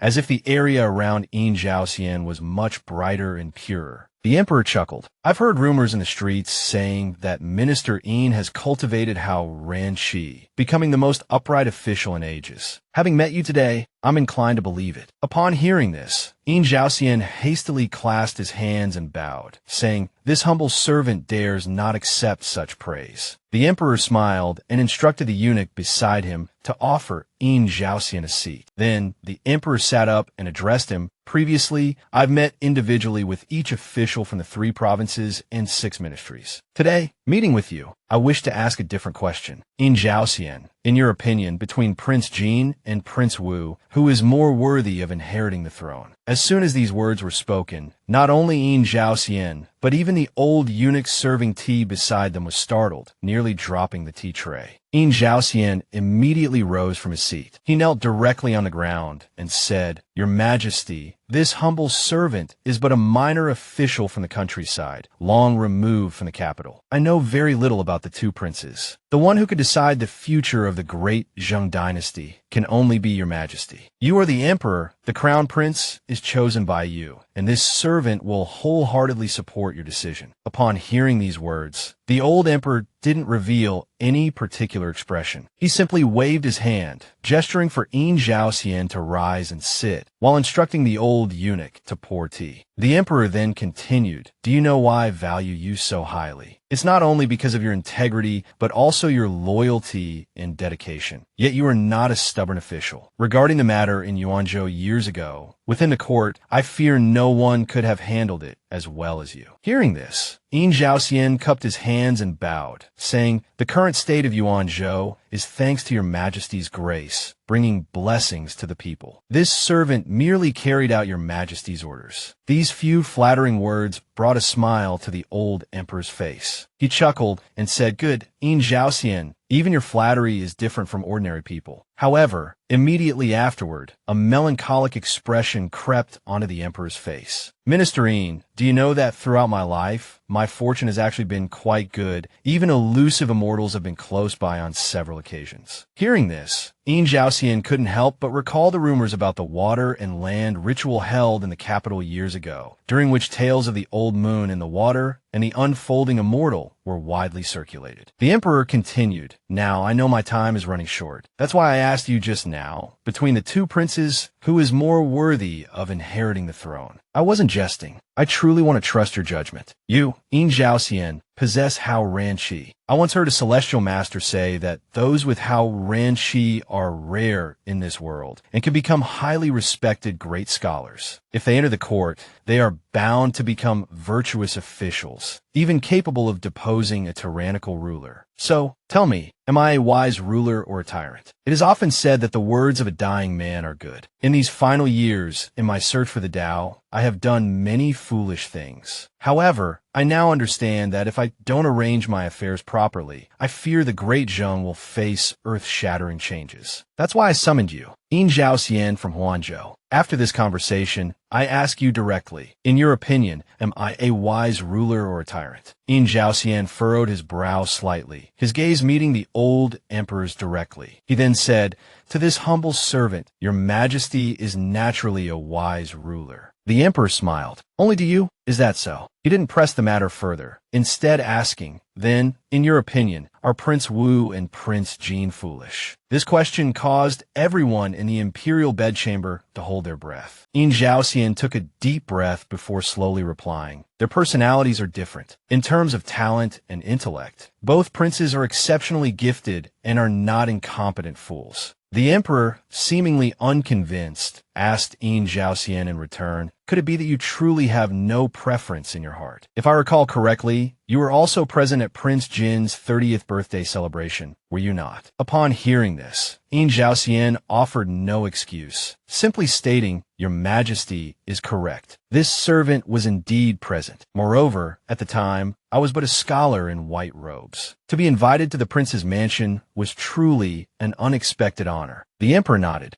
and without further questioning, addressed those around him. "All of you withdraw. Leave only Minister Yin." After the eunuchs had withdrawn as instructed, the old emperor stepped before Yin Zhaoxian and said, "Now, with only the two of us in the imperial bedchamber, you can speak frankly without worry. I will pardon whatever you say. In your opinion, between the two princes, who can truly shoulder this heavy responsibility?" Yin Zhaoxian could sense the emperor's genuine praise. Yet, the more highly regarded he was, the more crucial it became to answer this question correctly. He pushed aside all other thoughts. After a moment of contemplation, he looked at the emperor with a serious expression and said, "Your Majesty, in this humble servant's opinion, both princes are benevolent. Regardless of who ascends the throne, as long as they trust this servant, I will dedicate myself fully to assisting them, ensuring the peace and prosperity of the great Zheng dynasty and safeguarding the nation's destiny. As long as I, Yin Zhaoxian, live, the court will remain stable. This servant is confident in this ability." As he spoke these words, Yin Zhaoxian's Ran Qi radiated outwards, even producing a strange humming sound. To Emperor Yuanda's eyes, the entire room seemed to brighten. After a long moment, Emperor Yuanda stepped forward and grasped Yin Zhaoxian's hand, praising him repeatedly. Good. I trust you." He went on to say that he would bestow upon Yin Zhaoxian an iron certificate of pardon, hoping he would not forget the words spoken this day. Seeing Yin Zhaoxian's agreement, Emperor Yuanda finally smiled, seemingly relieved. He confided in Yin Zhaoxian, admitting that in his heart, he knew Prince Jin's abilities far surpassed Prince Wu's. He even confessed to favoring Prince Jin. However, Prince Wu was the eldest son, and over the years, he had always fulfilled his duties, never making any significant mistakes. He held a certain prestige within the court and was not incompetent. At this point, the emperor told Yin Zhaoxian that he would leave a secret decree. If the succeeding emperor attempted to harm his brother, Minister Yin was to reveal it. Hearing this, Yin Zhaoxian understood, essentially discerning who the old emperor intended to choose. As expected, the emperor then declared, "I have decided to pass the throne to the first prince. The imperial edict will be announced in 10 days. I hope Minister Yin will assist him in the new court." At the same time, in Prince Jin's mansion, Prince Jin felt a deep unease, looking up at the overcast sky. Beside him stood his advisor, Li Mushu. Li Mushu said, "This morning, as soon as Minister Yin arrived in the capital, he went straight to the palace and hasn't emerged yet. Your Highness, do you think Prefect Yin will support you?" Prince Jin shook his head slightly, sighing. "Unless my elder brother is truly unsuitable. Besides, Yin Zhaoxian isn't that kind of person." He then lamented, "Why couldn't father live for a few more years?" Compared to the gloomy atmosphere in Prince Jin's mansion, the air in Prince Wu's residence was equally tense. This was because a subordinate had suddenly arrived, bearing confidential news from the palace. Prince Wu took the message and read it, immediately flying into a rage. It clearly stated, the emperor had repeatedly questioned Yin Zhaoxian about his choice of successor, and in the end, dismissed everyone else, leaving only Yin Zhaoxian alone with him. This filled him with anxiety, as in his mind, Yin Zhaoxian was firmly in Prince Jin's camp. The news caused the two officials beside him to pale. They hurriedly asked, "Your Highness, where did you receive this information?" Prince Wu directly handed them the paper, saying, "I have someone beside father. See for yourselves." His heart was now filled with a mixture of fury and unease. No wonder third brother has been so quiet lately. He must have been waiting for Yin Zhaoxian's arrival in the capital. The official beside him still seemed puzzled. He's just a minor prefect. How could he possibly influence his majesty? Hearing his subordinate speak in this way, Prince Wu's mood eased somewhat, but he still said, "To be safe, we should still make some preparations." As he spoke, his gaze shifted towards the gleaming sword hanging nearby.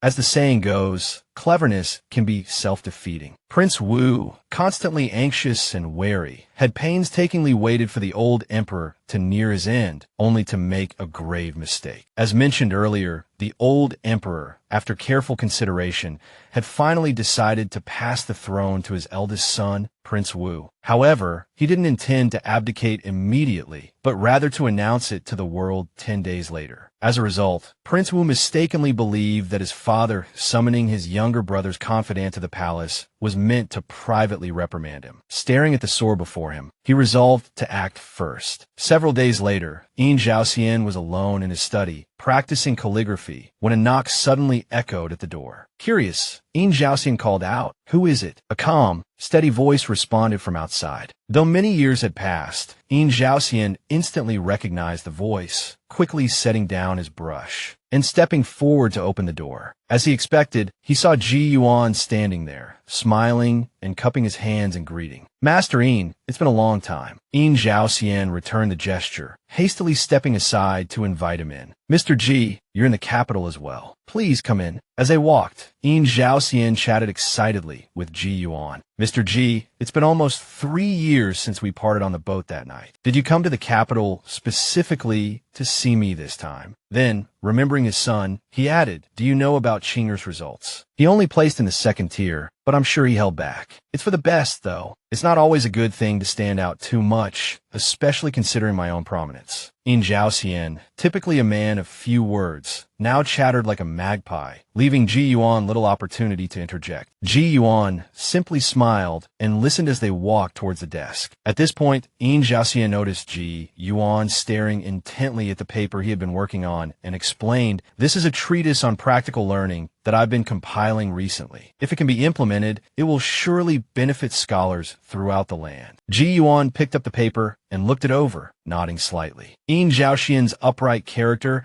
and open-minded demeanor radiated from every stroke, clearly visible to Ji Yuan. Moreover, the content, though simple, held profound meaning. He couldn't help but praise, "To lower your head and write, to raise your head and quell chaos." Truly excellent. Hearing his good friend's praise, Yin Zhaoxian beamed and replied, "Indeed, Mr. Ji. Such eloquent words, capturing my intentions perfectly." After putting down the paper, Ji Yuan's expression seemed to lighten considerably. He said, "Master Yin, you bear a heavy responsibility. The road ahead is long." Yin Zhaoxian readily agreed with this sentiment. After all, a journey of 1,000 miles begins with a single step. Everything must be taken one step at a time. Once they were seated, Ji Yuan got straight to the point, asking Yin Zhaoxian, "In your opinion, in the current struggle for the throne of the Great Zheng, between Prince Jin and Prince Wu, who will prevail?" Hearing this, Yin Zhaoxian was momentarily taken aback, surprised that Mr. Ji would ask such a question. Then, he smiled and said, "Though you are no ordinary person, in this matter, I know more than you. From the day I entered the capital, I knew who the crown prince would be." Ji Yuan's interest was piqued. A sly smile spread across his face as he said to Yin Zhaoxian, "I suddenly feel the urge to make a wager with Master Yin." Meanwhile, in the imperial study within the palace, though night had fallen, the old emperor showed no sign of sleepiness, instead poring over a scroll. At that moment, the old eunuch approached, bearing a rolled-up document. He reported this was delivered by Commander Qian. After reading the document, a maniacal grin spread across the old emperor's face. Not long after, within the eunuch's quarters of the palace, an elderly eunuch, Eunuch Han, was enjoying a massage from his adopted son, when a sudden knock echoed at the door. The knocker was Eunuch Li, the one who had just delivered the secret message to Emperor Yuenda. Although both served Emperor Yuenda, Eunuch Li was clearly the more favored of the two. Eunuch Han hurried to greet him. Eunuch Li downplayed the visit, saying, "His Majesty, mindful of your many years of service, Eunuch Han has sent me with a small token of his appreciation." Hearing this, Eunuch Han was overjoyed, rubbing his hands together as he replied, "I'm truly honored His Majesty remembers this old servant. May I ask what reward he has bestowed?" Eunuch Li then gestured for the red cloth to be unveiled. The next moment, Eunuch Han's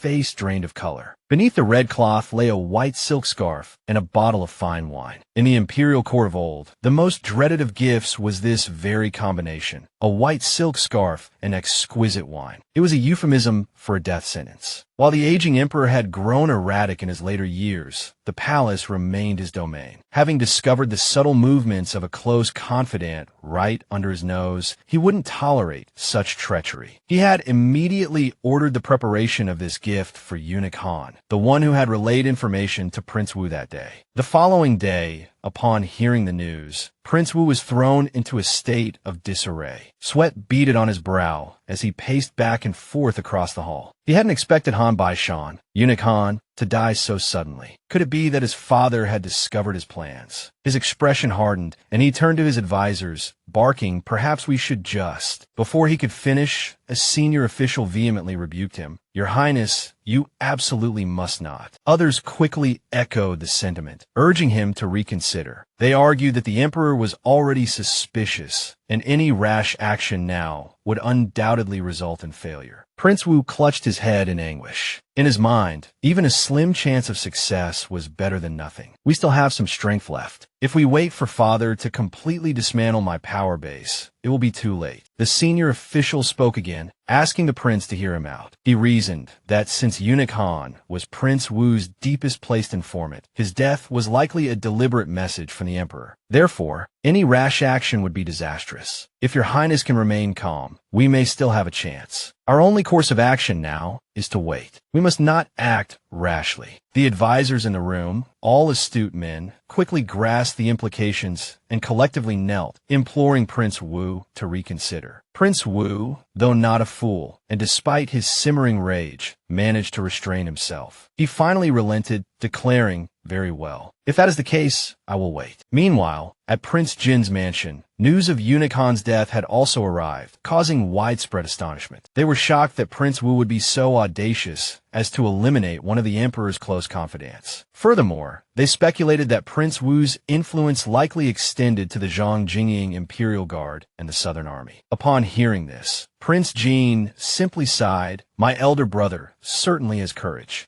Li Mushu then addressed Prince Jin. If Prince Wu were to rebel, his chances of success are slim. However, given his temperament, he might still make a desperate gamble. We cannot afford to be unprepared. The nearby strategist agreed, acknowledging the wisdom of Li Mushu's words. Prince Jin, however, seemed distracted, a faint smile playing on his lips. What was once a hopeless situation now presents a glimmer of opportunity. Seeing the puzzled expressions of his tutor, Li Mushu, and his trusted advisors, Prince Jin revealed his thoughts. "I believe my elder brother will still choose to rebel. If he hesitates, we will lend him a hand." Li Mushu, seemingly anticipating this, wore a hesitant expression and was about to offer counsel. But Prince Jin cut him off, saying, "I know what you're about to say, tutor, but I see this as an opportunity, perhaps our only opportunity. We are brothers, after all. In terms of strategy, I am not inferior to my elder brother. It is said that one's greatest opponent often understands them best. This holds true even in the struggle for the imperial throne." Just as Prince Wu never underestimated Prince Jin, the ailing emperor, despite his weakening state, remained wary of his younger brother. Prince Jin, acutely aware of his comparatively weaker position, had focused his efforts on understanding and anticipating Prince Wu's moves. Based solely on this understanding, he had made a decisive arrangement. That night, despite the relentless rain, Prince Jin boarded his carriage. His destination, the imperial palace. Not long after, within the imperial study, Emperor Yuenda was engrossed in a magazine titled Luan Kwa Ji Yuan, Strange Tales of Romance and Destiny. A close attendant eunuch approached and announced, "Your Majesty, His Highness Prince Jin requests an audience outside the palace." Though puzzled, the emperor, knowing it was his son coming to pay his respects, granted permission, let him in. Prince Jin quickly entered, bowing respectfully. "Your son greets your majesty. I have come to pay my respects." Emperor Yinda smiled, gesturing for him to rise and be seated, a flicker of surprise in his eyes. Why the sudden interest in paying your respects tonight? He was well aware that his sons typically held him in considerable awe. After taking his seat, Prince Jean spoke with a hint of melancholy. I used to be so afraid of your majesty that I dared not come. Now, I realize I should have come to pay my respects more often. The emperor, detecting the underlying meaning, coughed slightly. You say you should have come more often. Do you perhaps think I am nearing my end and fear you'll no longer have the opportunity? Under normal circumstances, such words would have terrified Prince Jean. However, a flicker of sorrow crossed his face as he replied, Your Majesty speaks truly of what is in my heart. They say familial affection is rare in the imperial household, but I still remember when I was young, Your Majesty would lift me onto your shoulders and play games. Now that I am grown, fear has taken root. It has been a long time since I have had the opportunity to speak with Your Majesty like this, as one nearing the end of their days. Emperor Yuanda couldn't help but be moved by Prince Jin's heartfelt words. Looking at his son, a wave of emotion washed over him. He patted the space beside him, inviting Prince Jin to sit closer. Prince Jin's lips moved, hesitation evident in his eyes. He remained still. The emperor chuckled. What? Are you afraid now? You used to sit there all the time when you were little. With the emperor's encouragement, Prince Jin's hesitation vanished. After a moment, he moved over and sat beside his father. He avoided weighty matters, instead reminiscing about their shared past and childhood memories. Time passed in this manner, with no mention of court affairs. After Prince Jin's return, news of the visit reached Prince Wu's residence, startling the already sleep-deprived prince. His subordinates reported that Prince Jin had made an unexpected visit to the palace, leaving at the third watch, and only just returning. Prince Wu pondered for a moment, then questioned his subordinates. Is there any news from within the palace? As a result, upon hearing his subordinate's reply, he suddenly remembered that he had just instructed his father's attendants not to relay any information outside the palace. This realization filled him with anxiety. Seeing no other alternative, he resigned himself, saying, Forget it, let it be. Continue to monitor Prince Jin's movements. What he didn't anticipate was that, in the following days, Prince Jin would visit the emperor in the palace every night. Then, one day, Prince Jin's carriage brazenly arrived at the capital prefecture, paying a visit to Yin Zhaoxian. This action wasn't just meant to provoke his elder brother. It was a calculated move. In a struggle for the throne, what should one do when at a disadvantage? Prince Jin was executing a textbook maneuver. Since outright rebellion was out of the question, both overt and covert schemes were employed. First, he made continuous nightly visits to the emperor, ostensibly for casual conversation. Prince Wu, though worried, could only grit his teeth and bear it. Seeing this, Prince Jin then audaciously visited Yin Zhaoxian at the government office. This move not only further provoked his elder brother, but also served to secure a potential escape route. That day, after leaving the government office, he and Li Mushu traveled to the outskirts of the capital. It turned out he was worried about unforeseen circumstances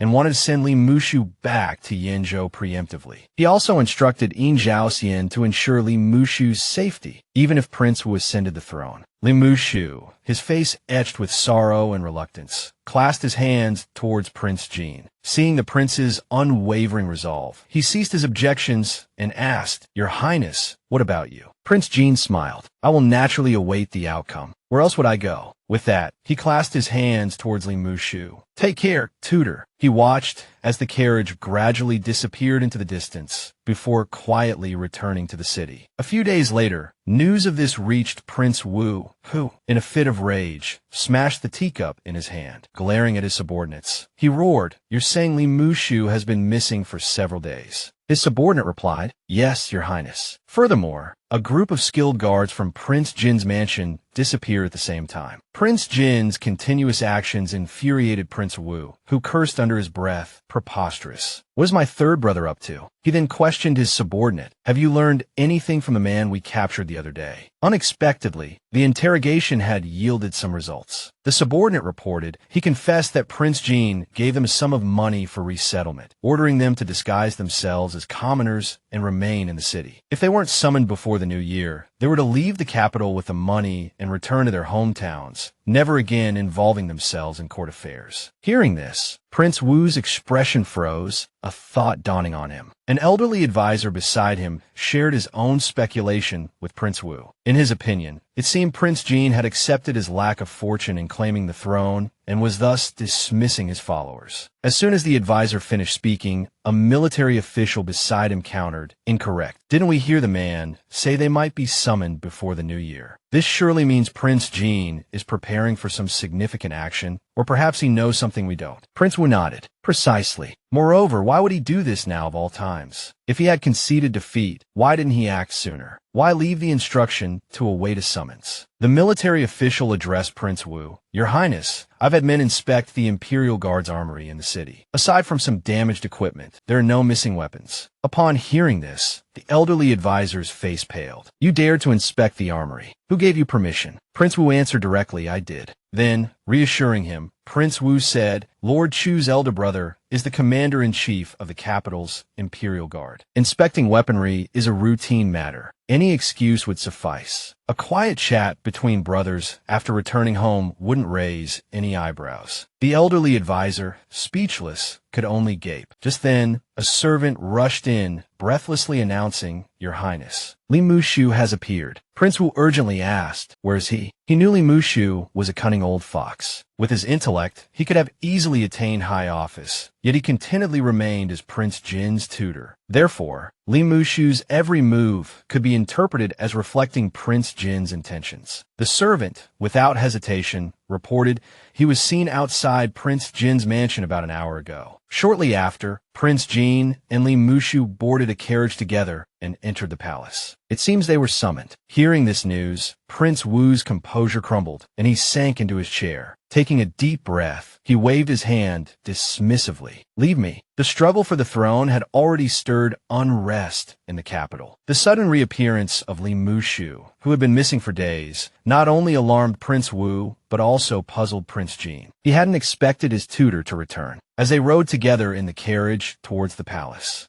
Li Mushu appeared unconcerned, saying with a smile, "My family has been well taken care of, so I returned. Besides, I, Li Mushu, am already old. I don't have many years left. What is there to fear? I might as well witness the outcome with your Highness." Hearing this, Prince Jin simply grasped his tutor's hand tightly, offering no further reply. Soon, they arrived at the imperial study, respectfully bowing before the emperor, who was practicing calligraphy. Without looking up, the emperor continued writing as he spoke. "Howard, your sentimental charade these past few days has been quite convincing." Prince Jin, still in his bowing posture, felt a chill run down his spine. Just as he was about to speak, the emperor cut him off, gesturing to eunuch Li to present him with an imperial decree. Prince Jin glanced at his father, then at the old eunuch, accepting the decree with a mixture of trepidation and anticipation. He was uncertain whether its contents would bring him joy or disappointment. The emperor, seeming to sense his son's apprehension, smiled. "What's wrong? Are you not pleased?" Prince Jin immediately replied, "Your son wouldn't dare." "Your son is overjoyed." The emperor smiled. "Good. Now go. Wasn't this the source of your worries? Remember to smile more on your way out, understand?" Prince Jin and Li Mushu offered no further words, bowing once more before turning to leave. Heeding his father's words, Prince Jin maintained a cheerful demeanor on his journey back to his mansion. Or perhaps the smile was genuine. Although the decree officially named Prince Wu as heir and guaranteed his own safety, his father's parting words seemed to carry a hidden meaning, one that might save him considerable trouble. Once they were gone, the emperor sighed, turning to eunuch Li. "Howard treats Li Mushu very well, and Li Mushu is utterly loyal to Howard, even willing to die for him. Tell me, with Howard's dedication, am I being too cruel?"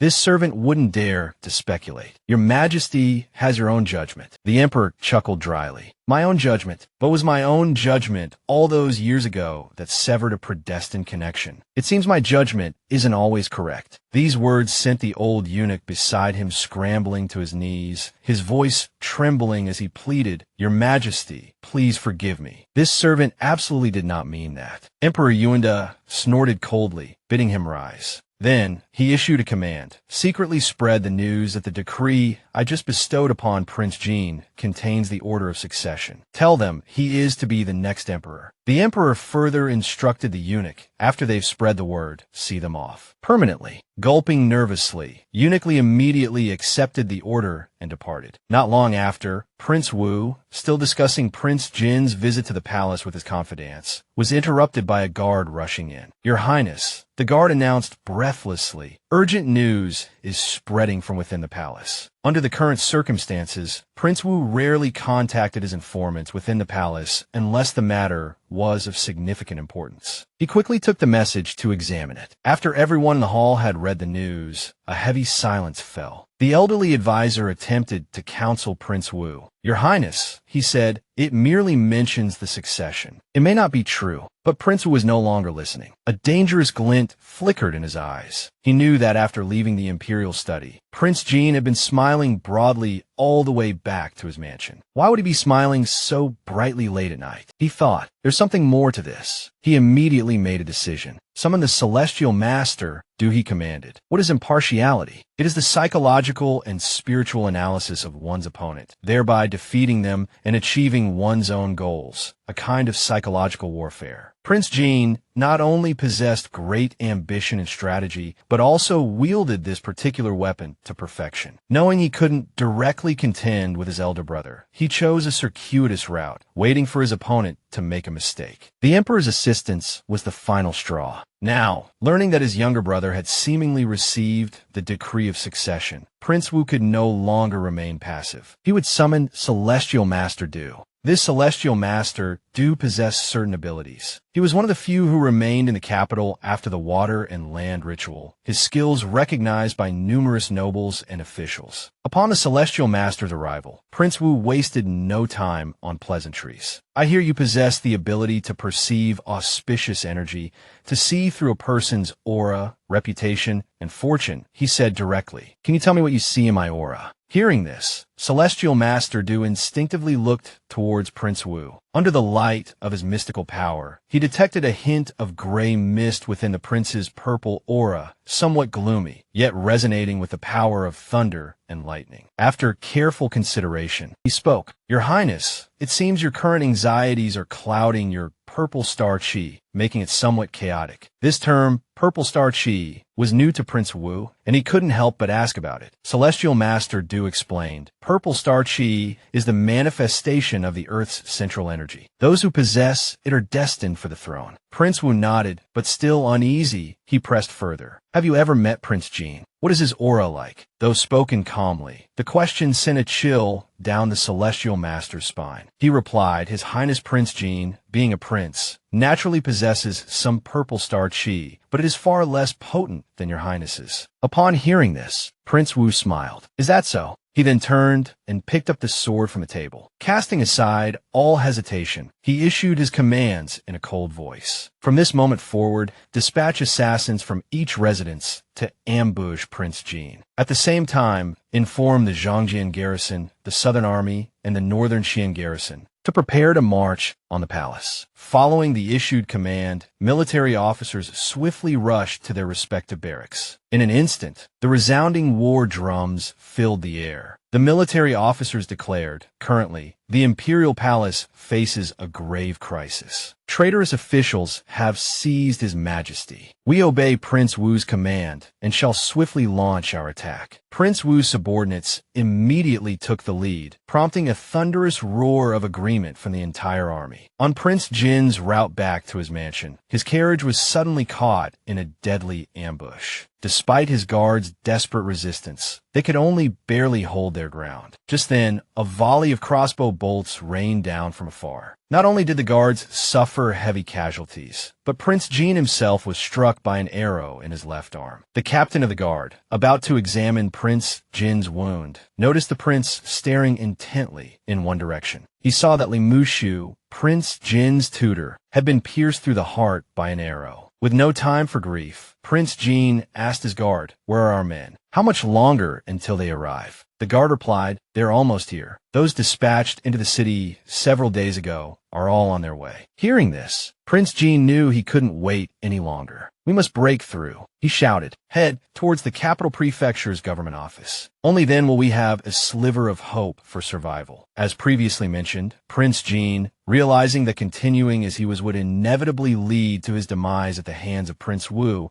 had been making frequent late-night visits to the palace to drink with the emperor. This was a deliberate provocation designed to goad his elder brother into taking action against him. Initially, Prince Wu managed to restrain himself. However, upon learning that Prince Jean had dispersed his skilled subordinates throughout the city, and after hearing Celestial Master Du declare that his younger brother also possessed the destiny of an emperor, he could no longer contain his emotions. He immediately ordered his subordinates to assassinate Prince Jean and personally led his forces to pressure the palace, determined to settle the matter that very night. Celestial Master Du, a cunning man, sensed the impending danger. He certainly wouldn't participate in Prince Wu's reckless actions. Feigning the need to use the privy, he slipped away from the main hall. Seeing a servant attempting to continue guiding him, he hastily declined, claiming he could find his own way. Then, after looking around and confirming no one was present, he pulled a yellow paper cut into the shape of a person from his chest, muttering to himself, "Oh heavens, my luck is truly terrible. Not earlier, not later, but today of all days. Didn't the imperial calendar say 4 days ago that today was highly auspicious? How did it turn out like this?" He didn't hesitate any longer. Escape was the priority. With a flick of his wrist and a chanted incantation, a puff of smoke appeared, and the yellow paper instantly transformed into a powerful, muscular man. Unconcerned with decorum, Celestial Master Du had the strong man lower himself to form a makeshift stool, stepping onto his back. The strong man then slowly rose, allowing Celestial Master Du to clamber over the wall. Perhaps due to his haste, he climbed with a bit too much force and landed face first on the other side. Fortunately, despite his age, the cultivator's body remained resilient, and he suffered no serious injuries. After getting to his feet, he reached out, intending to recall the strong man. However, something unexpected occurred. The yellow paper on the other side of the wall remained motionless. Celestial Master Du's heart skipped a beat. Could the yellow paper be stuck in the courtyard? That wouldn't do. He had to retrieve it. After all, it was of utmost importance to him. Just as he prepared to climb back over, he looked up and saw a paper crane perched atop the wall. In its beak, it held his yellow paper. This enraged him. Whose blasted child's toy is this? He roared. How dare it snatch my yellow paper? He immediately raised his sleeve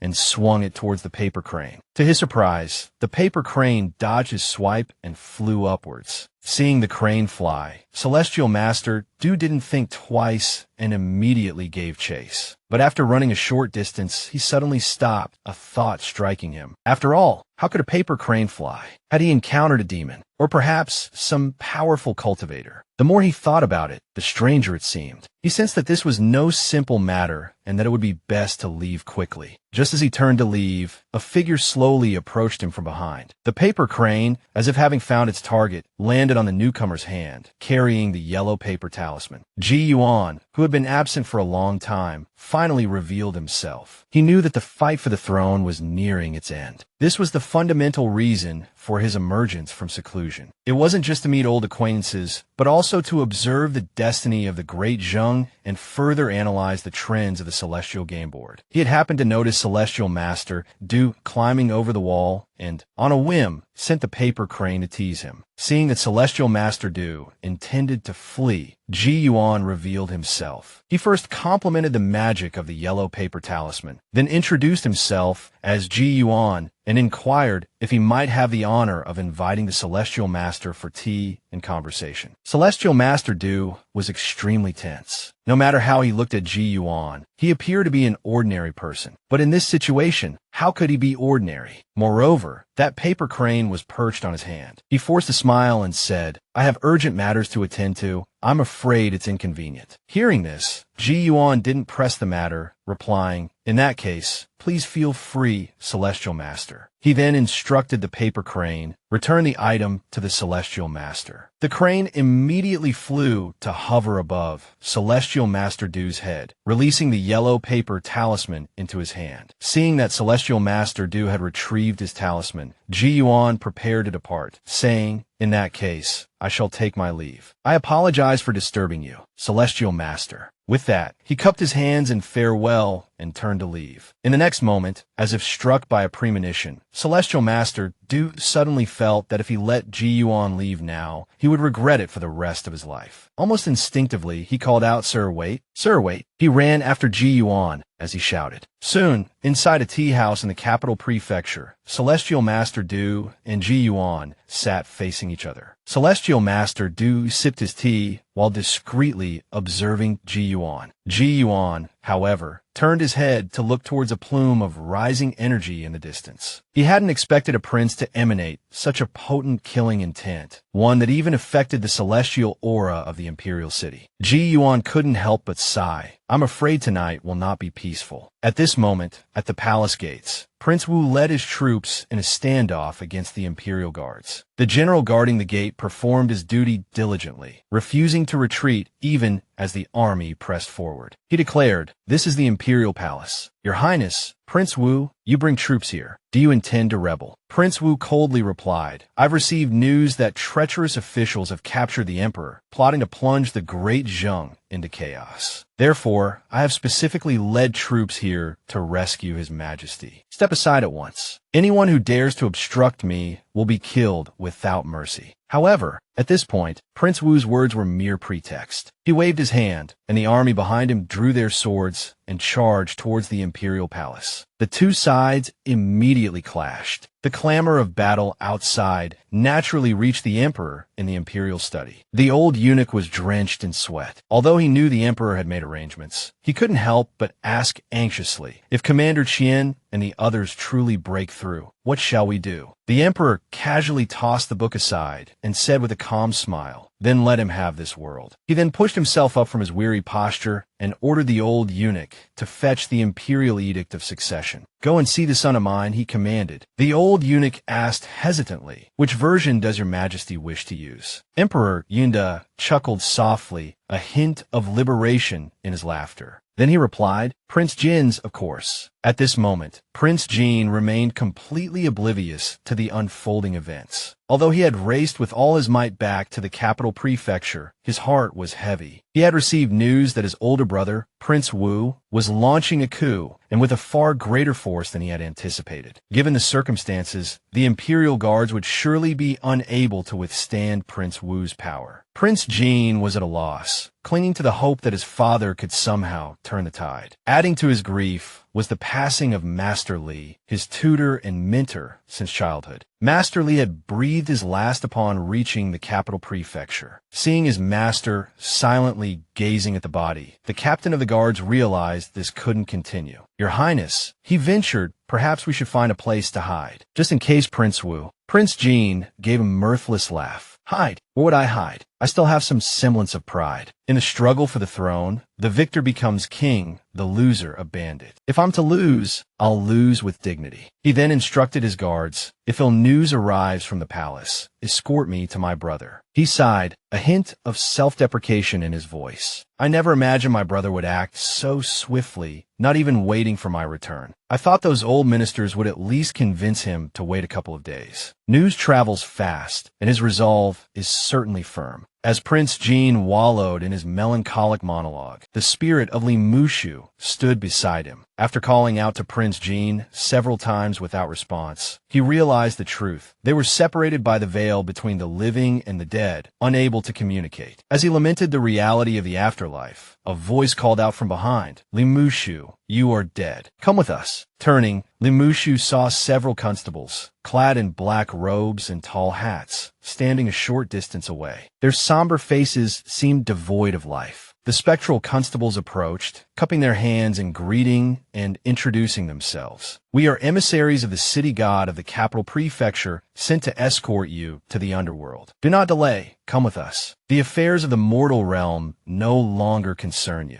With that, they led Li Mushu through the wall, out of the capital prefecture, and onto the streets of the capital. Li Mushu's curiosity finally overwhelmed him. "May I ask, esteemed emissaries," he inquired, "what has become of the situation at the palace?" Perhaps out of respect for Li Mushu's former status as a renowned scholar, the emissary relented. "Very well," he said. "We shall allow you to depart as an informed spirit. It will aid your peaceful rest. It seems that at the palace, Prince Wu has ultimately failed. When the imperial study was surrounded by Prince Wu's forces, the emperor emerged with the old eunuch. Even facing the army, the old eunuch held the imperial edict aloft and read the decree naming Prince Jin as the heir. However, what Prince Wu hadn't anticipated was that 2 of the 3 armies he had brought with him, upon hearing the edict, immediately turned their spears and attacked him. After a fierce battle, Prince Wu was captured. Upon hearing this unexpected news, Li Mushu was stunned for a moment. Then he burst into laughter, muttering incessantly, "I can close my eyes now. I can finally close my eyes. Thank you, Your Majesty." The saying, smiling as the wind and clouds rise, sitting alone on the fishing terrace, could not be a more apt description of Ji Yuan at this moment. Although that night, the Golden Rooster Inn was in chaos, Ji Yuan seemed completely unconcerned, engaging Celestial Master Du in conversation until now. As Celestial Master Du recounted all he knew, Ji Yuan couldn't help but praise him with a smile. "Celestial Master Du, you seem to be the only truly capable Celestial Master remaining in the capital." Though it had been a while since he had flattered anyone, Ji Yuan's mastery of the art put Celestial Master Du completely at ease. However, the Celestial Master didn't dare take full credit, hastily replying, I wouldn't dare. My meager abilities hardly qualify as true capability. At most, I'm just a bit better than others." Lifting his teacup, Ji Yuan said with a smile, "When I say you are truly capable, I'm not lying. For example, your strongman paper doll technique is quite fascinating. At least, I've never seen anything like it before." Hearing his strongman paper doll technique mentioned, Celestial Master Du beamed with pride. "It's just a minor technique. I'm surprised it caught Mr. G's eye. This technique was developed by my master during his lifetime. Although it's not a profound art, it can be quite helpful at times. Don't let the fact that it's made of paper fool you. Its strength is considerable, equivalent to a grown man." Ji Yuan offered a word of appreciation, but also posed a question. "I saw you were quite anxious earlier. Is this strongman paper doll technique difficult to perform?" Hearing this, Celestial Master Du nodded with a sigh. Indeed, he admitted, in these past decades, I've only managed to refine 6 sheets of the golden paper. After years of use, 2 have been destroyed. My vitality is no longer what it once was, and losing one is difficult to replace. He paused, and Ji Yuan, looking at him, finally voiced his thoughts. "Celestial Master Du, it seems you lack a proper chi refinement method. I wonder if I were to offer a chi refinement scripture in exchange for the strongman paper doll technique, would you be willing to share?" As soon as the words left his mouth, Celestial Master Du instinctively jumped to his feet, his face a mask of disbelief. A proper chi refinement scripture. Could it be the kind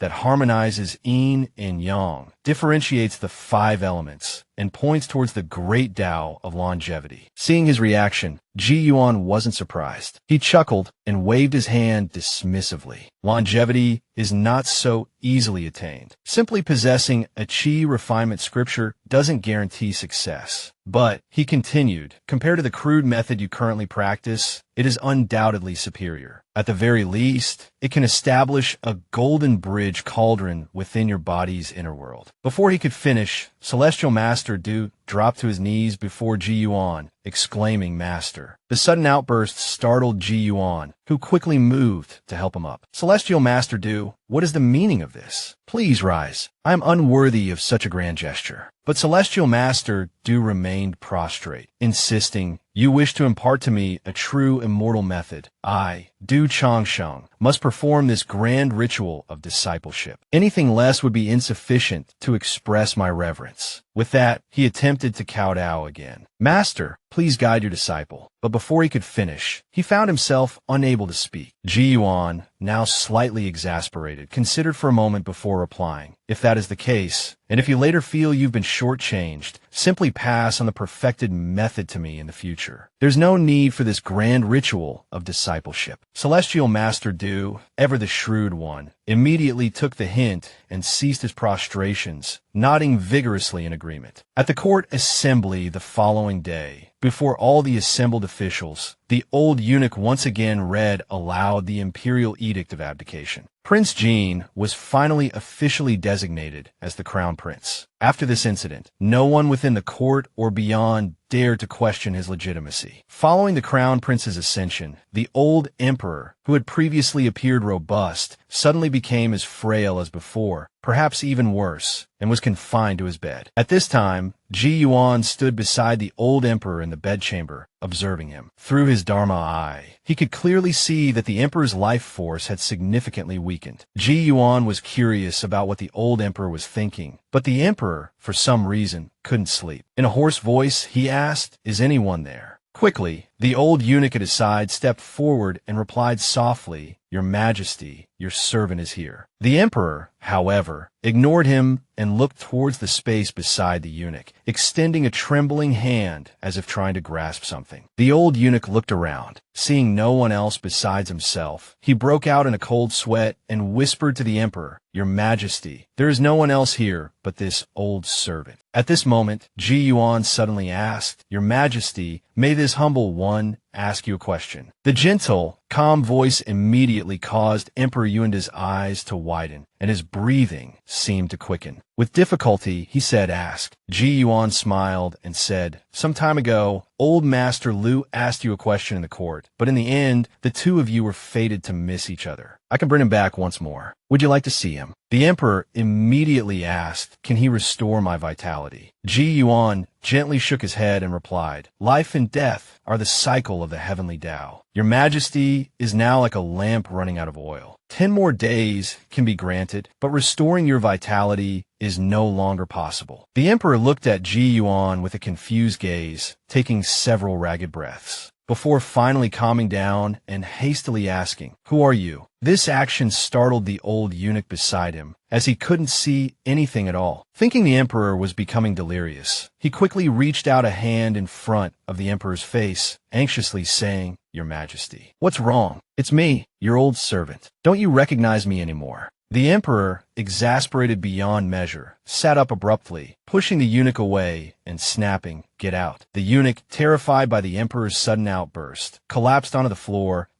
then not daring to move. Seeing this, Ji Yuan smiled and said to the emperor, "In your current state, you shouldn't exert yourself so much." Eunuch is just concerned, understandably confused as he can't see me at all. As for who I am, here, Ji Yuan couldn't help but chuckle. "Your Majesty, do you remember the mooncake you couldn't grasp in court that year?" At the mention of the mooncake, the emperor naturally remembered it clearly, as it was a lifelong regret he could never forget. He murmured, "So it was you? So it was the Immortal." Seeing that he had remembered, Ji Yuan said, "Since I have appeared before your Majesty, there is naturally some karmic connection between us. Do you wish for me to seek out old Master Lu?" The emperor, indeed a man of experience, considered only briefly before replying to Ji Yuan, "Then I would trouble Immortal Master to invite Master Lu." Ji Yuan didn't delay further, saying as he began to depart, "Then your Majesty should try to hold on. Old Master Lu is a lofty figure in the worldly Tao of immortals, and may not be easy to find." Ji Yuan takes his leave. As he finished speaking, Ji Yuan's form gradually faded, quickly vanishing completely. The emperor lay back down on his bed, but the exertion from his earlier excitement had taken its toll. Breathing heavily, he hurriedly instructed the old eunuch to bring him ginseng broth. The old eunuch acknowledged the emperor's command and hurried out, instructing the palace maids to quickly prepare the ginseng broth. At the same time, he urgently told them, His Majesty may be nearing his end. Quickly inform the princes and the officials, and summon the consorts from the harem. Hurry! Although Ji Yuan had told the emperor that finding old Master Lu would be difficult, he actually already knew the old beggar's whereabouts. After all, as long as he was still in the Great Zheng, he would definitely be within the capital. As expected, it wasn't long before he found the old beggar on the street. The old beggar, still looking dazed, asked in confusion, "Where does Mr. G intend to take me?" Ji Yuan chuckled. "Where else? The Imperial Palace, of course. I've come to invite you. Will you give me face?" The old beggar immediately replied, "Mr. G's face, naturally, I must give." With that said, he quickly followed behind. When they arrived at the bedchamber area, the emissaries of death were already waiting outside, immediately understanding that the emperor was truly nearing his end. Entering inside, they saw the emperor still holding on. Ji Yuan glanced at the old beggar. "Look, he's holding on for you." This remark made the old beggar laugh wryly. "You make it sound like I'm the one harming him. Clearly, I'm the one who was beheaded once." However, having said that much, he knew that no matter what, he had to meet the emperor today. He stepped forward, cupped his hands in a respectful gesture, and addressed the emperor, "Your Majesty, do you remember this old beggar?" With the turn of events, meeting the old beggar again, the emperor naturally no longer possessed the arrogance of the past. Seeing the old beggar's respectful gesture, he raised his hand in return. "I naturally remember you, sir." This exchange, however, left everyone present bewildered, thinking that the emperor, after drinking the ginseng broth, was hallucinating. Ignoring them, the old beggar looked at the emperor and asked, "Your Majesty, if this old beggar were to ask you that question from years ago once more, how would you answer?" The emperor sighed, forcing a smile. "This immortal master has informed me that my time is up, like a lamp running out of oil, unable to continue burning." Hearing this, the old beggar sighed, but spoke truthfully to the emperor. "The emissaries of death are already waiting outside. They've come to escort your Majesty." Indeed, death is like the extinguishing of a lamp. Even though Emperor Yuenda held a noble position, when faced with the ultimate fate, he was no different from a commoner. Hearing the old beggar confirm his impending death, a chill ran down his spine, and a look of fear instinctively appeared on his face. Seeing this, the old beggar spoke frankly. "Although the emissaries of death have come for you with a grand procession, even as the Son of Heaven, upon descending to the underworld, you cannot avoid being judged for your merits and flaws, nor can you escape the punishments of the netherworld's justice." Seeing the emperor's silence, the old beggar continued, "If Mr. G hadn't swept away that pool of blood years ago, you and I wouldn't be able to converse so peacefully here today. Consider this a form of karmic connection. If your Majesty has any questions, as long as they don't pertain to matters of the court, you can ask this old beggar." Hearing this, a flicker of hope ignited within the emperor, but it quickly faded. He then said to the old beggar, "At this point, I have no further expectations. I only wish to know how much longer I have to live." Hearing this question, the old beggar smiled and replied, "That's something you'll only know after you die. But I can tell you this, even the most virtuous emperors recorded in history, after death, their lifespan in the underworld rarely exceeds 10 years, mostly only 3 to 5. When that time comes, your earthly soul will return to the earth, your heavenly soul will ascend to the heavens, and Emperor Yuenda will be no more in this world." The emperor sighed, "Very well. I thank both immortal masters for allowing this departing soul to witness the true face of immortals." As soon as he finished speaking, a pair of emissaries of death, accompanied by a chilling gust of wind, entered the bedchamber. First, they bowed respectfully to Ji Yuan and old Master Lu, then turned in unison towards Emperor Yuenda, bowing low. This action stunned the ailing emperor, still lying on his sickbed. Seeing his bewilderment, old Master Lu explained, "Emperor Yuenda, your righteous aura is formidable, prayed for by the common people. Even ghosts and gods hold you in awe. As a great scholar and sage of this era, you naturally deserve the respect of the emissaries of death." While the emperor was still reeling from this, one of the emissaries spoke, "Yang Zong, your time has come. Your soul is beginning to separate. While you still have a flicker of life left, quickly give your final instructions."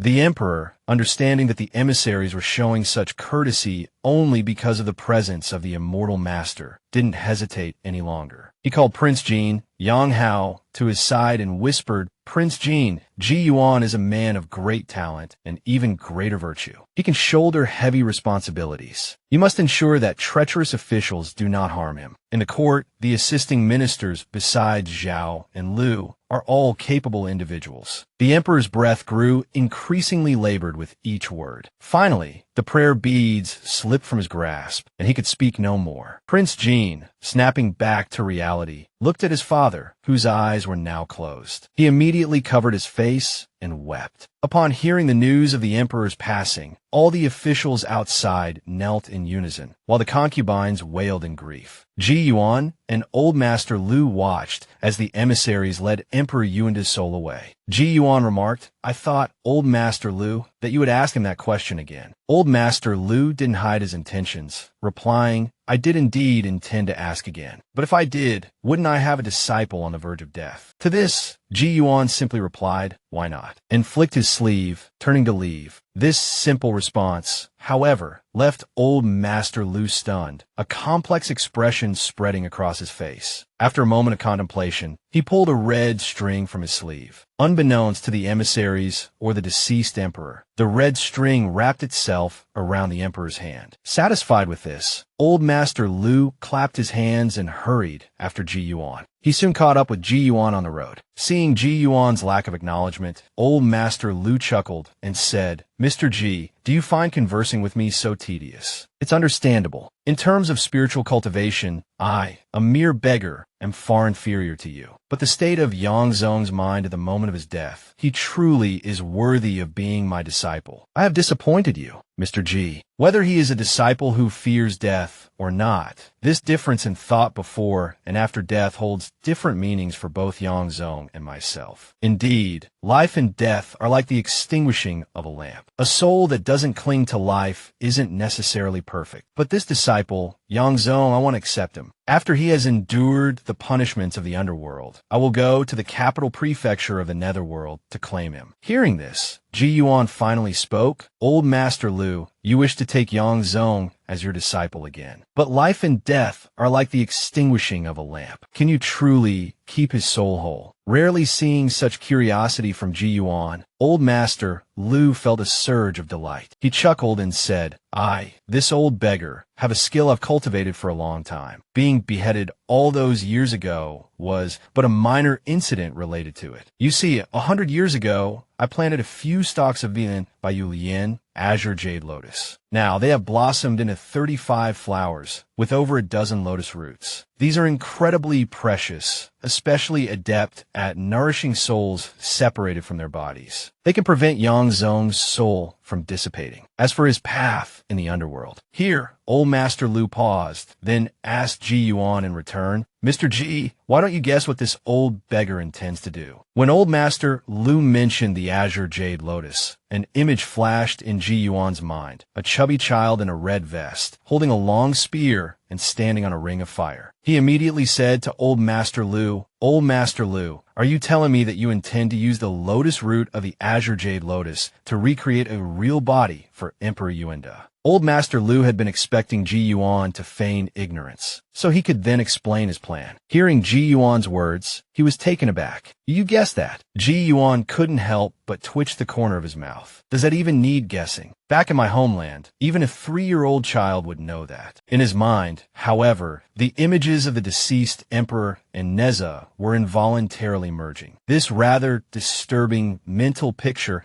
sent a shiver down his spine. Seeing Ji Yuan's sudden discomfort, Old Master Lu asked with concern, "Mr. Ji, what's wrong?" Ji Yuan coughed twice, avoiding the question. "When you recreate Emperor Yuanda's body, will you mold him as a child or maintain his original form?" Old Master Lu looked perplexed. This was a closely guarded secret. Yet not only did Mr. Ji not seem surprised, he was even asking such strange questions. "Of course, I'll maintain his original form. Would there be any advantage in molding him as a child?" Ji Yuan waved his hands quickly. No.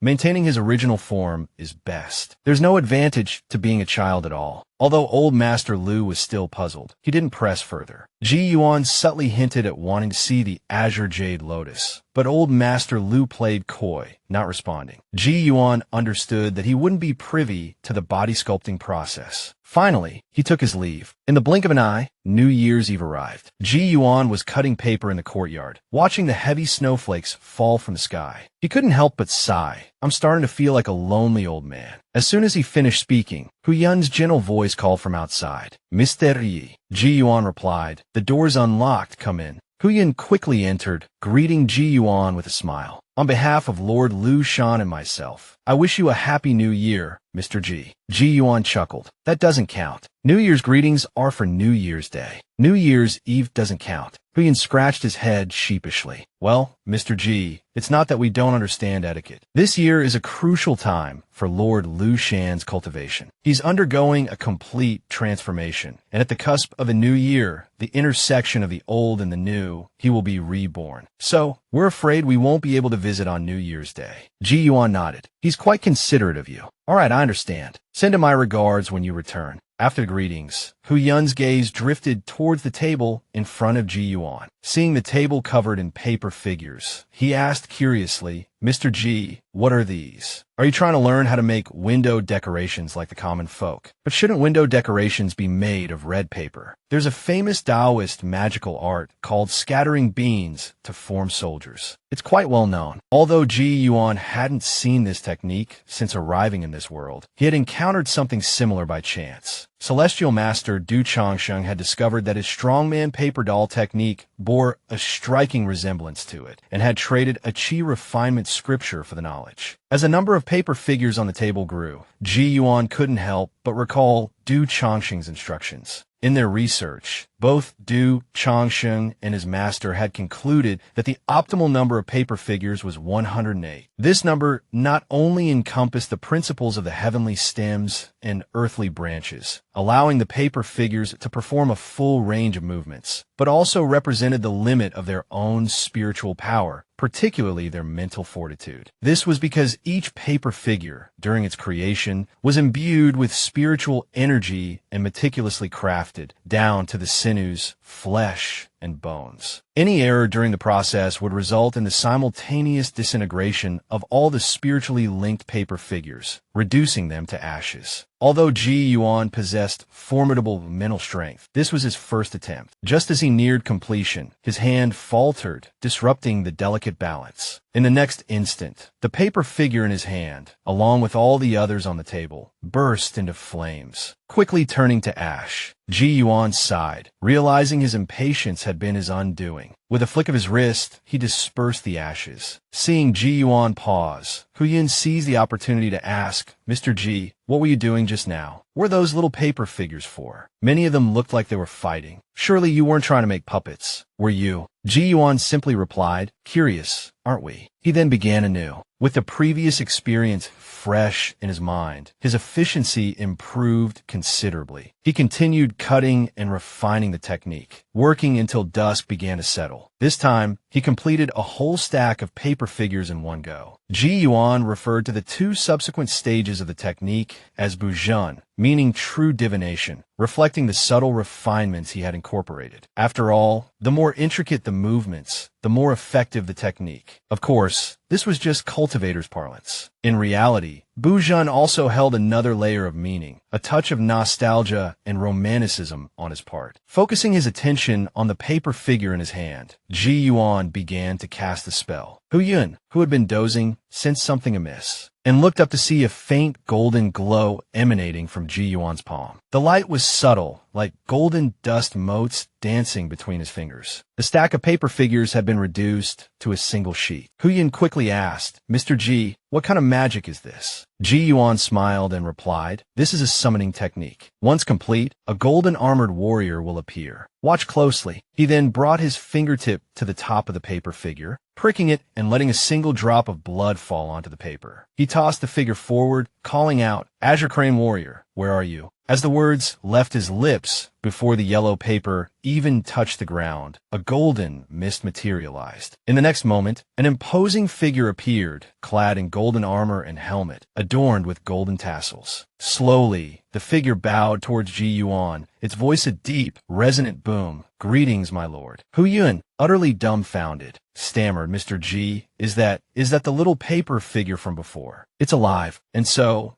majestic. It feels like it could even defeat Lord Lu Shan. Ji Yuan chuckled. You could call it that, but you could also call it a yellow turban warrior. The yellow represents profound mystery. He explained to the little fox, who was staring at the golden figure with wide eyes. This isn't ordinary paper. It's been imbued with a touch of earth essence. essence. There's a saying, strength comes from the earth. A warrior standing upon the earth, as long as the magic sustains, possesses immeasurable power. In other words, Huyin piped up, if this big guy gets knocked into the air, he'll immediately become weaker. As if prompted by Ji Yuan's thoughts, the golden armored warrior slowly raised a hand, clenched it into a fist, and then abruptly punched skyward. The force of the blow tore through the air, causing the surrounding chi to ripple. Huyin stared, dumbfounded, a mixture of awe and sudden understanding dawning in his eyes. So, drawing strength from the earth means the warrior standing on the ground, as long as the magic hasn't run out, possesses immense power, he murmured, echoing Ji Yuan's earlier words. Yi Yuan nodded. Precisely. If the warrior can't touch the ground, the source of its power becomes solely the magic bestowed by the summoner. Therefore, this weakness must be kept secret, understand. Huyin, already fantasizing about showing off his own golden armored warrior someday, didn't need to be told twice. Even without Ji Yuan's warning, he wouldn't have blabbed. He nodded vigorously, confirming his understanding. Ji Yuan turned his attention back to the golden armored warrior. Overall, he was quite satisfied, but he knew that if the paper figure were destroyed, the warrior would vanish. He mused that it would be incredible if he could cultivate this technique to the point where he could create something truly lasting, something that could exist independently of the paper. With this thought, Ji Yuan gestured with his hand, and the golden armored warrior in the courtyard instantly dissipated, transforming back into the yellow paper figure and flying back into Ji Yuan's hand. He then addressed Huyin. It's getting late. You should head back soon. Lord Lushan said he'd wait for you to celebrate the new year, meaning he intends to lend you a hand. Go and make your preparations. Huyin acknowledged him with a small sound and slowly walked out of the courtyard, but hesitated, turning back to ask, Mr. G, I'm going now, but could I maybe see that divine talisman warrior again in a few days? He Juan fermely replied, no. Huyin took a few more steps, then turned back again, looking at Ji Yuan with hopeful eyes, as if waiting for him to relent and change his mind. The little fox looked quite endearing. Finally, he reached the gate, opened it, and slipped outside. Night fell, and the lights of countless homes illuminated the darkness. Lost in thought, Ji Yuan mused, truly, all things are born and nurtured, their essence taking form. Silently, he offered a soft, Happy New Year. Immortal destinies had always been exceedingly rare, and thus, those with such fate were few. The Wei family was among the fortunate, but it was mainly due to Wei Wuwei, the head of the family, whose discerning I had picked out Ji Yuan. Even after he and his son had gone to cultivate in the mountains, he hadn't forgotten to instruct his family to visit Ji Yuan every new year to offer their greetings. The previous few times, Ji Yuan hadn't been home. This time, however, on the very first day of the new year, he heard a knock at his door. Is Mr. Ji home? A servant of the Wei family from Dashing Prefecture has come at the behest of the master of the house to pay his respects. Ji Yuan opened the courtyard gate, first greeting the two men, then asking, have the master of the house and Yuan Shang come down from the mountain? The man replied, indeed, sir. They are accompanied by the young master's fellow disciples, senior brothers and sisters from his sect. Ji Yuan nodded slightly. So, Yi and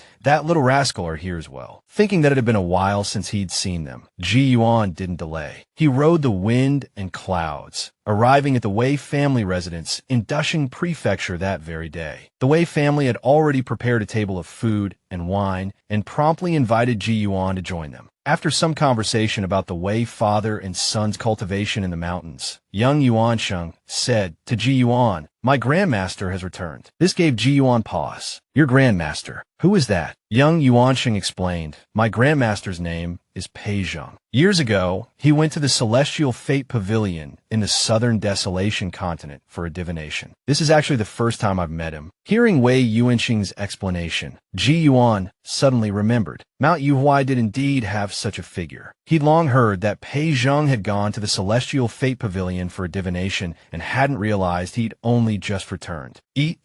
Sitting beside them, added with a smile, Grandmaster's journey to the Southern Desolation continent was no small feat. It's thousands of miles away, across vast oceans and perilous seas. The journey itself is fraught with celestial and oceanic domains, with all sorts of strange individuals and obstacles along the way. It was truly an arduous undertaking. However, at the Celestial Fate Pavilion, Grandmaster, along with several long-bearded sages, reversed the celestial phenomena of recent years. They finally determined the changes in the celestial patterns over the past 3 years, and then spent another year meticulously deducing each day and night within those 3 years to determine the destiny of heaven and earth at that time. 1 year to reverse 4 years of divination. Only then could they complete the entire reading. Outwardly, Ji Yuan remained impassive, but inwardly he was astonished. Such a divination was clearly a monumental undertaking. Moreover, it sounded as if they had truly grasped something significant. However, a thought lingered in his mind. Could the 3 years divined by Mount Yuhuai be related to the 3 years he himself had spent deducing the chess game? The thought intrigued him. So, Ji Yuan asked, a smile playing on his lips, "What news did Immortal Pei bring back? Did Mount Yuhuai send you to tell me?" Wei Yuansheng quickly interjected, "That's the strangest part. Grandmaster said that in previous divination attempts, the 3 long-bearded sages were all severely injured. This time, they were fully prepared, but even at the cost of several years, they couldn't see as much as before." The people at the Celestial Fate Pavilion called it Celestial Secrets Concealment, implying that if there are unforeseen changes, they are caused by human actions. In short, they couldn't have been mistaken. After Grandmaster returned and heard about Mr. G, he found the situation extremely peculiar. He instructed us to ask you for your opinion on this divination, as it might be related to a significant opportunity for Mount Yuhuai's rise. The mountain might follow the Celestial Fate Pavilion's lead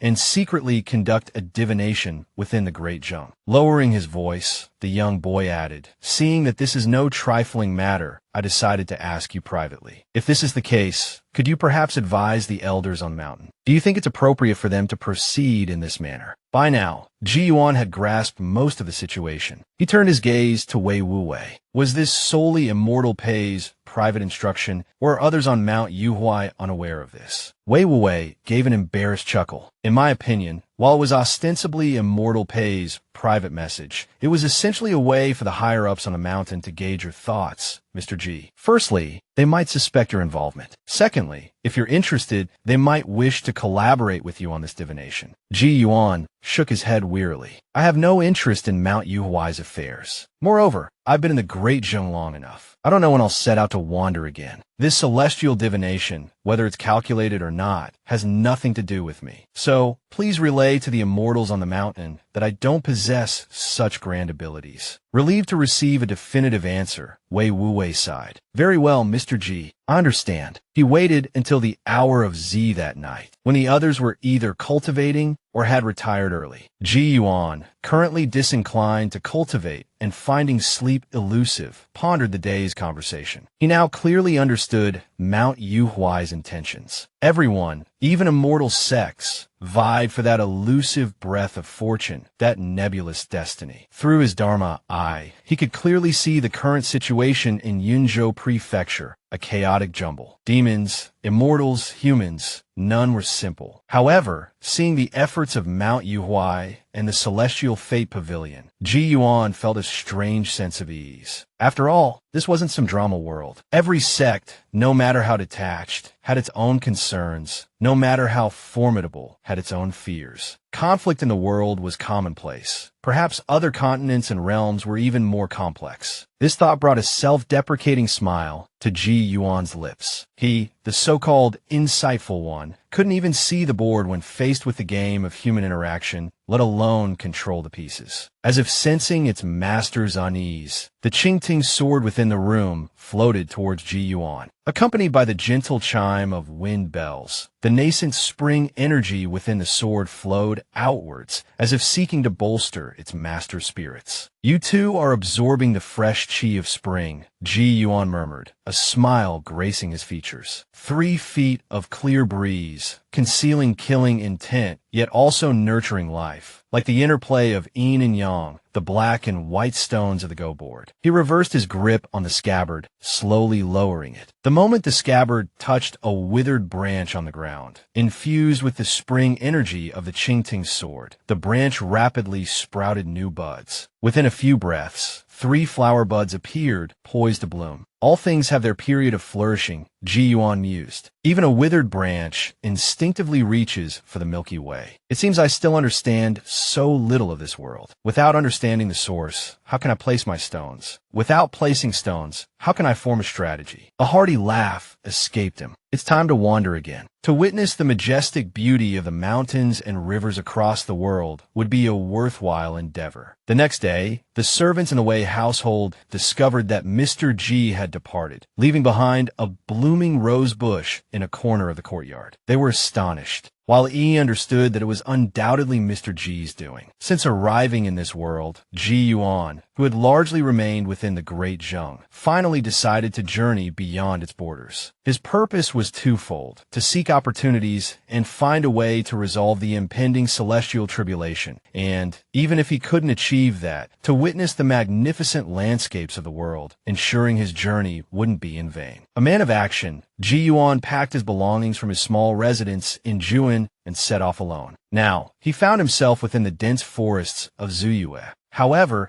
Ji Yuan noticed that beyond the border checkpoint, the land within Ziyue was desolate. He hadn't seen another person for quite some time. The path ahead, though overgrown in places, was clearly a main road, simply one rarely traveled. Lost in thought as he walked, Ji Yuan paused, turning his gaze towards the side of the road. Pushing aside the undergrowth, he discovered two skeletons intertwined in an embrace. He sensed no lingering soul chi from the remains, suggesting they had perished long ago. Yi Yuan sighed involubly. He was fortunate to require little food or water. An ordinary person traveling this path, without sufficient provisions, would struggle to survive. Ji Yuan continued on for another half a day, finally spotting a village in the hazy distance. It appeared to be of considerable size, yet strangely devoid of life. Initially, Ji Yuan attributed this to the distance, but as he drew closer, he realized the village was in ruins. No crowing roosters or barking dogs greeted him at the village entrance, let alone any sign of people. After a long search, he found a relatively intact house and decided to take shelter there for the night. At least it offered a roof over his head, and judging by the darkening sky, rain was imminent. After gathering some firewood and starting a fire, Ji Yuan settled into a chair, seemingly engrossed in reading. Soon, accompanied by a rumble of thunder, the heavens opened and rain poured down. But amidst the thunder and wind, Ji Yuan also heard the rapid beat of approaching footsteps and the murmur of voices. There's a fire up ahead. There must be someone there. One voice exclaimed, "Thank goodness. This village isn't completely deserted. We can finally get something to eat."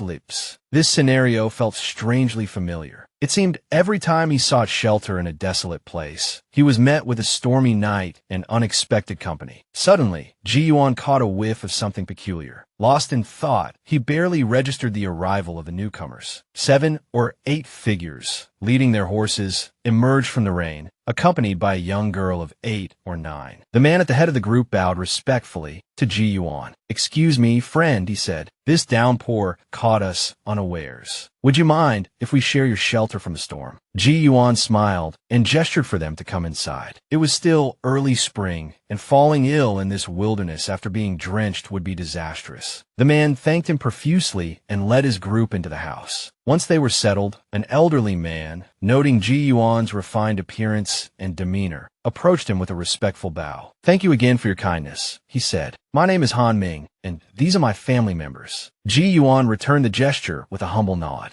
"My surname is Ji," he replied. "This house is abandoned. Anyone is welcome to shelter here. Please, there's no need for such formality." He gestured toward a pile of firewood in the corner. "The wood outside must be soaked by now," he said. "I have more than I need. Please, take some to build your own fire and warm yourselves." Han Ming gratefully accepted the offer. Sharing a single fire, besides the issue of space, would also necessitate a certain level of caution in these uncertain times. After thanking Ji Yuan once more, they built a fire of their own. Ji Yuan, having helped them initially, returned to his seat and his book, seemingly absorbed in its contents. However, his attention was frequently drawn outside, his gaze piercing the curtain of rain as if searching for something in the darkness. He continued to catch intermittent whiffs of that strange scent, but it was fleeting, always disappearing as quickly as it came. It was certainly not the smell of unwashed feet, and this peculiarity kept his gaze fixed on the doorway, trying to discern something through the driving rain. The young girl, observing him, whispered to Han Ming, "Second uncle, that scholar doesn't seem very learned." I peeked at his book, and it's just blank pages. There's no writing at all. Han Ming hushed her sternly, telling her not to speak nonsense. However, he too was curious about Ji Yuan's persistent gaze towards the outside. He rose and approached him. "What are you looking at, Mr. Ji?" he asked. Ji Yuan offered a faint smile. "Nothing in particular," he replied. "This place is rather desolate. I was just keeping an eye out for wild animals. One can never be too careful." However, a moment later, as if recalling something, he closed his book and addressed Han Ming with a few questions. He mentioned his long journey and how strangely devoid of people it had been. Han Ming, settling back down, replied, "Young master must rarely travel this road. In previous years, during the war with Great Zheng, men near the southern Yuan border and surrounding areas were conscripted, leading to a severe imbalance in the population. Afterwards, banditry became rampant, and there were even rumors of unclean things. So, those who remained mostly fled north. But even then, times are hard." Sighing deeply, Han Ming continued, "I receive a message to pick someone up, which is why I made this trip to southern Yuan." "Mr. Ji, why are you traveling alone like this? It's very dangerous." Ji Yuan, gazing out the window, casually replied, "I'm not from Ziyue. I'm simply traveling north to see the sights." Han Ming was taken aback. Not from Ziyue, yet traveling north. Could this gentleman be from Great Zheng? Ji Yuan didn't bother hiding it, offering a slight smile and a nod. "Indeed, you could say I'm from Great Zheng." This piqued Han Ming's curiosity even further. He pressed Ji Yuan, asking, "What's it like in Great Zheng? I hear that, aside from the nobility, the common people barely have enough food or clothing." Ji Yuan frowned slightly. "Where did you hear that?" Realizing he'd spoken out of turn, Han Ming scratched his head sheepishly. "That's just what people say." Ji Yuan, somewhat exasperated, added more wood to the fire. "Great Zheng is actually quite alright," he said. "It's not as bad as all that. It's just that Ziyue and Great Zheng aren't on good terms, so rumors are inevitable." He paused mid-sentence, lifting his head to look outside once more. That peculiar scent had returned. Standing up, Ji Yuan clasped his hands towards Han Ming. "You should all rest early tonight," he advised. "It's best not to go outside. This place isn't peaceful." Han Ming, a man of some experience, sensed something amiss. He thanked Ji Yuan for the warning and returned to his family. Not far from the deserted village, two groups clashed in the stormy night. The sounds of weapons colliding and desperate cries filled the air. A horseman wielding a spear shouted, "A head taken. A whole roasted goat leg for a head. Half a goat for two. Men, don't let them escape." A powerfully built man in a headscarf roared back defiantly, "Come and get it if you have the guts." He lashed out with a fist, sending an attacker flying dozens of meters. In stark contrast to the ongoing carnage, several wounded bandits were dragged to the rear by their comrades. They tended to each other's injuries, gritting their teeth against the pain, while cursing, "These people are tough, but they won't last much longer. We'll show those women what we're made of later." Suddenly, one of the bandits heard a strange, wheezing sound coming from nearby. He looked up to see a horrifying head emerge from the earth. Its eyes were like rotting pits, its skin like dried bark. Only the head was visible, the body seemingly buried beneath the ground, his face drained of color. Before he could scream, the creature pulled itself free from the earth, its bloody maw snapping shut around his throat. Within a few breaths, only a withered husk remained on the ground. The two warring sides, however, remained blissfully unaware of the growing danger. Despite the higher-than-expected casualties, the bandit leader remained unconcerned. These martial artists had been tracked for days. Though skilled, after killing so many of his men, their inner strength must be waning. They could be worn down eventually. However, this strategy put a strain on two of his bandits, tasked with dragging the wounded away from the fighting. Since the battle began, this gruesome task had been relentless. Tiring, yes, but at least it kept them out of the direct line of fire, relatively safe. Thinking of how many comrades they'd saved, the two bandits exchanged excited glances. Surely, they'd receive a generous share of the spoils later. But as they approached the resting place of the wounded, something felt wrong. One of them spoke, "What's with these guys? Are they asleep?" The other bandit kicked one of the injured, a man named Lao Quebec. When Lao K rolled over, he revealed a desiccated, lifeless face. Terror seized the bandit. This was unnatural. He scrambled away to report to the leader. Learning of the dead, the bandit leader was startled. He hurried to the scene. A quick examination revealed the same wounds on every corpse. The cold spring rain hadn't chilled him before, but now an icy dread gripped his heart. One thought consumed him: get out. His second-in-command roared, retreat. Everyone retreat. A hulking bandit beside him questioned, why retreat? Those martial artists are almost finished. The second-in-command gestured to the bodies. Something unclean is here. The wounded are all dead, bitten in the neck. This place is cursed. Run. The large bandit didn't hesitate. He blew his whistle sharply. The bandits reacted instantly, breaking their encirclement and scattering. The sudden retreat stunned the martial artists. They exchanged bewildered glances. A woman asked, why are they running? Did we win? The heads-carved man remained calm. Regardless, we should leave. Find a safe place to rest and regroup. As they walked, one of them accidentally stepped on a bandit, feigning death. The pain made him jump. He found a blade at his throat. Around him, only corpses, no comrades. He begged for mercy. The heads-carved man spoke coldly. Cooperate, and you live. What's your name? Is there any shelter nearby? Tell the truth. This blade isn't merciful. The bandit nodded frantically. Bazi, he stammered.